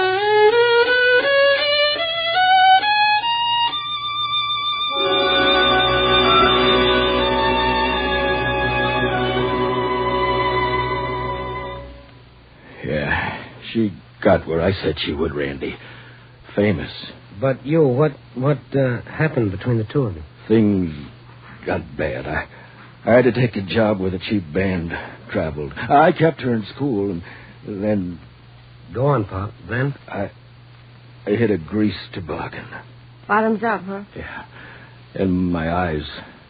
But I kept writing to her, telling her I was doing all right. I sent her money, all I could. I lied to her. Told her I was playing with a big orchestra. 1,000 times I tried to pull myself together. I didn't. Where is she now? Coming here. To Chicago. How do you know that? Randy, on the table there, a copy of the billboard. Get it. Turn to the personals. Mm-hmm. I get it every week. No matter where we were, we'd keep in touch that way. I pretended to keep moving around. I mailed in fake addresses so she wouldn't know. What's in this one, Pop? I always had somebody read the column to me, and this morning, you'll see it, Randy. Oh? Dad from Vicky. That it, Pop? Yes. Dad from Vicky. We'll be in Chicago the 8th. Please meet me, Washington Boulevard and State, under the clock at 10 in the morning. Please be there. But I can't. How did she know you were here? It was my last address. She just put it in, hoping. Well, look, what's so tough? Just meet her. Like I said, if she's any good at all, she won't care what No, I won't. Pop, you've been running away for 9 years. You can't keep on doing it. Let her see me? No, don't you see, Randy? She's famous. She's Mivanya. Wow, she is famous. And it's still 10 to 1. She's got legs like a piano. Oh, come on, hold it, Provo. The ballet's here in Chicago, huh? Yes, I heard that their first American tour in 10 years. Randy, I want to meet her. Talk with her. Touch her face again, but I can't. Not now. Pop, you're going to meet her tomorrow. No. She'll be here for only 3 days. During that time, you'll be what she thinks you are. She doesn't have to find out anything else. I never told her I was blind. Well, is that a crime? Oh, Randy. Pop, you're going to be under the clock tomorrow morning at 10.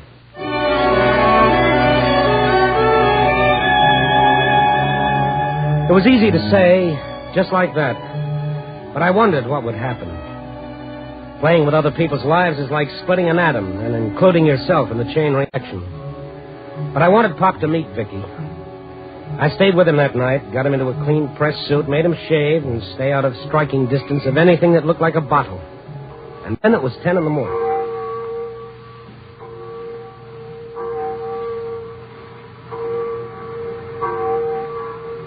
That's 10, Randy. That's 10 o'clock. Yeah. Give her time, Pop. Let's go, Randy, before it's too late. Let's go. Take me away from here. You look all right. There's nothing to be ashamed of. She's bound to find out. Not from me or you. She'll want to know what I've been doing, where I've been. Randy, I've told so many lies. I'll have a few more on me. Do you see her? Not yet. I hope she doesn't come. I hope she does. She will. What'll I say? Randy, tell me what to say. You'll know, Pop. Nobody will have to tell you. Now stand still. Take it easy. Help me. Help me tell one more lie. He didn't have to tell one more. Vicky didn't show up. Not at 10, not at 10:30, or not at 12 when we finally left the corner. I didn't want to leave Pop alone, so I took him to my apartment. I left him there in the lobby with the clerk keeping an eye on him while I went calling. Calling on a lady named Vanya. My press card works magic, especially backstage. I got in to see Vanya, all right. It is so charming, Monsieur Stone. Yes, of course, charming. I expected to meet you earlier. Oh, so? I'm glad you did not. I'm afraid I do not look my best before noon or later. Maybe that's why you didn't show up. Pardon? Show up? Hello, Vicky. You called me what? Just Vicky, for the present. I may think of something else later. I do not understand. Look, baby, I got a hunch you were there this morning. You saw him and decided not to stop. Is that it? Well, if this is a joke, Monsieur Stone, I do not appreciate it. Oh, please, let's stop the polite tennis. But you're insane. Now it is tennis? He was blind. You saw that. He wasn't what you expected after all these years. Or maybe, and I'm giving you the benefit of the doubt, maybe you didn't recognize him. You will please to excuse me one moment. Igor, please come here. You would like maybe a drink? No, thank you. Look, Vicky, you can drop the Iron Curtain disguise. You see, Oh, Igor, please come in. A pleasure. Igor, this man is crazy. This is from a newspaper. Oh, that is very nice. And who are you? I am the ballet master. What else? We'll leave that unanswered for the time. To get back to you, Vicky. He calls me Vicky. Huh? Why? Well, that's her name. Now, look, don't give me any more of this now. Yes? But you're a brunette. A little gray, perhaps, but on the stage. Wait a minute. Let me get a closer look. Igor, keep him away. I will go for help. No, never mind. You're not Vicky, are you? Please, Monsieur, I am Mivanya. Ludmila Mivanya Krochenko. One of those is enough. Okay, I'm sorry. It's all a mistake. I thought you were someone else. But that is impossible. I know. I apologize again. I made a very bad mistake. Please forgive me. Oh, it is nothing. Please to come again. Sure. Invite some fawns over. We'll spend another afternoon. She wasn't Vicky, but she was Mivanya. I felt a little like the guy who opened the wrong door in a Turkish bath. I hurried back to Pop, took him up to my apartment, sat him down, and told him what had happened. I'm not lying, Randy. I'm not. I saw Vicky's picture. I saw Mivanya. At first, a guy could make a mistake, but not with a good second look. Randy, I swear to you. Come on, Pop. Give it to me straight. What's the deal? Why should I make up such a story? That's what I'd like to know. Brother, I bid. Hook, line, and sinker. I took the bait. Why'd you throw it? For the last time, Randy, I didn't lie to you. A gun with no firing pin, a fine, long story about a daughter. Great build-up. I'm going, Randy. Okay, Pop, go ahead. You still think I... Excuse me, won't you? Yeah. Pearl. Oh, sure, we were there. We had a... What's that? Oh, now, look, honey, if you... Give me that again. Now, hold on a minute. Pop! What? Pop! What? Sit down, wait a minute. I'm going. You're going to sit down and you're going to wait. Now, come on. Oh, what's the matter, Randy? Is that... No. Okay, Pearl, give me the rest. Yeah? What's the address? I got it. Now, look. I'm going to bring Pop to you. Hold on to him like a mink coat. Don't let him out of your sight, and then I'm going to go to that address.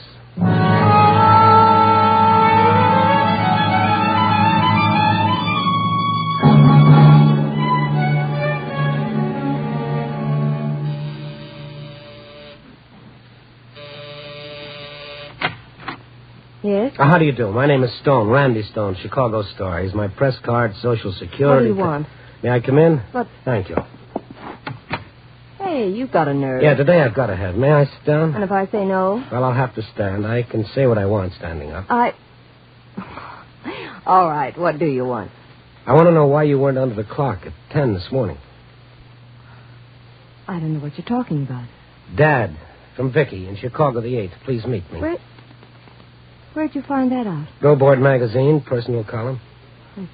I don't want to talk about it. Well, I do. And so does your dad. Where is he? How is he? Well, first tell me why you didn't show up this morning. Is he all right? I guess so. You guess. Don't you know? Answer me. Vicky, you are Vicky, aren't you? Yes, what about Dad? Well, you want to see him, don't you? More than anything else in the world. I thought so. Now, how about tonight? Tonight? But I'll fix it.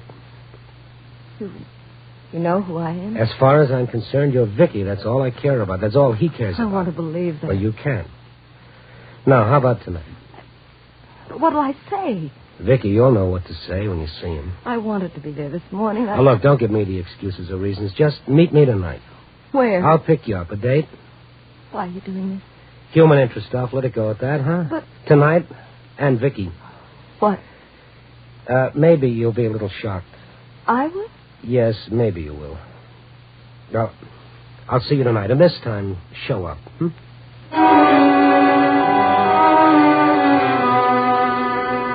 I stayed with Pop all the rest of the day. I had a story now, right up to the final paragraph. What the tag would be, I didn't know. I wouldn't know until that night. All depended on how things turned out, and I wasn't at all sure. When you play Mr. Fix-It with people's lives and emotions, you're cooking up a surprise party. Anyway, I had to try it. And so that night...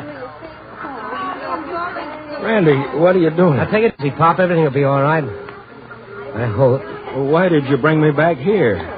Well, this is where you always stand, isn't it? Right in front of the burlesque theater? Yes, but I can't... Pop, you've got to trust me. Do you? I guess I have to, Randy. Okay. Here, take this. What is it? You'll know what it is. But my violin. Yeah, it was lonesome in that hock shop. It needs a chin to cuddle up to. Try yours on for size. No, I don't want it. Randy, take me away from here. Now, look, Pop. Today I stood under a clock for 2 hours. I made an idiot of myself in front of two people I never saw before in my life, and all for you. Now you're going to do something for me. Now you get ready to play that violin. Randy? Yeah, hiya, Pro. Come here. Excuse us, Pop. Randy. I will be a second, Pop. Well? Yeah. It's all set. Good. How long? Just a few seconds. Randy? What? You got your fingers crossed? All 12 of them. Run for your lives, boys. The dam is burst. Here they come, the gals of the chorus. 8 luscious beauties. Count 'em, boys. 8. All right, stand over there. Randy. Yeah, I'm right here, Pop. I'm right next to you. Now, listen. Remember that piece you used to play for Vicky when she was a kid, learning to dance? This one? That's it. Play it, Pop. Now? Why? Oh, Pop, play it. Now, go on. But... Play it. Play it for me, huh, Pop?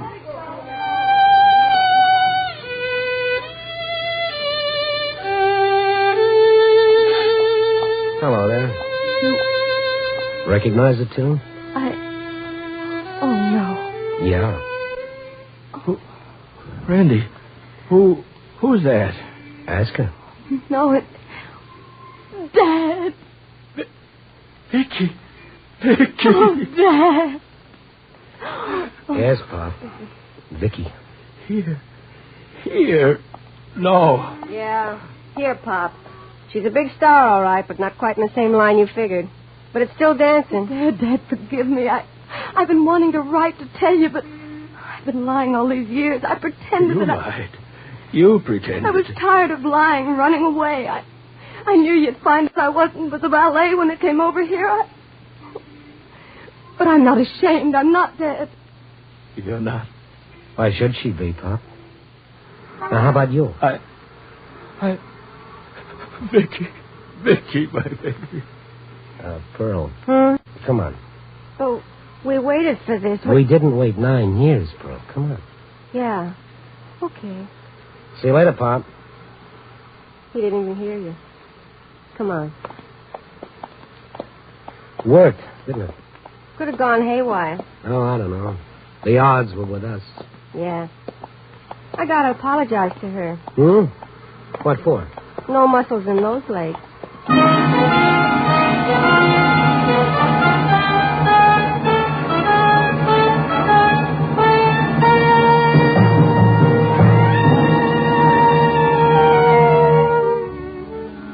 So, there's the finish. It's funny.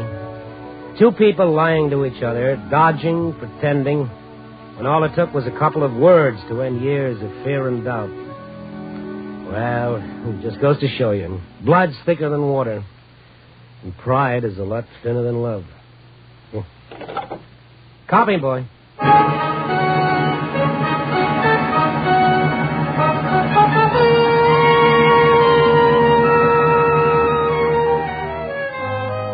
Night Beat, starring Frank Lovejoy, is produced and directed by Warren Lewis and edited by Larry Marcus. Tonight's story was written by Russell Hughes with music by Frank Worth. The part of Pop was played by Charles Seal. Others in tonight's cast were Lou Krugman, Charlotte Lawrence, Betty Moran, Veronica Pataki, and Ann Whitfield. Frank Lovejoy will next be seen in Milton Sperling's production, Three Secrets, released by Warner Brothers.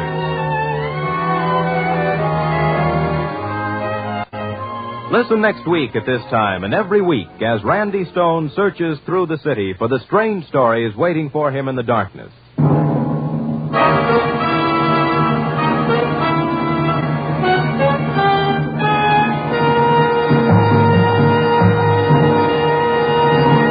Night Beat came to you from Hollywood.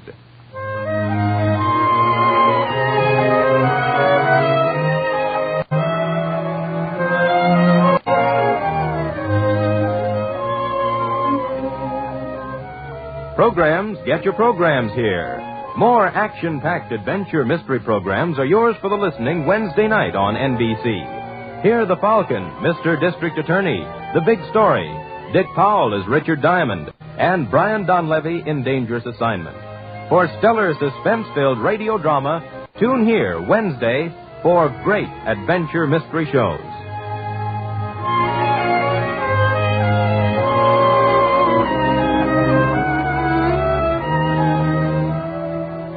Stay tuned for the first piano quartet on NBC.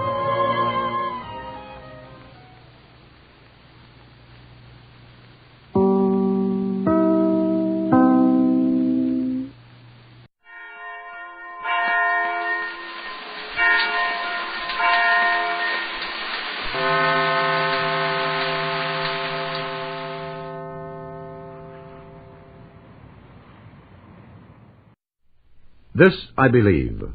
Dr. Gilbert Murray of Britain is internationally distinguished as a Greek scholar, poet, dramatist, and statesman. He was professor of Greek at Oxford University for 30 years and was also professor of poetry at Harvard. He participated in the founding of the League of Nations and was the president of the Committee on Intellectual Cooperation. Nearly 90, Dr. Gilbert Murray is still translating the wisdom of the past and adding to our knowledge of the future. In trying to say what I really believe, I cannot recite one of the traditional creeds, Christian, Jewish, Muslim, Buddhist, or the like. Most of us are born into one of them, and which it is depends simply on what country and what parents we come from. A great mystery surrounds us, in which the human mind can at best catch glimpses and express itself in metaphors. For myself, I come on my mother's side from a family of teachers, almost of school marms, and grew up accordingly, a good, obedient little boy who kept all the rules. On my father's side, however, I came of a line of Irish rebels, always suspicious of authorities and deeply prejudiced in favour of the underdog. I loved new ideas and poetry. So naturally, in my teens, I fell deeply under the influence of Shelley. Prometheus Unbound was for some years to me almost a sacred book. Such poetry, and such a religion, proclaiming a rejection of all the oppressors who misrule the world, all the superstitions that cripple man's mind and prevent his going straight as the crow flies towards perfection. An illusion, of course.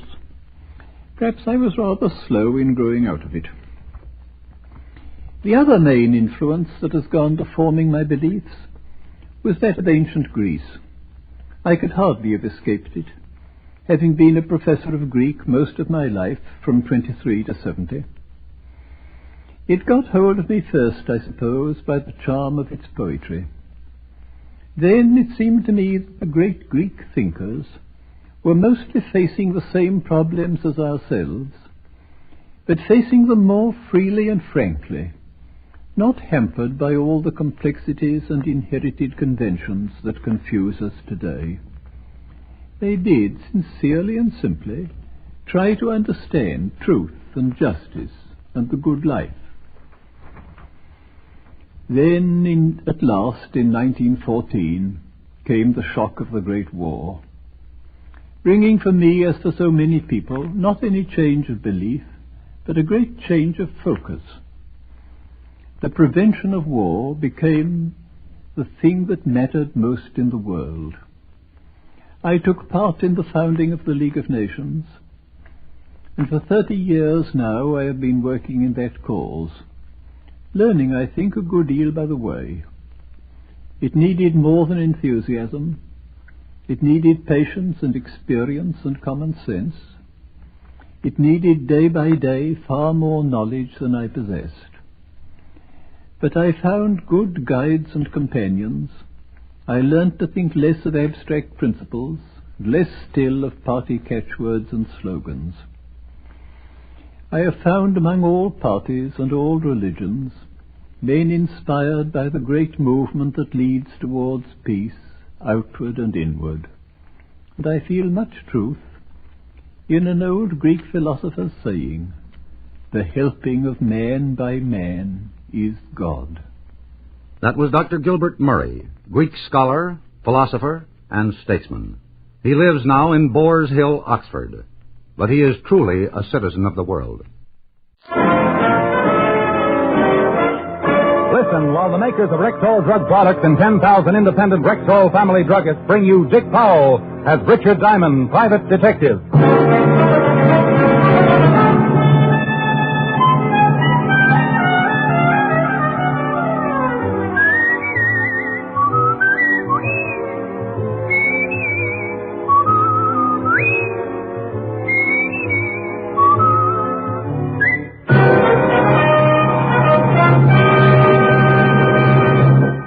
Good evening. This is Bill Foreman speaking to you for the 10,000 independent druggists who have made the word Rexall part of their own store names.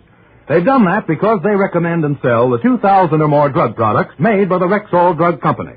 Right now, your Rexall druggist is offering a 50-cent saving on refreshing Caranome dusting powder and Caranome cologne.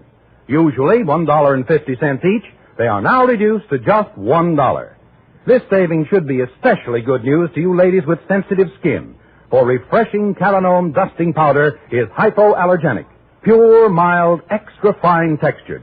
And Caranome cologne, with its world-famous fragrance that's so elusive yet lingers for hours, is equally fine, equally refreshing. So save 1/3 on Caranome dusting powder and Caranome cologne throughout August at Rexall drugstores everywhere. Good health to all from Rexall. Now your Rexall family druggist brings you a transcribed half hour with Richard Diamond, private detective, starring Dick Powell.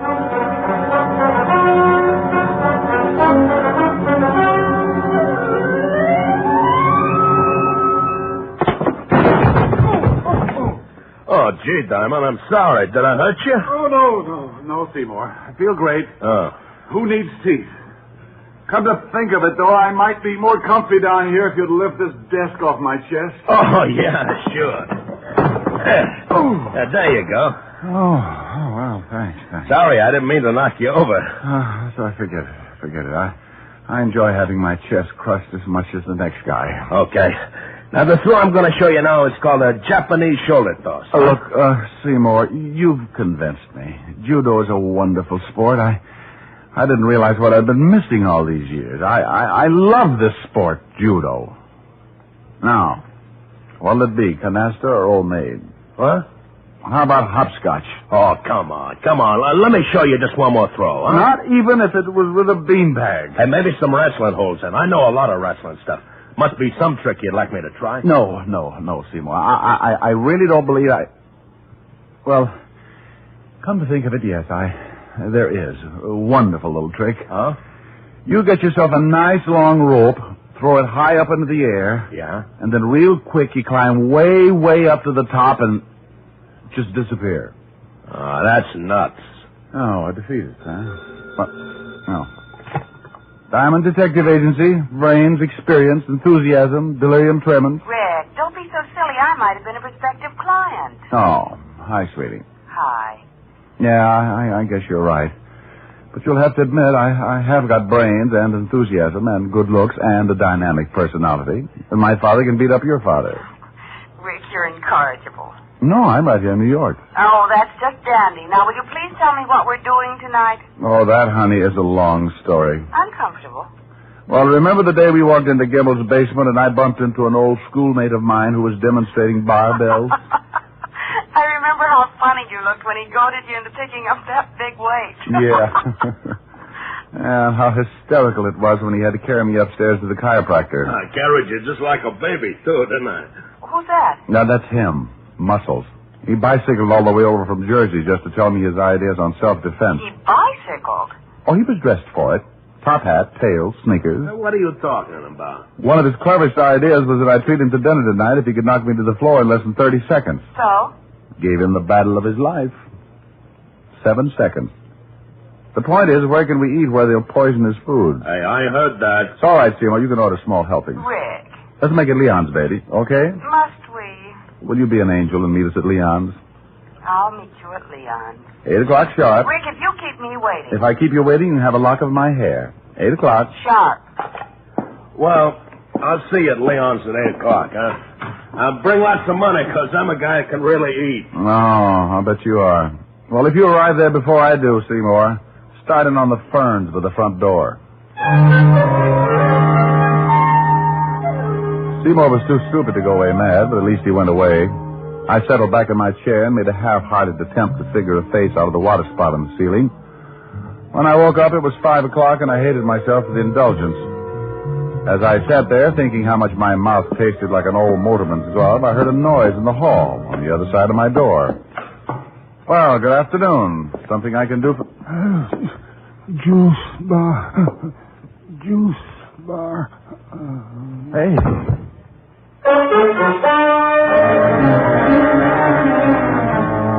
He fell face forward into the pool of blood at his feet, like a wino who'd stumbled into a fountain of muscatel.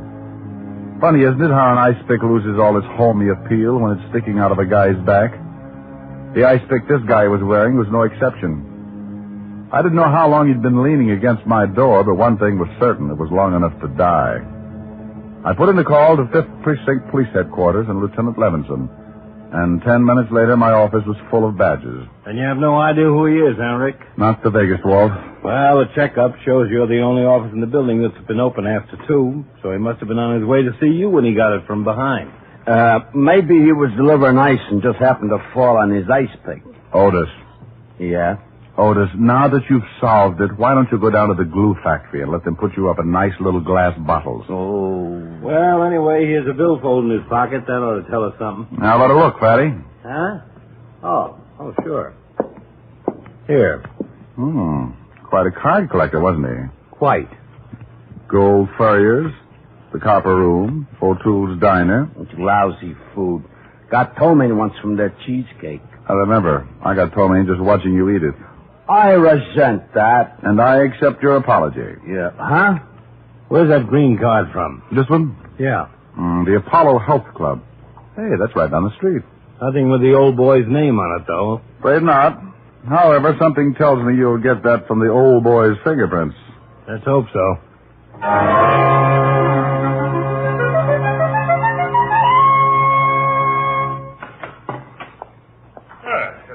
This afternoon to you, sir, and welcome to the Apollo Health Club. May I be of assistance? I'd like to get a massage. Splendid. Performs wonders after a fatiguing day. A veritable balm to the chafed tissues of the body. But will it cure snow blindness? I beg your pardon? No, just ignore me. I'm a little chewed up today. I assume you're referring to a state of mind. Well, not altogether. Got a kink at my back that isn't entirely mental. Well, at least you've come to the proper place. A measure of skillfully applied anatomical science will regenerate the damaged musculature in no time. O'Brien, Mr. O'Brien, front, please.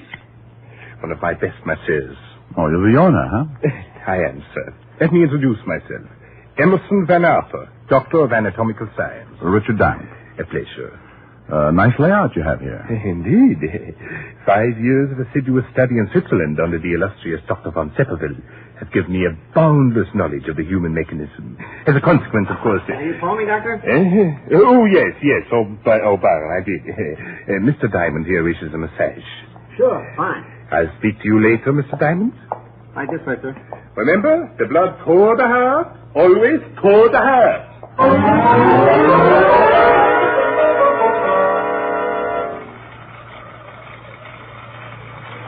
A real private detective, huh? Too private, judging from last month's receipts. Hey, you know, you really rubbed that kink out of my back. Good. Don't know if you noticed it, but I was doing all my rubbing with my right arm. Tore a muscle on my left shoulder this morning. Really put it out of commission. Oh, that's too bad. Speaking of things being out of commission reminds me, there's a body down at the morgue I'd like you to take a look at. Guy might have been a client of yours. Oh, what makes you think that? Had a card from the Apollo Club in his billfold. Oh? When could you come down? How about tonight? We close here at 10. Fine. Make it, about 10:30? Know where the morgue is? Yeah. Now, how'd this guy die anyway? Somebody hid their ice pick in his spinal column. No kidding. Yeah. The corpse is a little dark-complexioned man. Kinky hair, glasses, bald spot on the top of his head. Hey, that description fits a guy who comes in here every night around closing time. Fanatic on diet. He buys wheat germ from us by the case. Know his name or where he lives? Oh, I know that Pardon the intrusion, gentlemen, but I'm afraid I'll have to ask Mr. O'Brien to hurry you down to the gymnasium. Oh, sure, right away, sir. Here's a fresh towel, Mr. Dunn. Thanks. Sorry to interrupt like this, but we're a trifle understaffed, and expediting the evening rush is something of a problem. Well, all right. Talk to you later tonight, Mr. Diamond. All right. Oh, hey, in case you can't make it, give me a buzz at Leon's restaurant. I'll be there till 9:15. Right.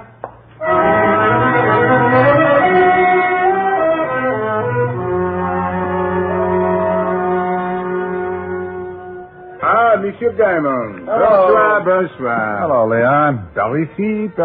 Which translated into English means? Right this way. Both my guests arrived? Oui.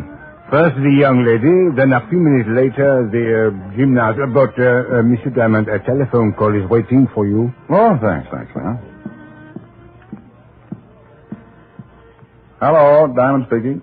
Hello, Mr. Diamond. This is Red O'Brien down at the Apollo Club. Oh, yeah, O'Brien. Hey, listen, you gotta come down here right away. I really stumbled into something. Yeah, what's that? Can't tell you over the phone. Just get down here. Drop everything and get down here. Hurry. Look, Red, I'm right in the middle of it. Hello? Hello? Hello? Oh.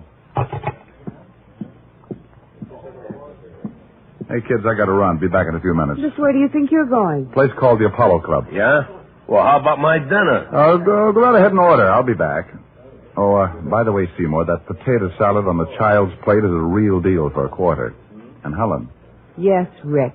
shoot the kill if he even suggests wrestling.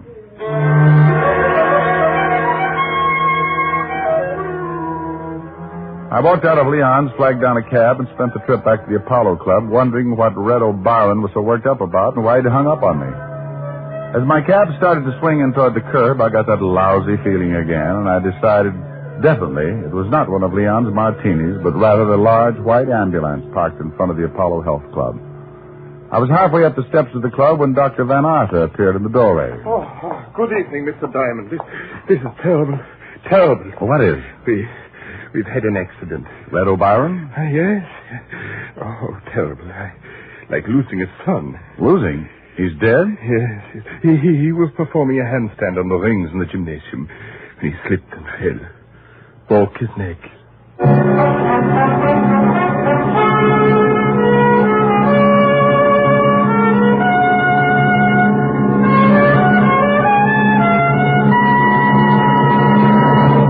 Now, Rexall's Pharmaceutical Laboratories announce a brand new vitamin product, Rexall 5X Vitamins. They're called 5X because each tablet supplies 5 times the daily requirement of all vitamins with known minimums. What's more, each tablet contains 5 micrograms of red crystalline B12. Right now, your Rexall family druggist is introducing this new vitamin product with a special offer. He will give you, free of extra cost, a 10-day trial supply of 5X vitamins when you purchase the regular bottle of 50 tablets. Try 5X vitamins for 10 days. And if you're not completely satisfied, simply return the unopened bottle of 50 and your full purchase price will be refunded. Ask for the regular 50-tablet bottle and 10-day trial bottle of Rexall 5X vitamins. Both just $6.95 at Rexall drugstores everywhere.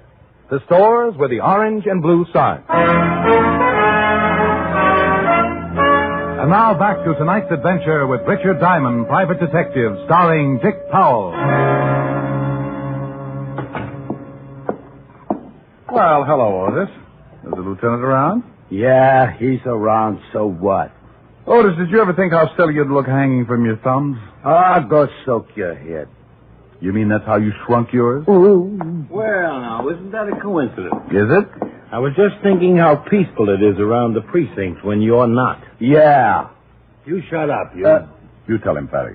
How would you like to... I'd like a little information, if you don't mind. I'd like you to see what facts you can scare up on the guy who runs the Apollo Health Club. Name is Van Arthur. If I remember right, the stiff we hauled away in front of your office today had a card from the Apollo Club in his billfold. You remember right? And we found out his name was Rudy Lubin. Narcotics has a file on him that goes forever. How about the ice pick? Any fingerprints? None. Well, that's always a help. I should say. Personally, I think Otis did it. Think I did what? You see, Walter, typical pathological reaction? What do you mean? Oh, don't worry, Otis. We won't let them hang you, right, Walt? Right. Not as long as we have a rope and a tree. Hey, what's up? Who you calling? Leon's restaurant. Helen's over there breathing with a diaphragm. And Seymour... Oh, you don't know him, but he's tearing phone books apart. Good evening, Leon. Oh, hello, Leon. This is Richard Diamond. My friend still there? Oui. They are waiting for you, no? They're waiting for me, yes. Let me speak to the noisy one with the biceps, will you? Oui, bien entendu.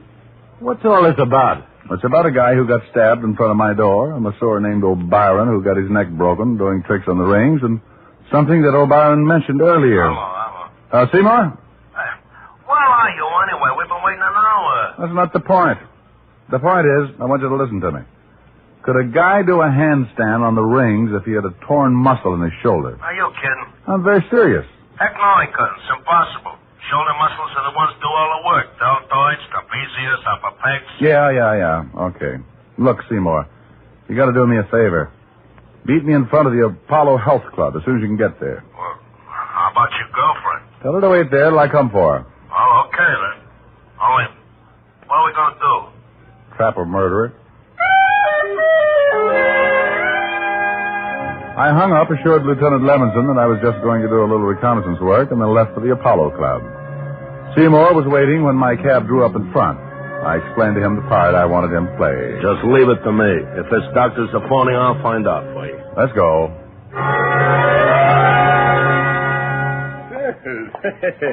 Hello again, Mr. Diamond. Doctor? I just talked to the O'Brien boys' family. Oh, it was heart-rending, absolutely heart-rending. I almost broke down.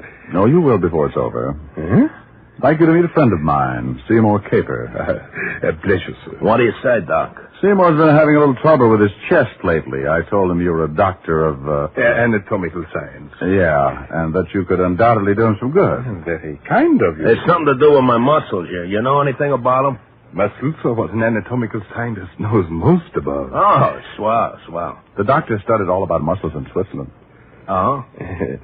Just what seems to be the trouble. Well, here's the deal, Doc. It all started the other day when I was working out with my barbells.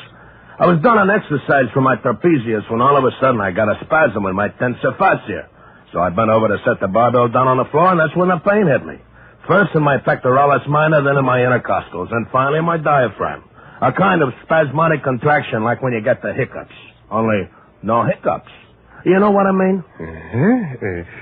Yes. A spasmodic contraction. Of the diaphragm. Only no hiccups. And then my abdominals began tightening until I could hardly expel my rib cage. Oh. That's when I called Diamond here. I see. Yes, quite naturally. If you'll pardon me a moment, I'll see if I can... Yeah, but wait a minute. I haven't told you about my rhomboid. His rhomboids seem to be completely out of whack. Beg your pardon? Well, it must be either my rhomboids or my dorsal spinalis. Awful pain right between my shoulder blades. What do you figure it is, Doc? Well, Actually, hasty diagnosis isn't feasible. I really couldn't... Yeah, but you just put your hand on my left rhomboid and feel how knotty it is, huh? Hey, left rhomboid. Yeah, go ahead, feel it. It's right under the middle trapezius, Doc. You know where that is. Please, Seymour. Don't insult the doctor. Any old quack knows where that is. Yes, certainly. Middle trapezius. Great Scott.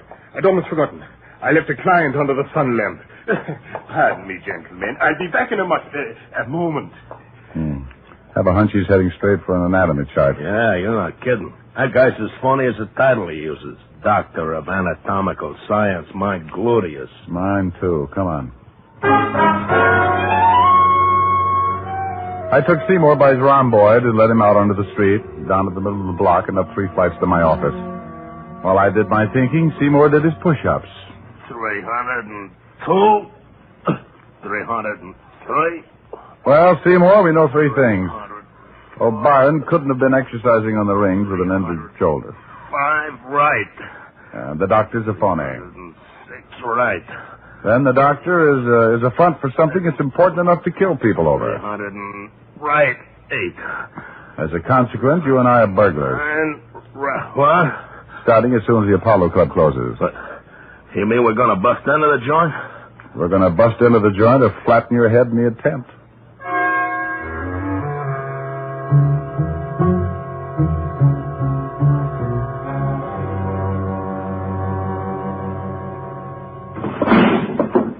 Seymour, you opened that window beautifully. Thanks. Remind me to autograph your biceps later. Hey, this detective business is dangerous, ain't it? Oh, yes. But think of the advantages. Long hours, no time for meals, and on a good day, a guy can pick up as high as 200 or 300 bullets in his back. I don't like it. Go on, crawl in. Okay. Don't push. I followed Seymour in, and we waited a minute for our eyes to get accustomed to the darkness. Then we moved cautiously down the stairway to the first floor. I had no idea what I was looking for, but Dr. Van Arthur's office was the first place where I tried to find it. Hey, the door's locked. You want it opened? Well, of course I do, Seymour. Use your head. Okay. Seymour would be pulling plywood out of his scalp for the next week, but it got us in. I took the place apart, but came up with a big fat nothing. So we left the office and headed down the hall toward the back of the building. Hey, look. What's the matter? It's a fruit juice bar. Oh, boy, am I thirsty. Well, go mix yourself up a... Juice bar? Juice bar, that's it. Yeah, good stiff belt of celery juice. No. This is what the little man who was stabbed outside my office was gasping about when he died. A juice bar. Come on. Huh. Nothing but juice. Oh, I wonder what's in this cupboard under the counter. Is it locked? Yeah. Think you can pull it open? Yeah. Just watch me. You see? Seymour. Yeah? Will you marry me? I'll give you a bout in the solar plexus. Later, huh?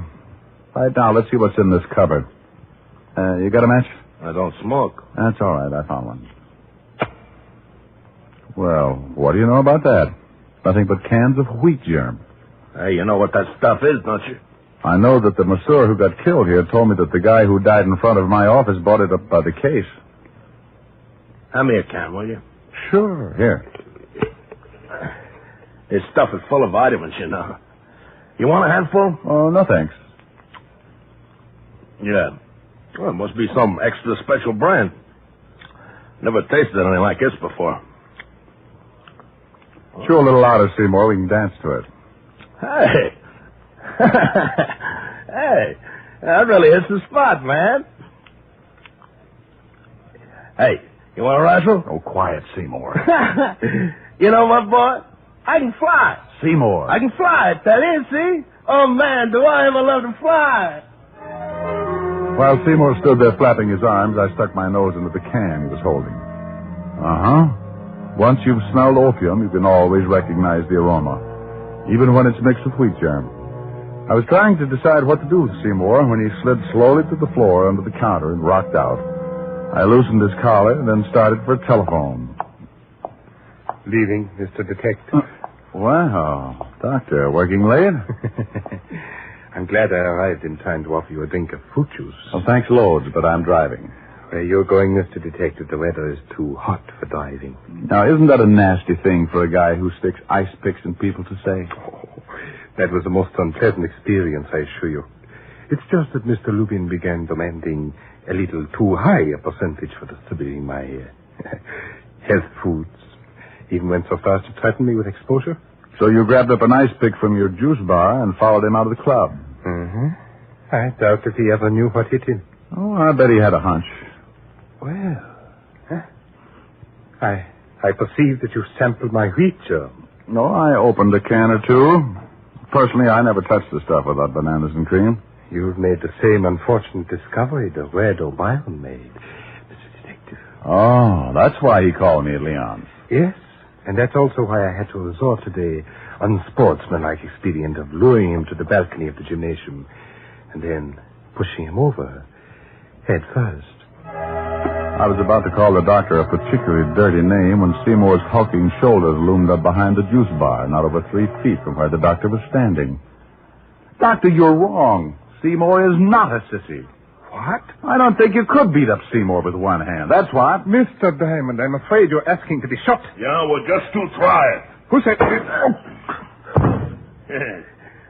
I'll teach him to call somebody who knows how to fly a sissy.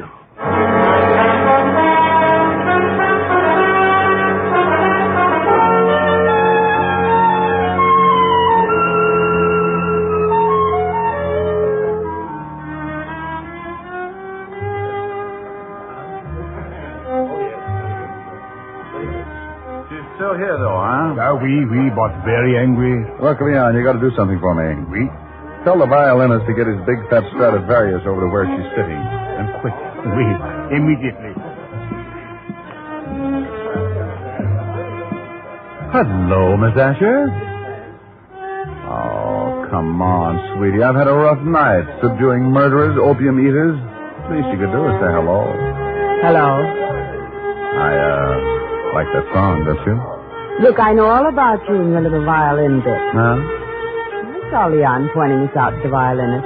He did? Mm-hmm. And where, may I ask, is little Seymour? Little Seymour ate too many goodies. He's having his stomach pumped. Oh, now that's sweet. I think so. I think the song is nice, too. I think you should sing it, too. I think I should, too. Be close and hold me fast, the magic spell you cast. This is La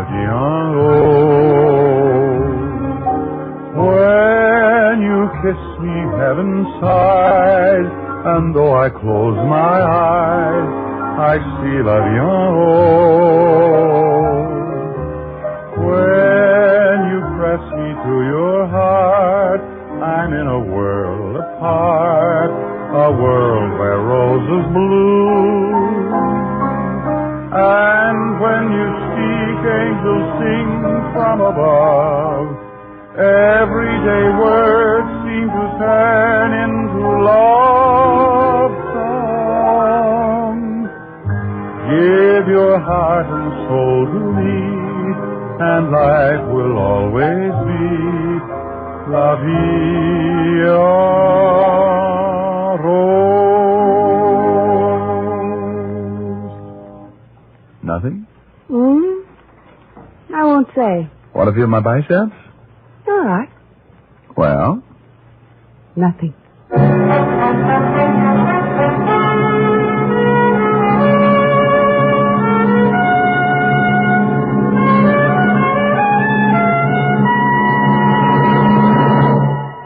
Here's a way to lose up to 5 pounds a week and lose where it shows. Yes, friends, I'm talking about the new Ann Delafield reducing plan. Today, there's simply no reason for any woman, or man either, to be handicapped by ugly fat. With the scientific Ann Delafield reducing plan, losing weight is easy. It's fun. You don't starve, you don't count calories, there are no drugs, no unbalanced dieting. Why put up with those dangerous extra pounds a moment longer? Ask for the Ann Delafield reducing plan today at any Rexall drugstore. And overweight men, here's wonderful news for you. Rexall has just introduced a brand new men's product for the first time anywhere, the Delafield Reducing Plan for Men. Look young, feel young, stay young for your age, with a plan tailor-made for you at Rexall drugstores everywhere. Good health to all from Rexall.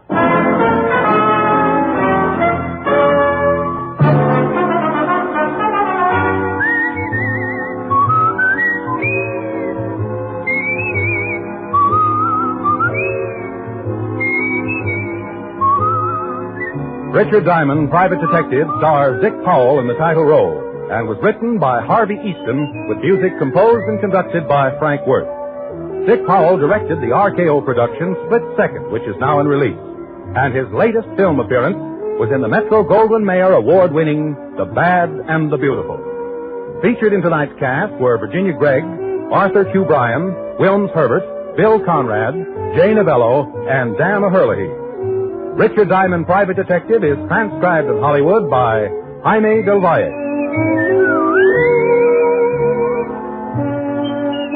This is Bill Foreman inviting you to be with us next Sunday at this time when Rexall Drug Products again bring you Dick Powell as Richard Diamond, Private Detective.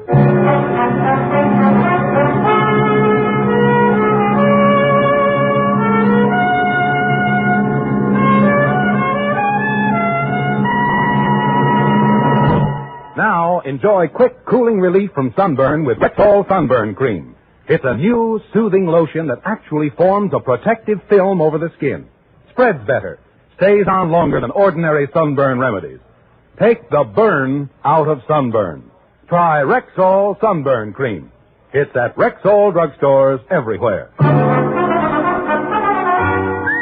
This is the CBS Radio Network.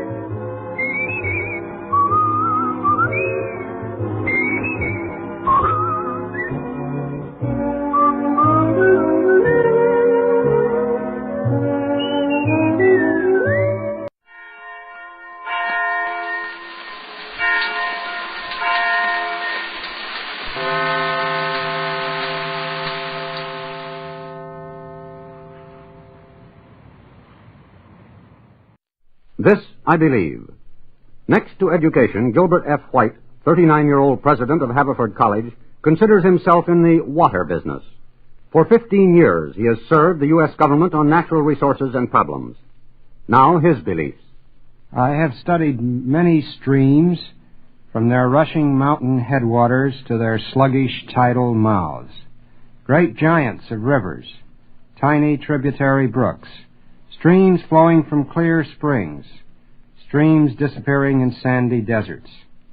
In all of them, one finds the same forces of nature at work, making for the slow carving out of valleys and for the enrichment of plants and wildlife. Everywhere there is a delicate balance among water, soil, plants, and animals. Man can change this moving balance of nature for the good by stabilizing it at new levels and by adding new harmonious elements, as when he stores the water of ephemeral streams to create green oases.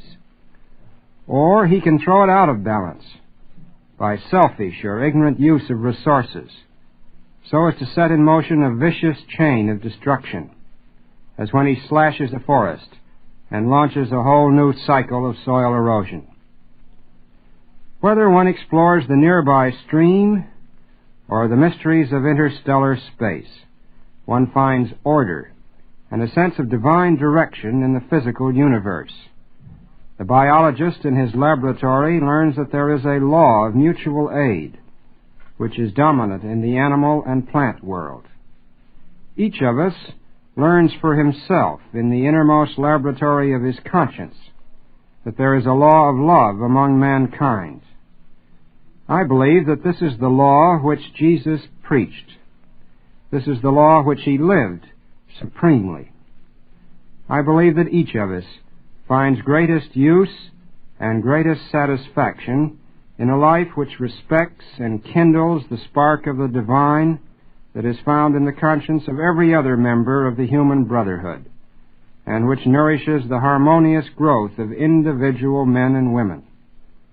To set the welfare of any national or racial group ahead of the development of individuals, or to coerce individual expression of thought and worship, is to unloose a destructive erosion of human values to gain the temporary prosperity of a state. While watching the German occupation of France, I became convinced that man can no more conquer or preserve a civilization by war than he can conquer nature solely by engineering force.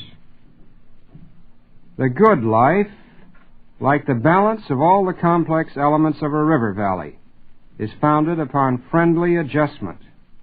It changes slowly, but it leads always towards a more fruitful development of individual men in service of each other. It embraces confidence in fellowship, tolerance in outlook, humility in service, and a constant search for the truth. To seek it in our own lives means imperfection and disappointment, but never defeat. It means, I believe, putting ourselves in harmony with the divine order of love, with the great stream of forces that slowly are shaping, in spite of man's ignorance and selfishness, an enrichment of the human spirit. That was President Gilbert White of Haverford College, a student of nature and, we might add, of human beings. Mr. District Attorney, starring David Bryan. Mr. District Attorney, champion of the people, defender of truth, guardian of our fundamental rights to life, liberty, and the pursuit of happiness.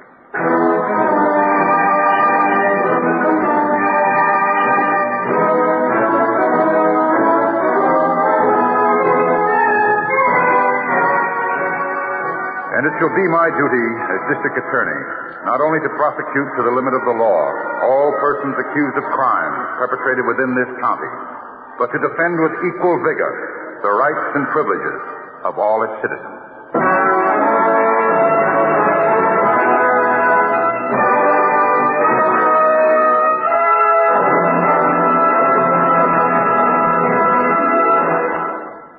This is David Bryan. In a moment, we'll bring you another case from the files of Mr. District Attorney. But first, a word from our sponsor.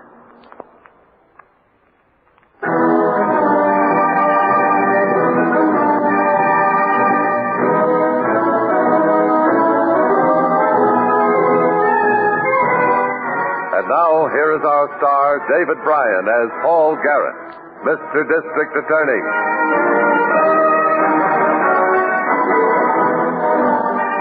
Psychiatric evaluation has contributed much to the analysis and solution of modern crime. For example, in getting at the core of motivation, psychiatry has shown that a criminal's mental disorder may be of the obsessive-compulsive type, inability to refrain from committing a crime, like the one committed one night down in the city's warehouse and truck depot district. I'll get even with Donald and all the rest of them. Show them. They can't push me around. So, did see a flashlight in here. Stay where you are. I got a gun. What are you doing here, Schaefer? Know my name, huh? You work at Donald Truck Company, same as my son-in-law. I seen you there. That's just too bad for you. What's in that jug? Something I've been saving up for a rainy day. Kerosene. I can smell it. What are you going to do about it? You crazy long-legged baboon. You ain't going to start any fire in here, not while I'm watchman. Try and stop me. Put out that match. Watch it burn. You're nuts, you red-headed ape. Get away from that sprinkler lever. Out of my way, you fool. Ain't my fault. I had to kill you. Tried to push me around. Burn. Go on, burn. Oh, you're beautiful. Little Joe, you can't push me around. Donald or anybody else.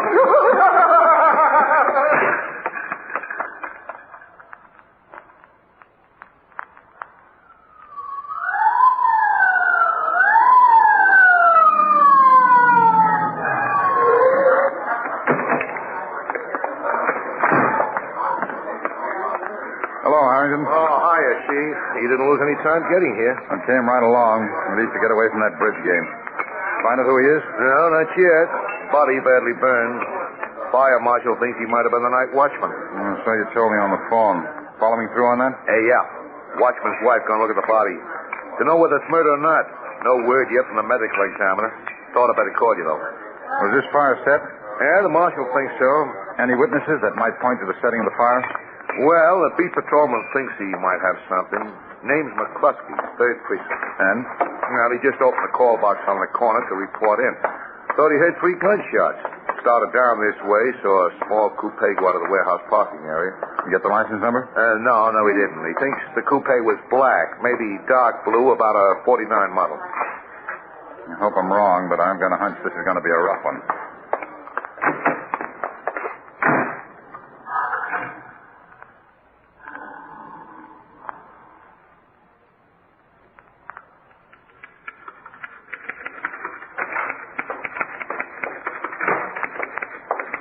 Good morning, Harrington. Morning, Miss Miller. Chief in? Not yet. He's probably making up some sleep. A lot of excitement around here last night. So I gathered from these notes Mr. Garrett left for me. Murder and arson. Mean combination. I can't for the life of me understand why anyone would set fire to a building deliberately. Same general reason makes him shoot down an all-night watchman, probably. Screw loose in his rocker. What have you there? Fire marshal's report. Fire set with kerosene. They found pieces of a gallon glass jug in the ruins. Oh, good morning, Chief. Good morning, Mr. Garrett. Morning, Miss Miller. Harrington. Well, how are you coming along with the notes? Nearly done. Well, add this to them, please. The murder weapon was a .38 caliber pistol. They got the slugs now. One of the slugs, yes. Leg bone stopped it. I've just come from ballistics. They find the gun? No. Anything else, Mr. Garrett? You might call Lieutenant O'Brien, Detective Division, check to be sure he has that information. Also tell him I want a thorough search made for the gun. I want it made in the warehouse, ruins, and vicinity. Yes, sir. Oh, come into my office, Harrington. Right.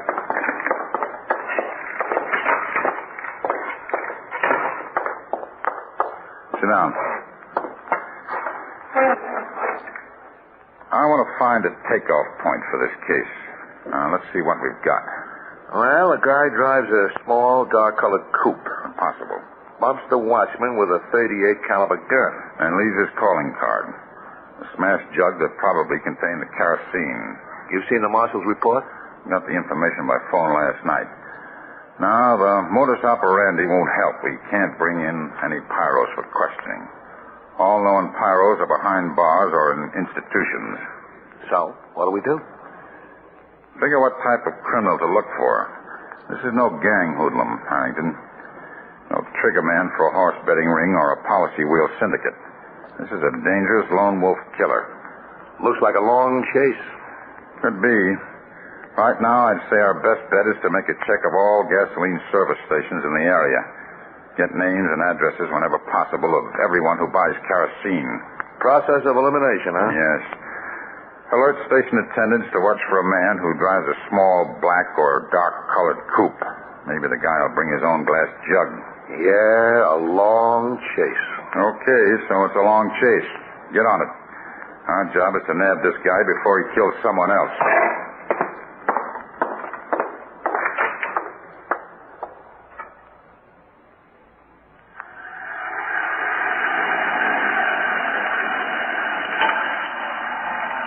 You sell kerosene here?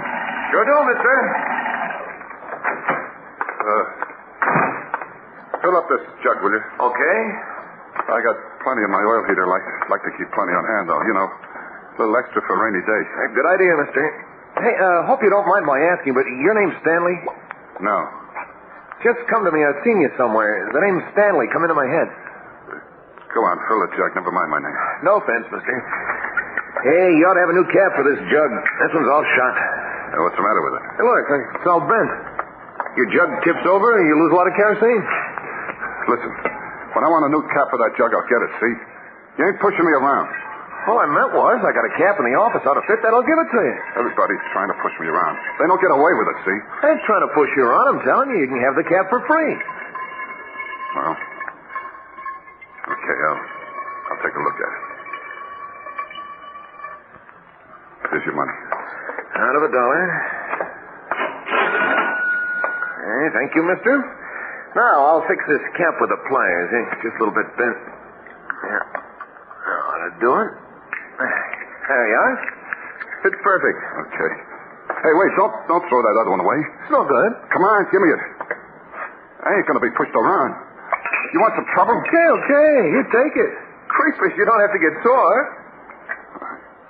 Can't tell when it might come in handy. Guy saves everything for rainy days. Better off. See you. License 6X743.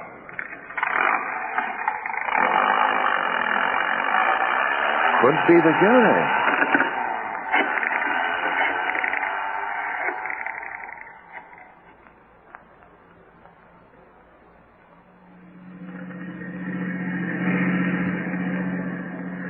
Sure you got that address right, Harrington?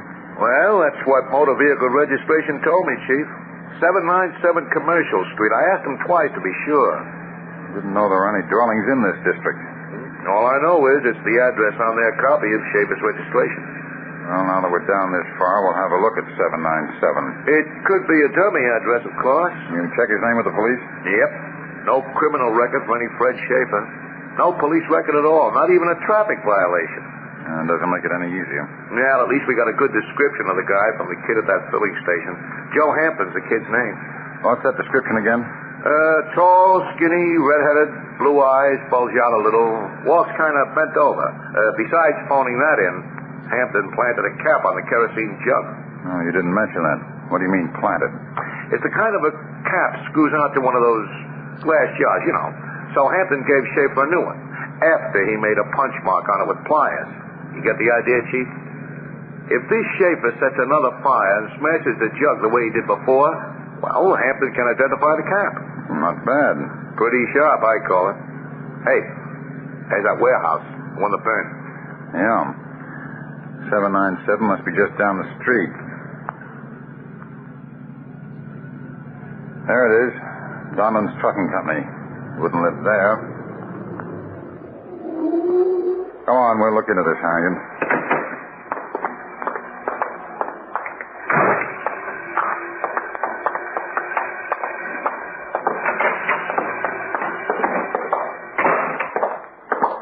There. There's the name, Donlan. Clear the door.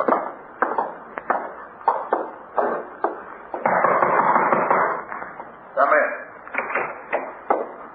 Mr. Donlan? Yes. No, I'm Paul Jarrett, District Attorney. My assistant, Harrington. How do you do? How are you? I'd like some information, Mr. Donlan. Well, sure. Sit down. Thank you. Thanks. You know a man named Fred Schaefer? Yes, I know him. Does he work here? He did up till yesterday. Why? What about him? He quit or fired? I had to fire him. He was a troublemaker. Chip on his shoulder all the time. Had to call him several times for sloppy work. One of his jobs broke down on a night haul with a spoilage cargo. Repairs, towing, cargo transfer cost nearly $1,000. Is he a mechanic? Yeah, maintenance. My foreman sent in half a dozen complaints about him. Loaf half the time.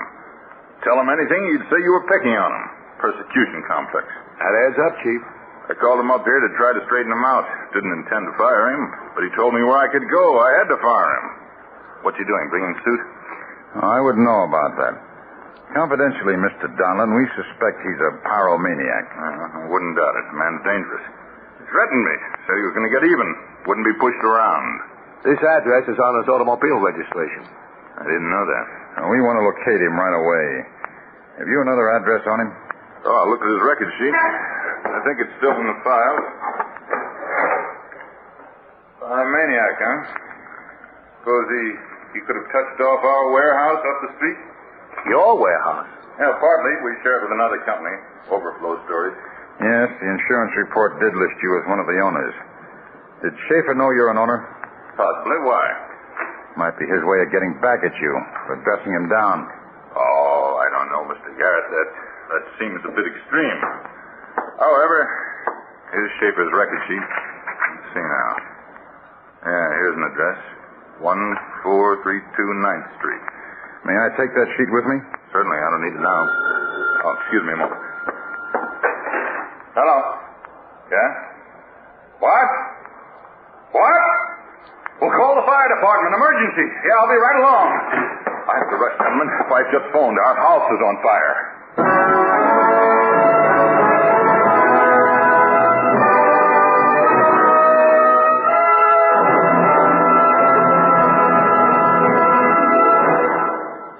This is David Bryan. Before we continue with Mr. District Attorney in the case of the Pyromaniac murder, here is an important message I'd like you to hear.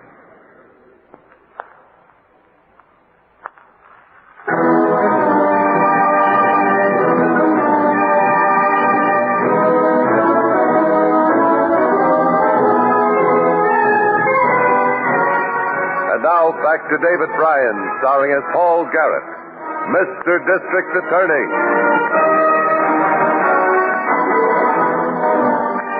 We began to make some progress in the case of the Pyromaniac murder when one of the service station attendants we'd alerted reported that a man in a small coupe had bought kerosene at his place. Through motor vehicle registration, we traced the man, Fred Schaefer, to the Donlan Trucking Company, only to learn he'd been fired. About then, Donlan's wife called in a panic to say that their house was on fire. Now, a couple of hours later at the office... That should complete the fill-in, Miss Miller. Will you read it back to me, please? Surely. Pyro discovered setting fire in basement about 11 a.m. by Mrs. Donlan, investigating smell of smoke. Her scream attracted carpenter working on garage roof. Carpenter, name of Elwood Brown, 665 River Street, saw Pyro run out of basement by way of bulkhead. Not certain, can identify. Brown put out fire before apparatus arrived. Yes. You better add this. Name of suspect, Fred Schaefer. Possible motivation, revenge, and obsessive-compulsive disorder. Was there any smashed jug at this fire? Not this time. Cost us up. Would be our luck. But the jug cap were all marked for evidence. What about an APP, Mr. Garrett? Not yet. Not enough concrete evidence. Murder weapon hasn't turned up.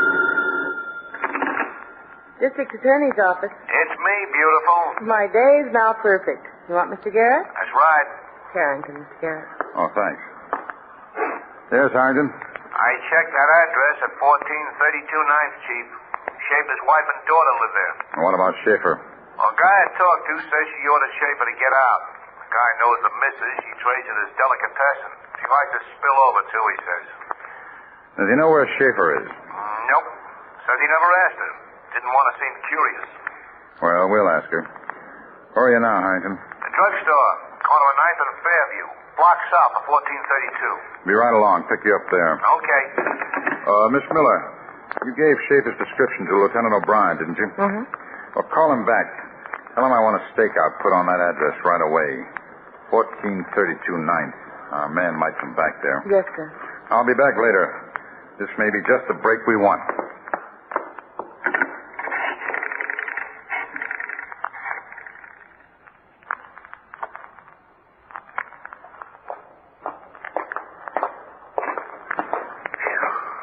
These walk-ups kill me. Trying to go on a diet, Harrington. Yeah. Apartment 41. This is the one. You say the girl's about 12?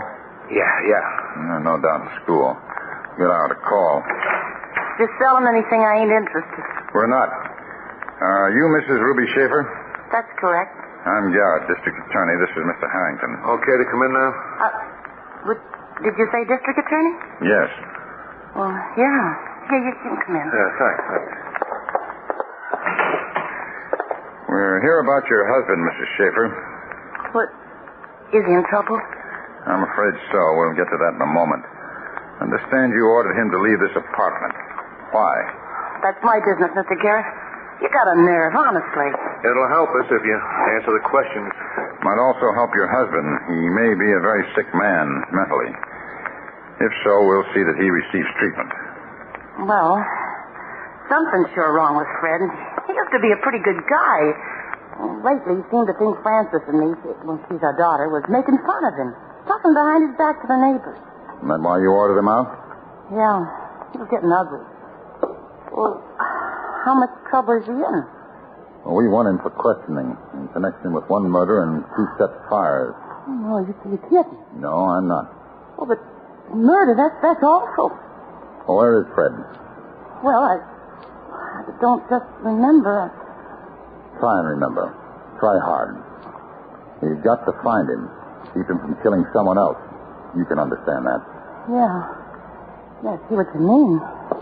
Oh, poor guy. Okay, I'll give you Fred's address. I got it written down. I'll get it for you. Never figured on nothing like this, honestly.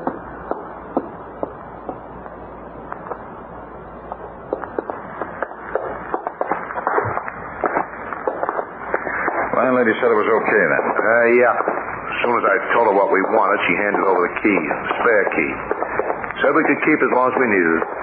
Oh, she'll keep her mouth shut. Well, bet on it, Chief. Said she'd be glad to get rid of Schaefer. Said she never saw such a cluttered room in her life. She say where he's gone? Well, he thinks he went out to look for a job.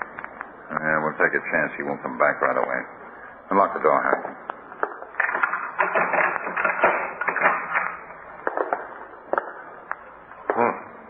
Cluttered is right. Holy. Look at this room. Be a job to find the gun in here, if it's here. Yeah, sure looks like your hunch is good, Chief. About him not throwing anything away. So the gun ought to be around here somewhere.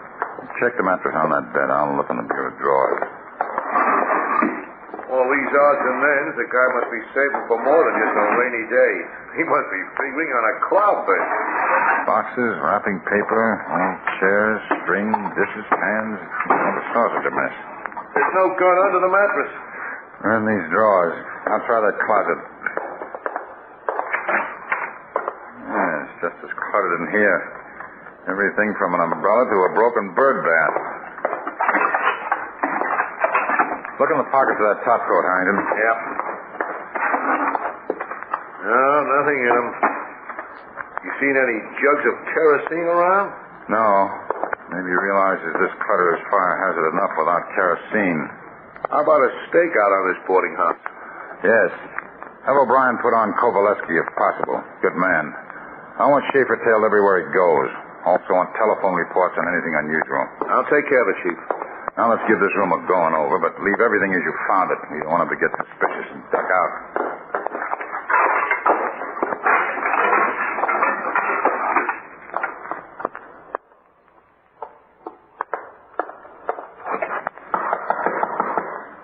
Fred?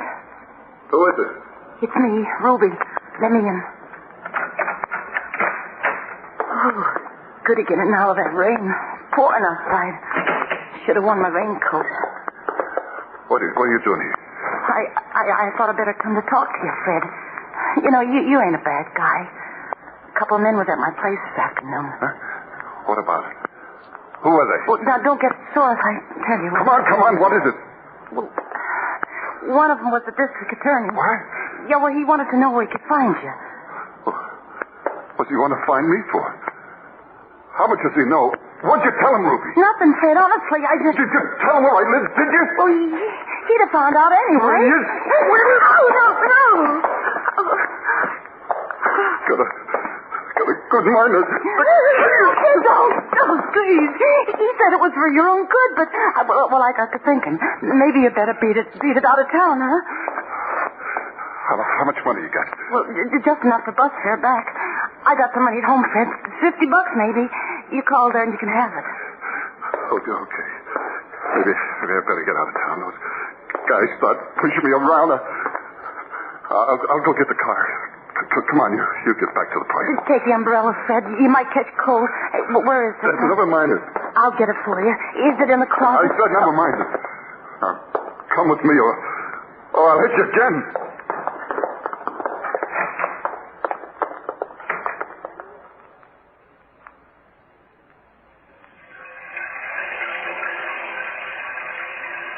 Sure is a Lulu of a night, Chief. That rain. Regular flood. Not drier in this office than it is out there. Oh, you're so right. Jarrett speaking. This is Kovaleski, Mr. John. Hold it. Get in on this, Harrington. Have the phone. Okay. Go ahead, Covey. Schaefer just came out of the boarding house. Woman with him. She went up towards the bus line. He went down the street, other way. You get a good look at her? Not too good. Can't see see much through this rain. Medium height, kind of stocky type. Probably his wife. Anybody trailing Schaefer? No, not right now. Thought I'd better report to you. Schaefer won't go far. No hat, coat, no umbrella. Better get on it, Covey. No telling where he'll go or what he'll do. They go to his wife's place. We got a stake out there, Mr. Garrett. Listen, get on it quick. Understand? Yes, sir. What do you think, Harrington? Yeah, guy must be even crazier than we thought. Out in this with no hat or coat. Or umbrella. Suppose his wife tipped him off about our call? The way I'm playing the bounce.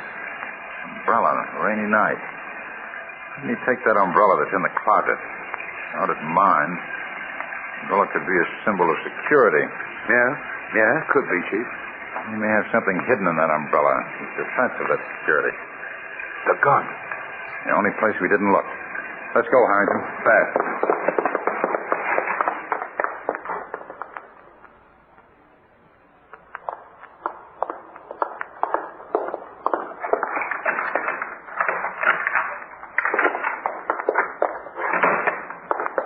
The closet, Harrington.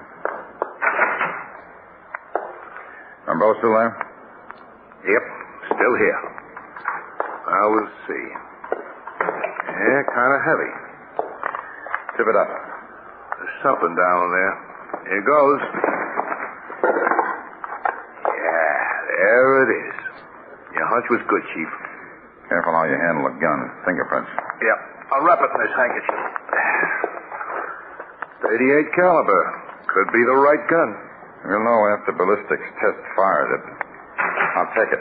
Uh-oh, we got company. What are you guys doing in here? This is my room. Hey, where'd you get that umbrella? This the gun you used, Schaefer? To kill that watchman? I ain't saying nothing. I know you. Seen your picture in the papers. You're the district attorney. What about the gun?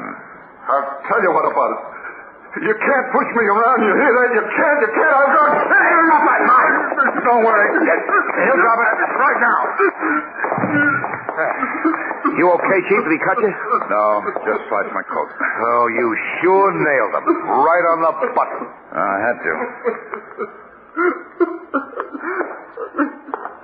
I don't know why I killed him. Set the fires. I don't know why. Let's get him down to headquarters, Harrington. The town will be safer.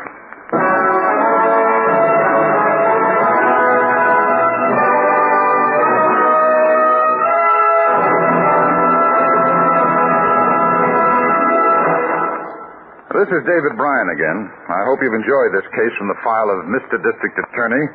I'll be back in just a moment after this message from our sponsor.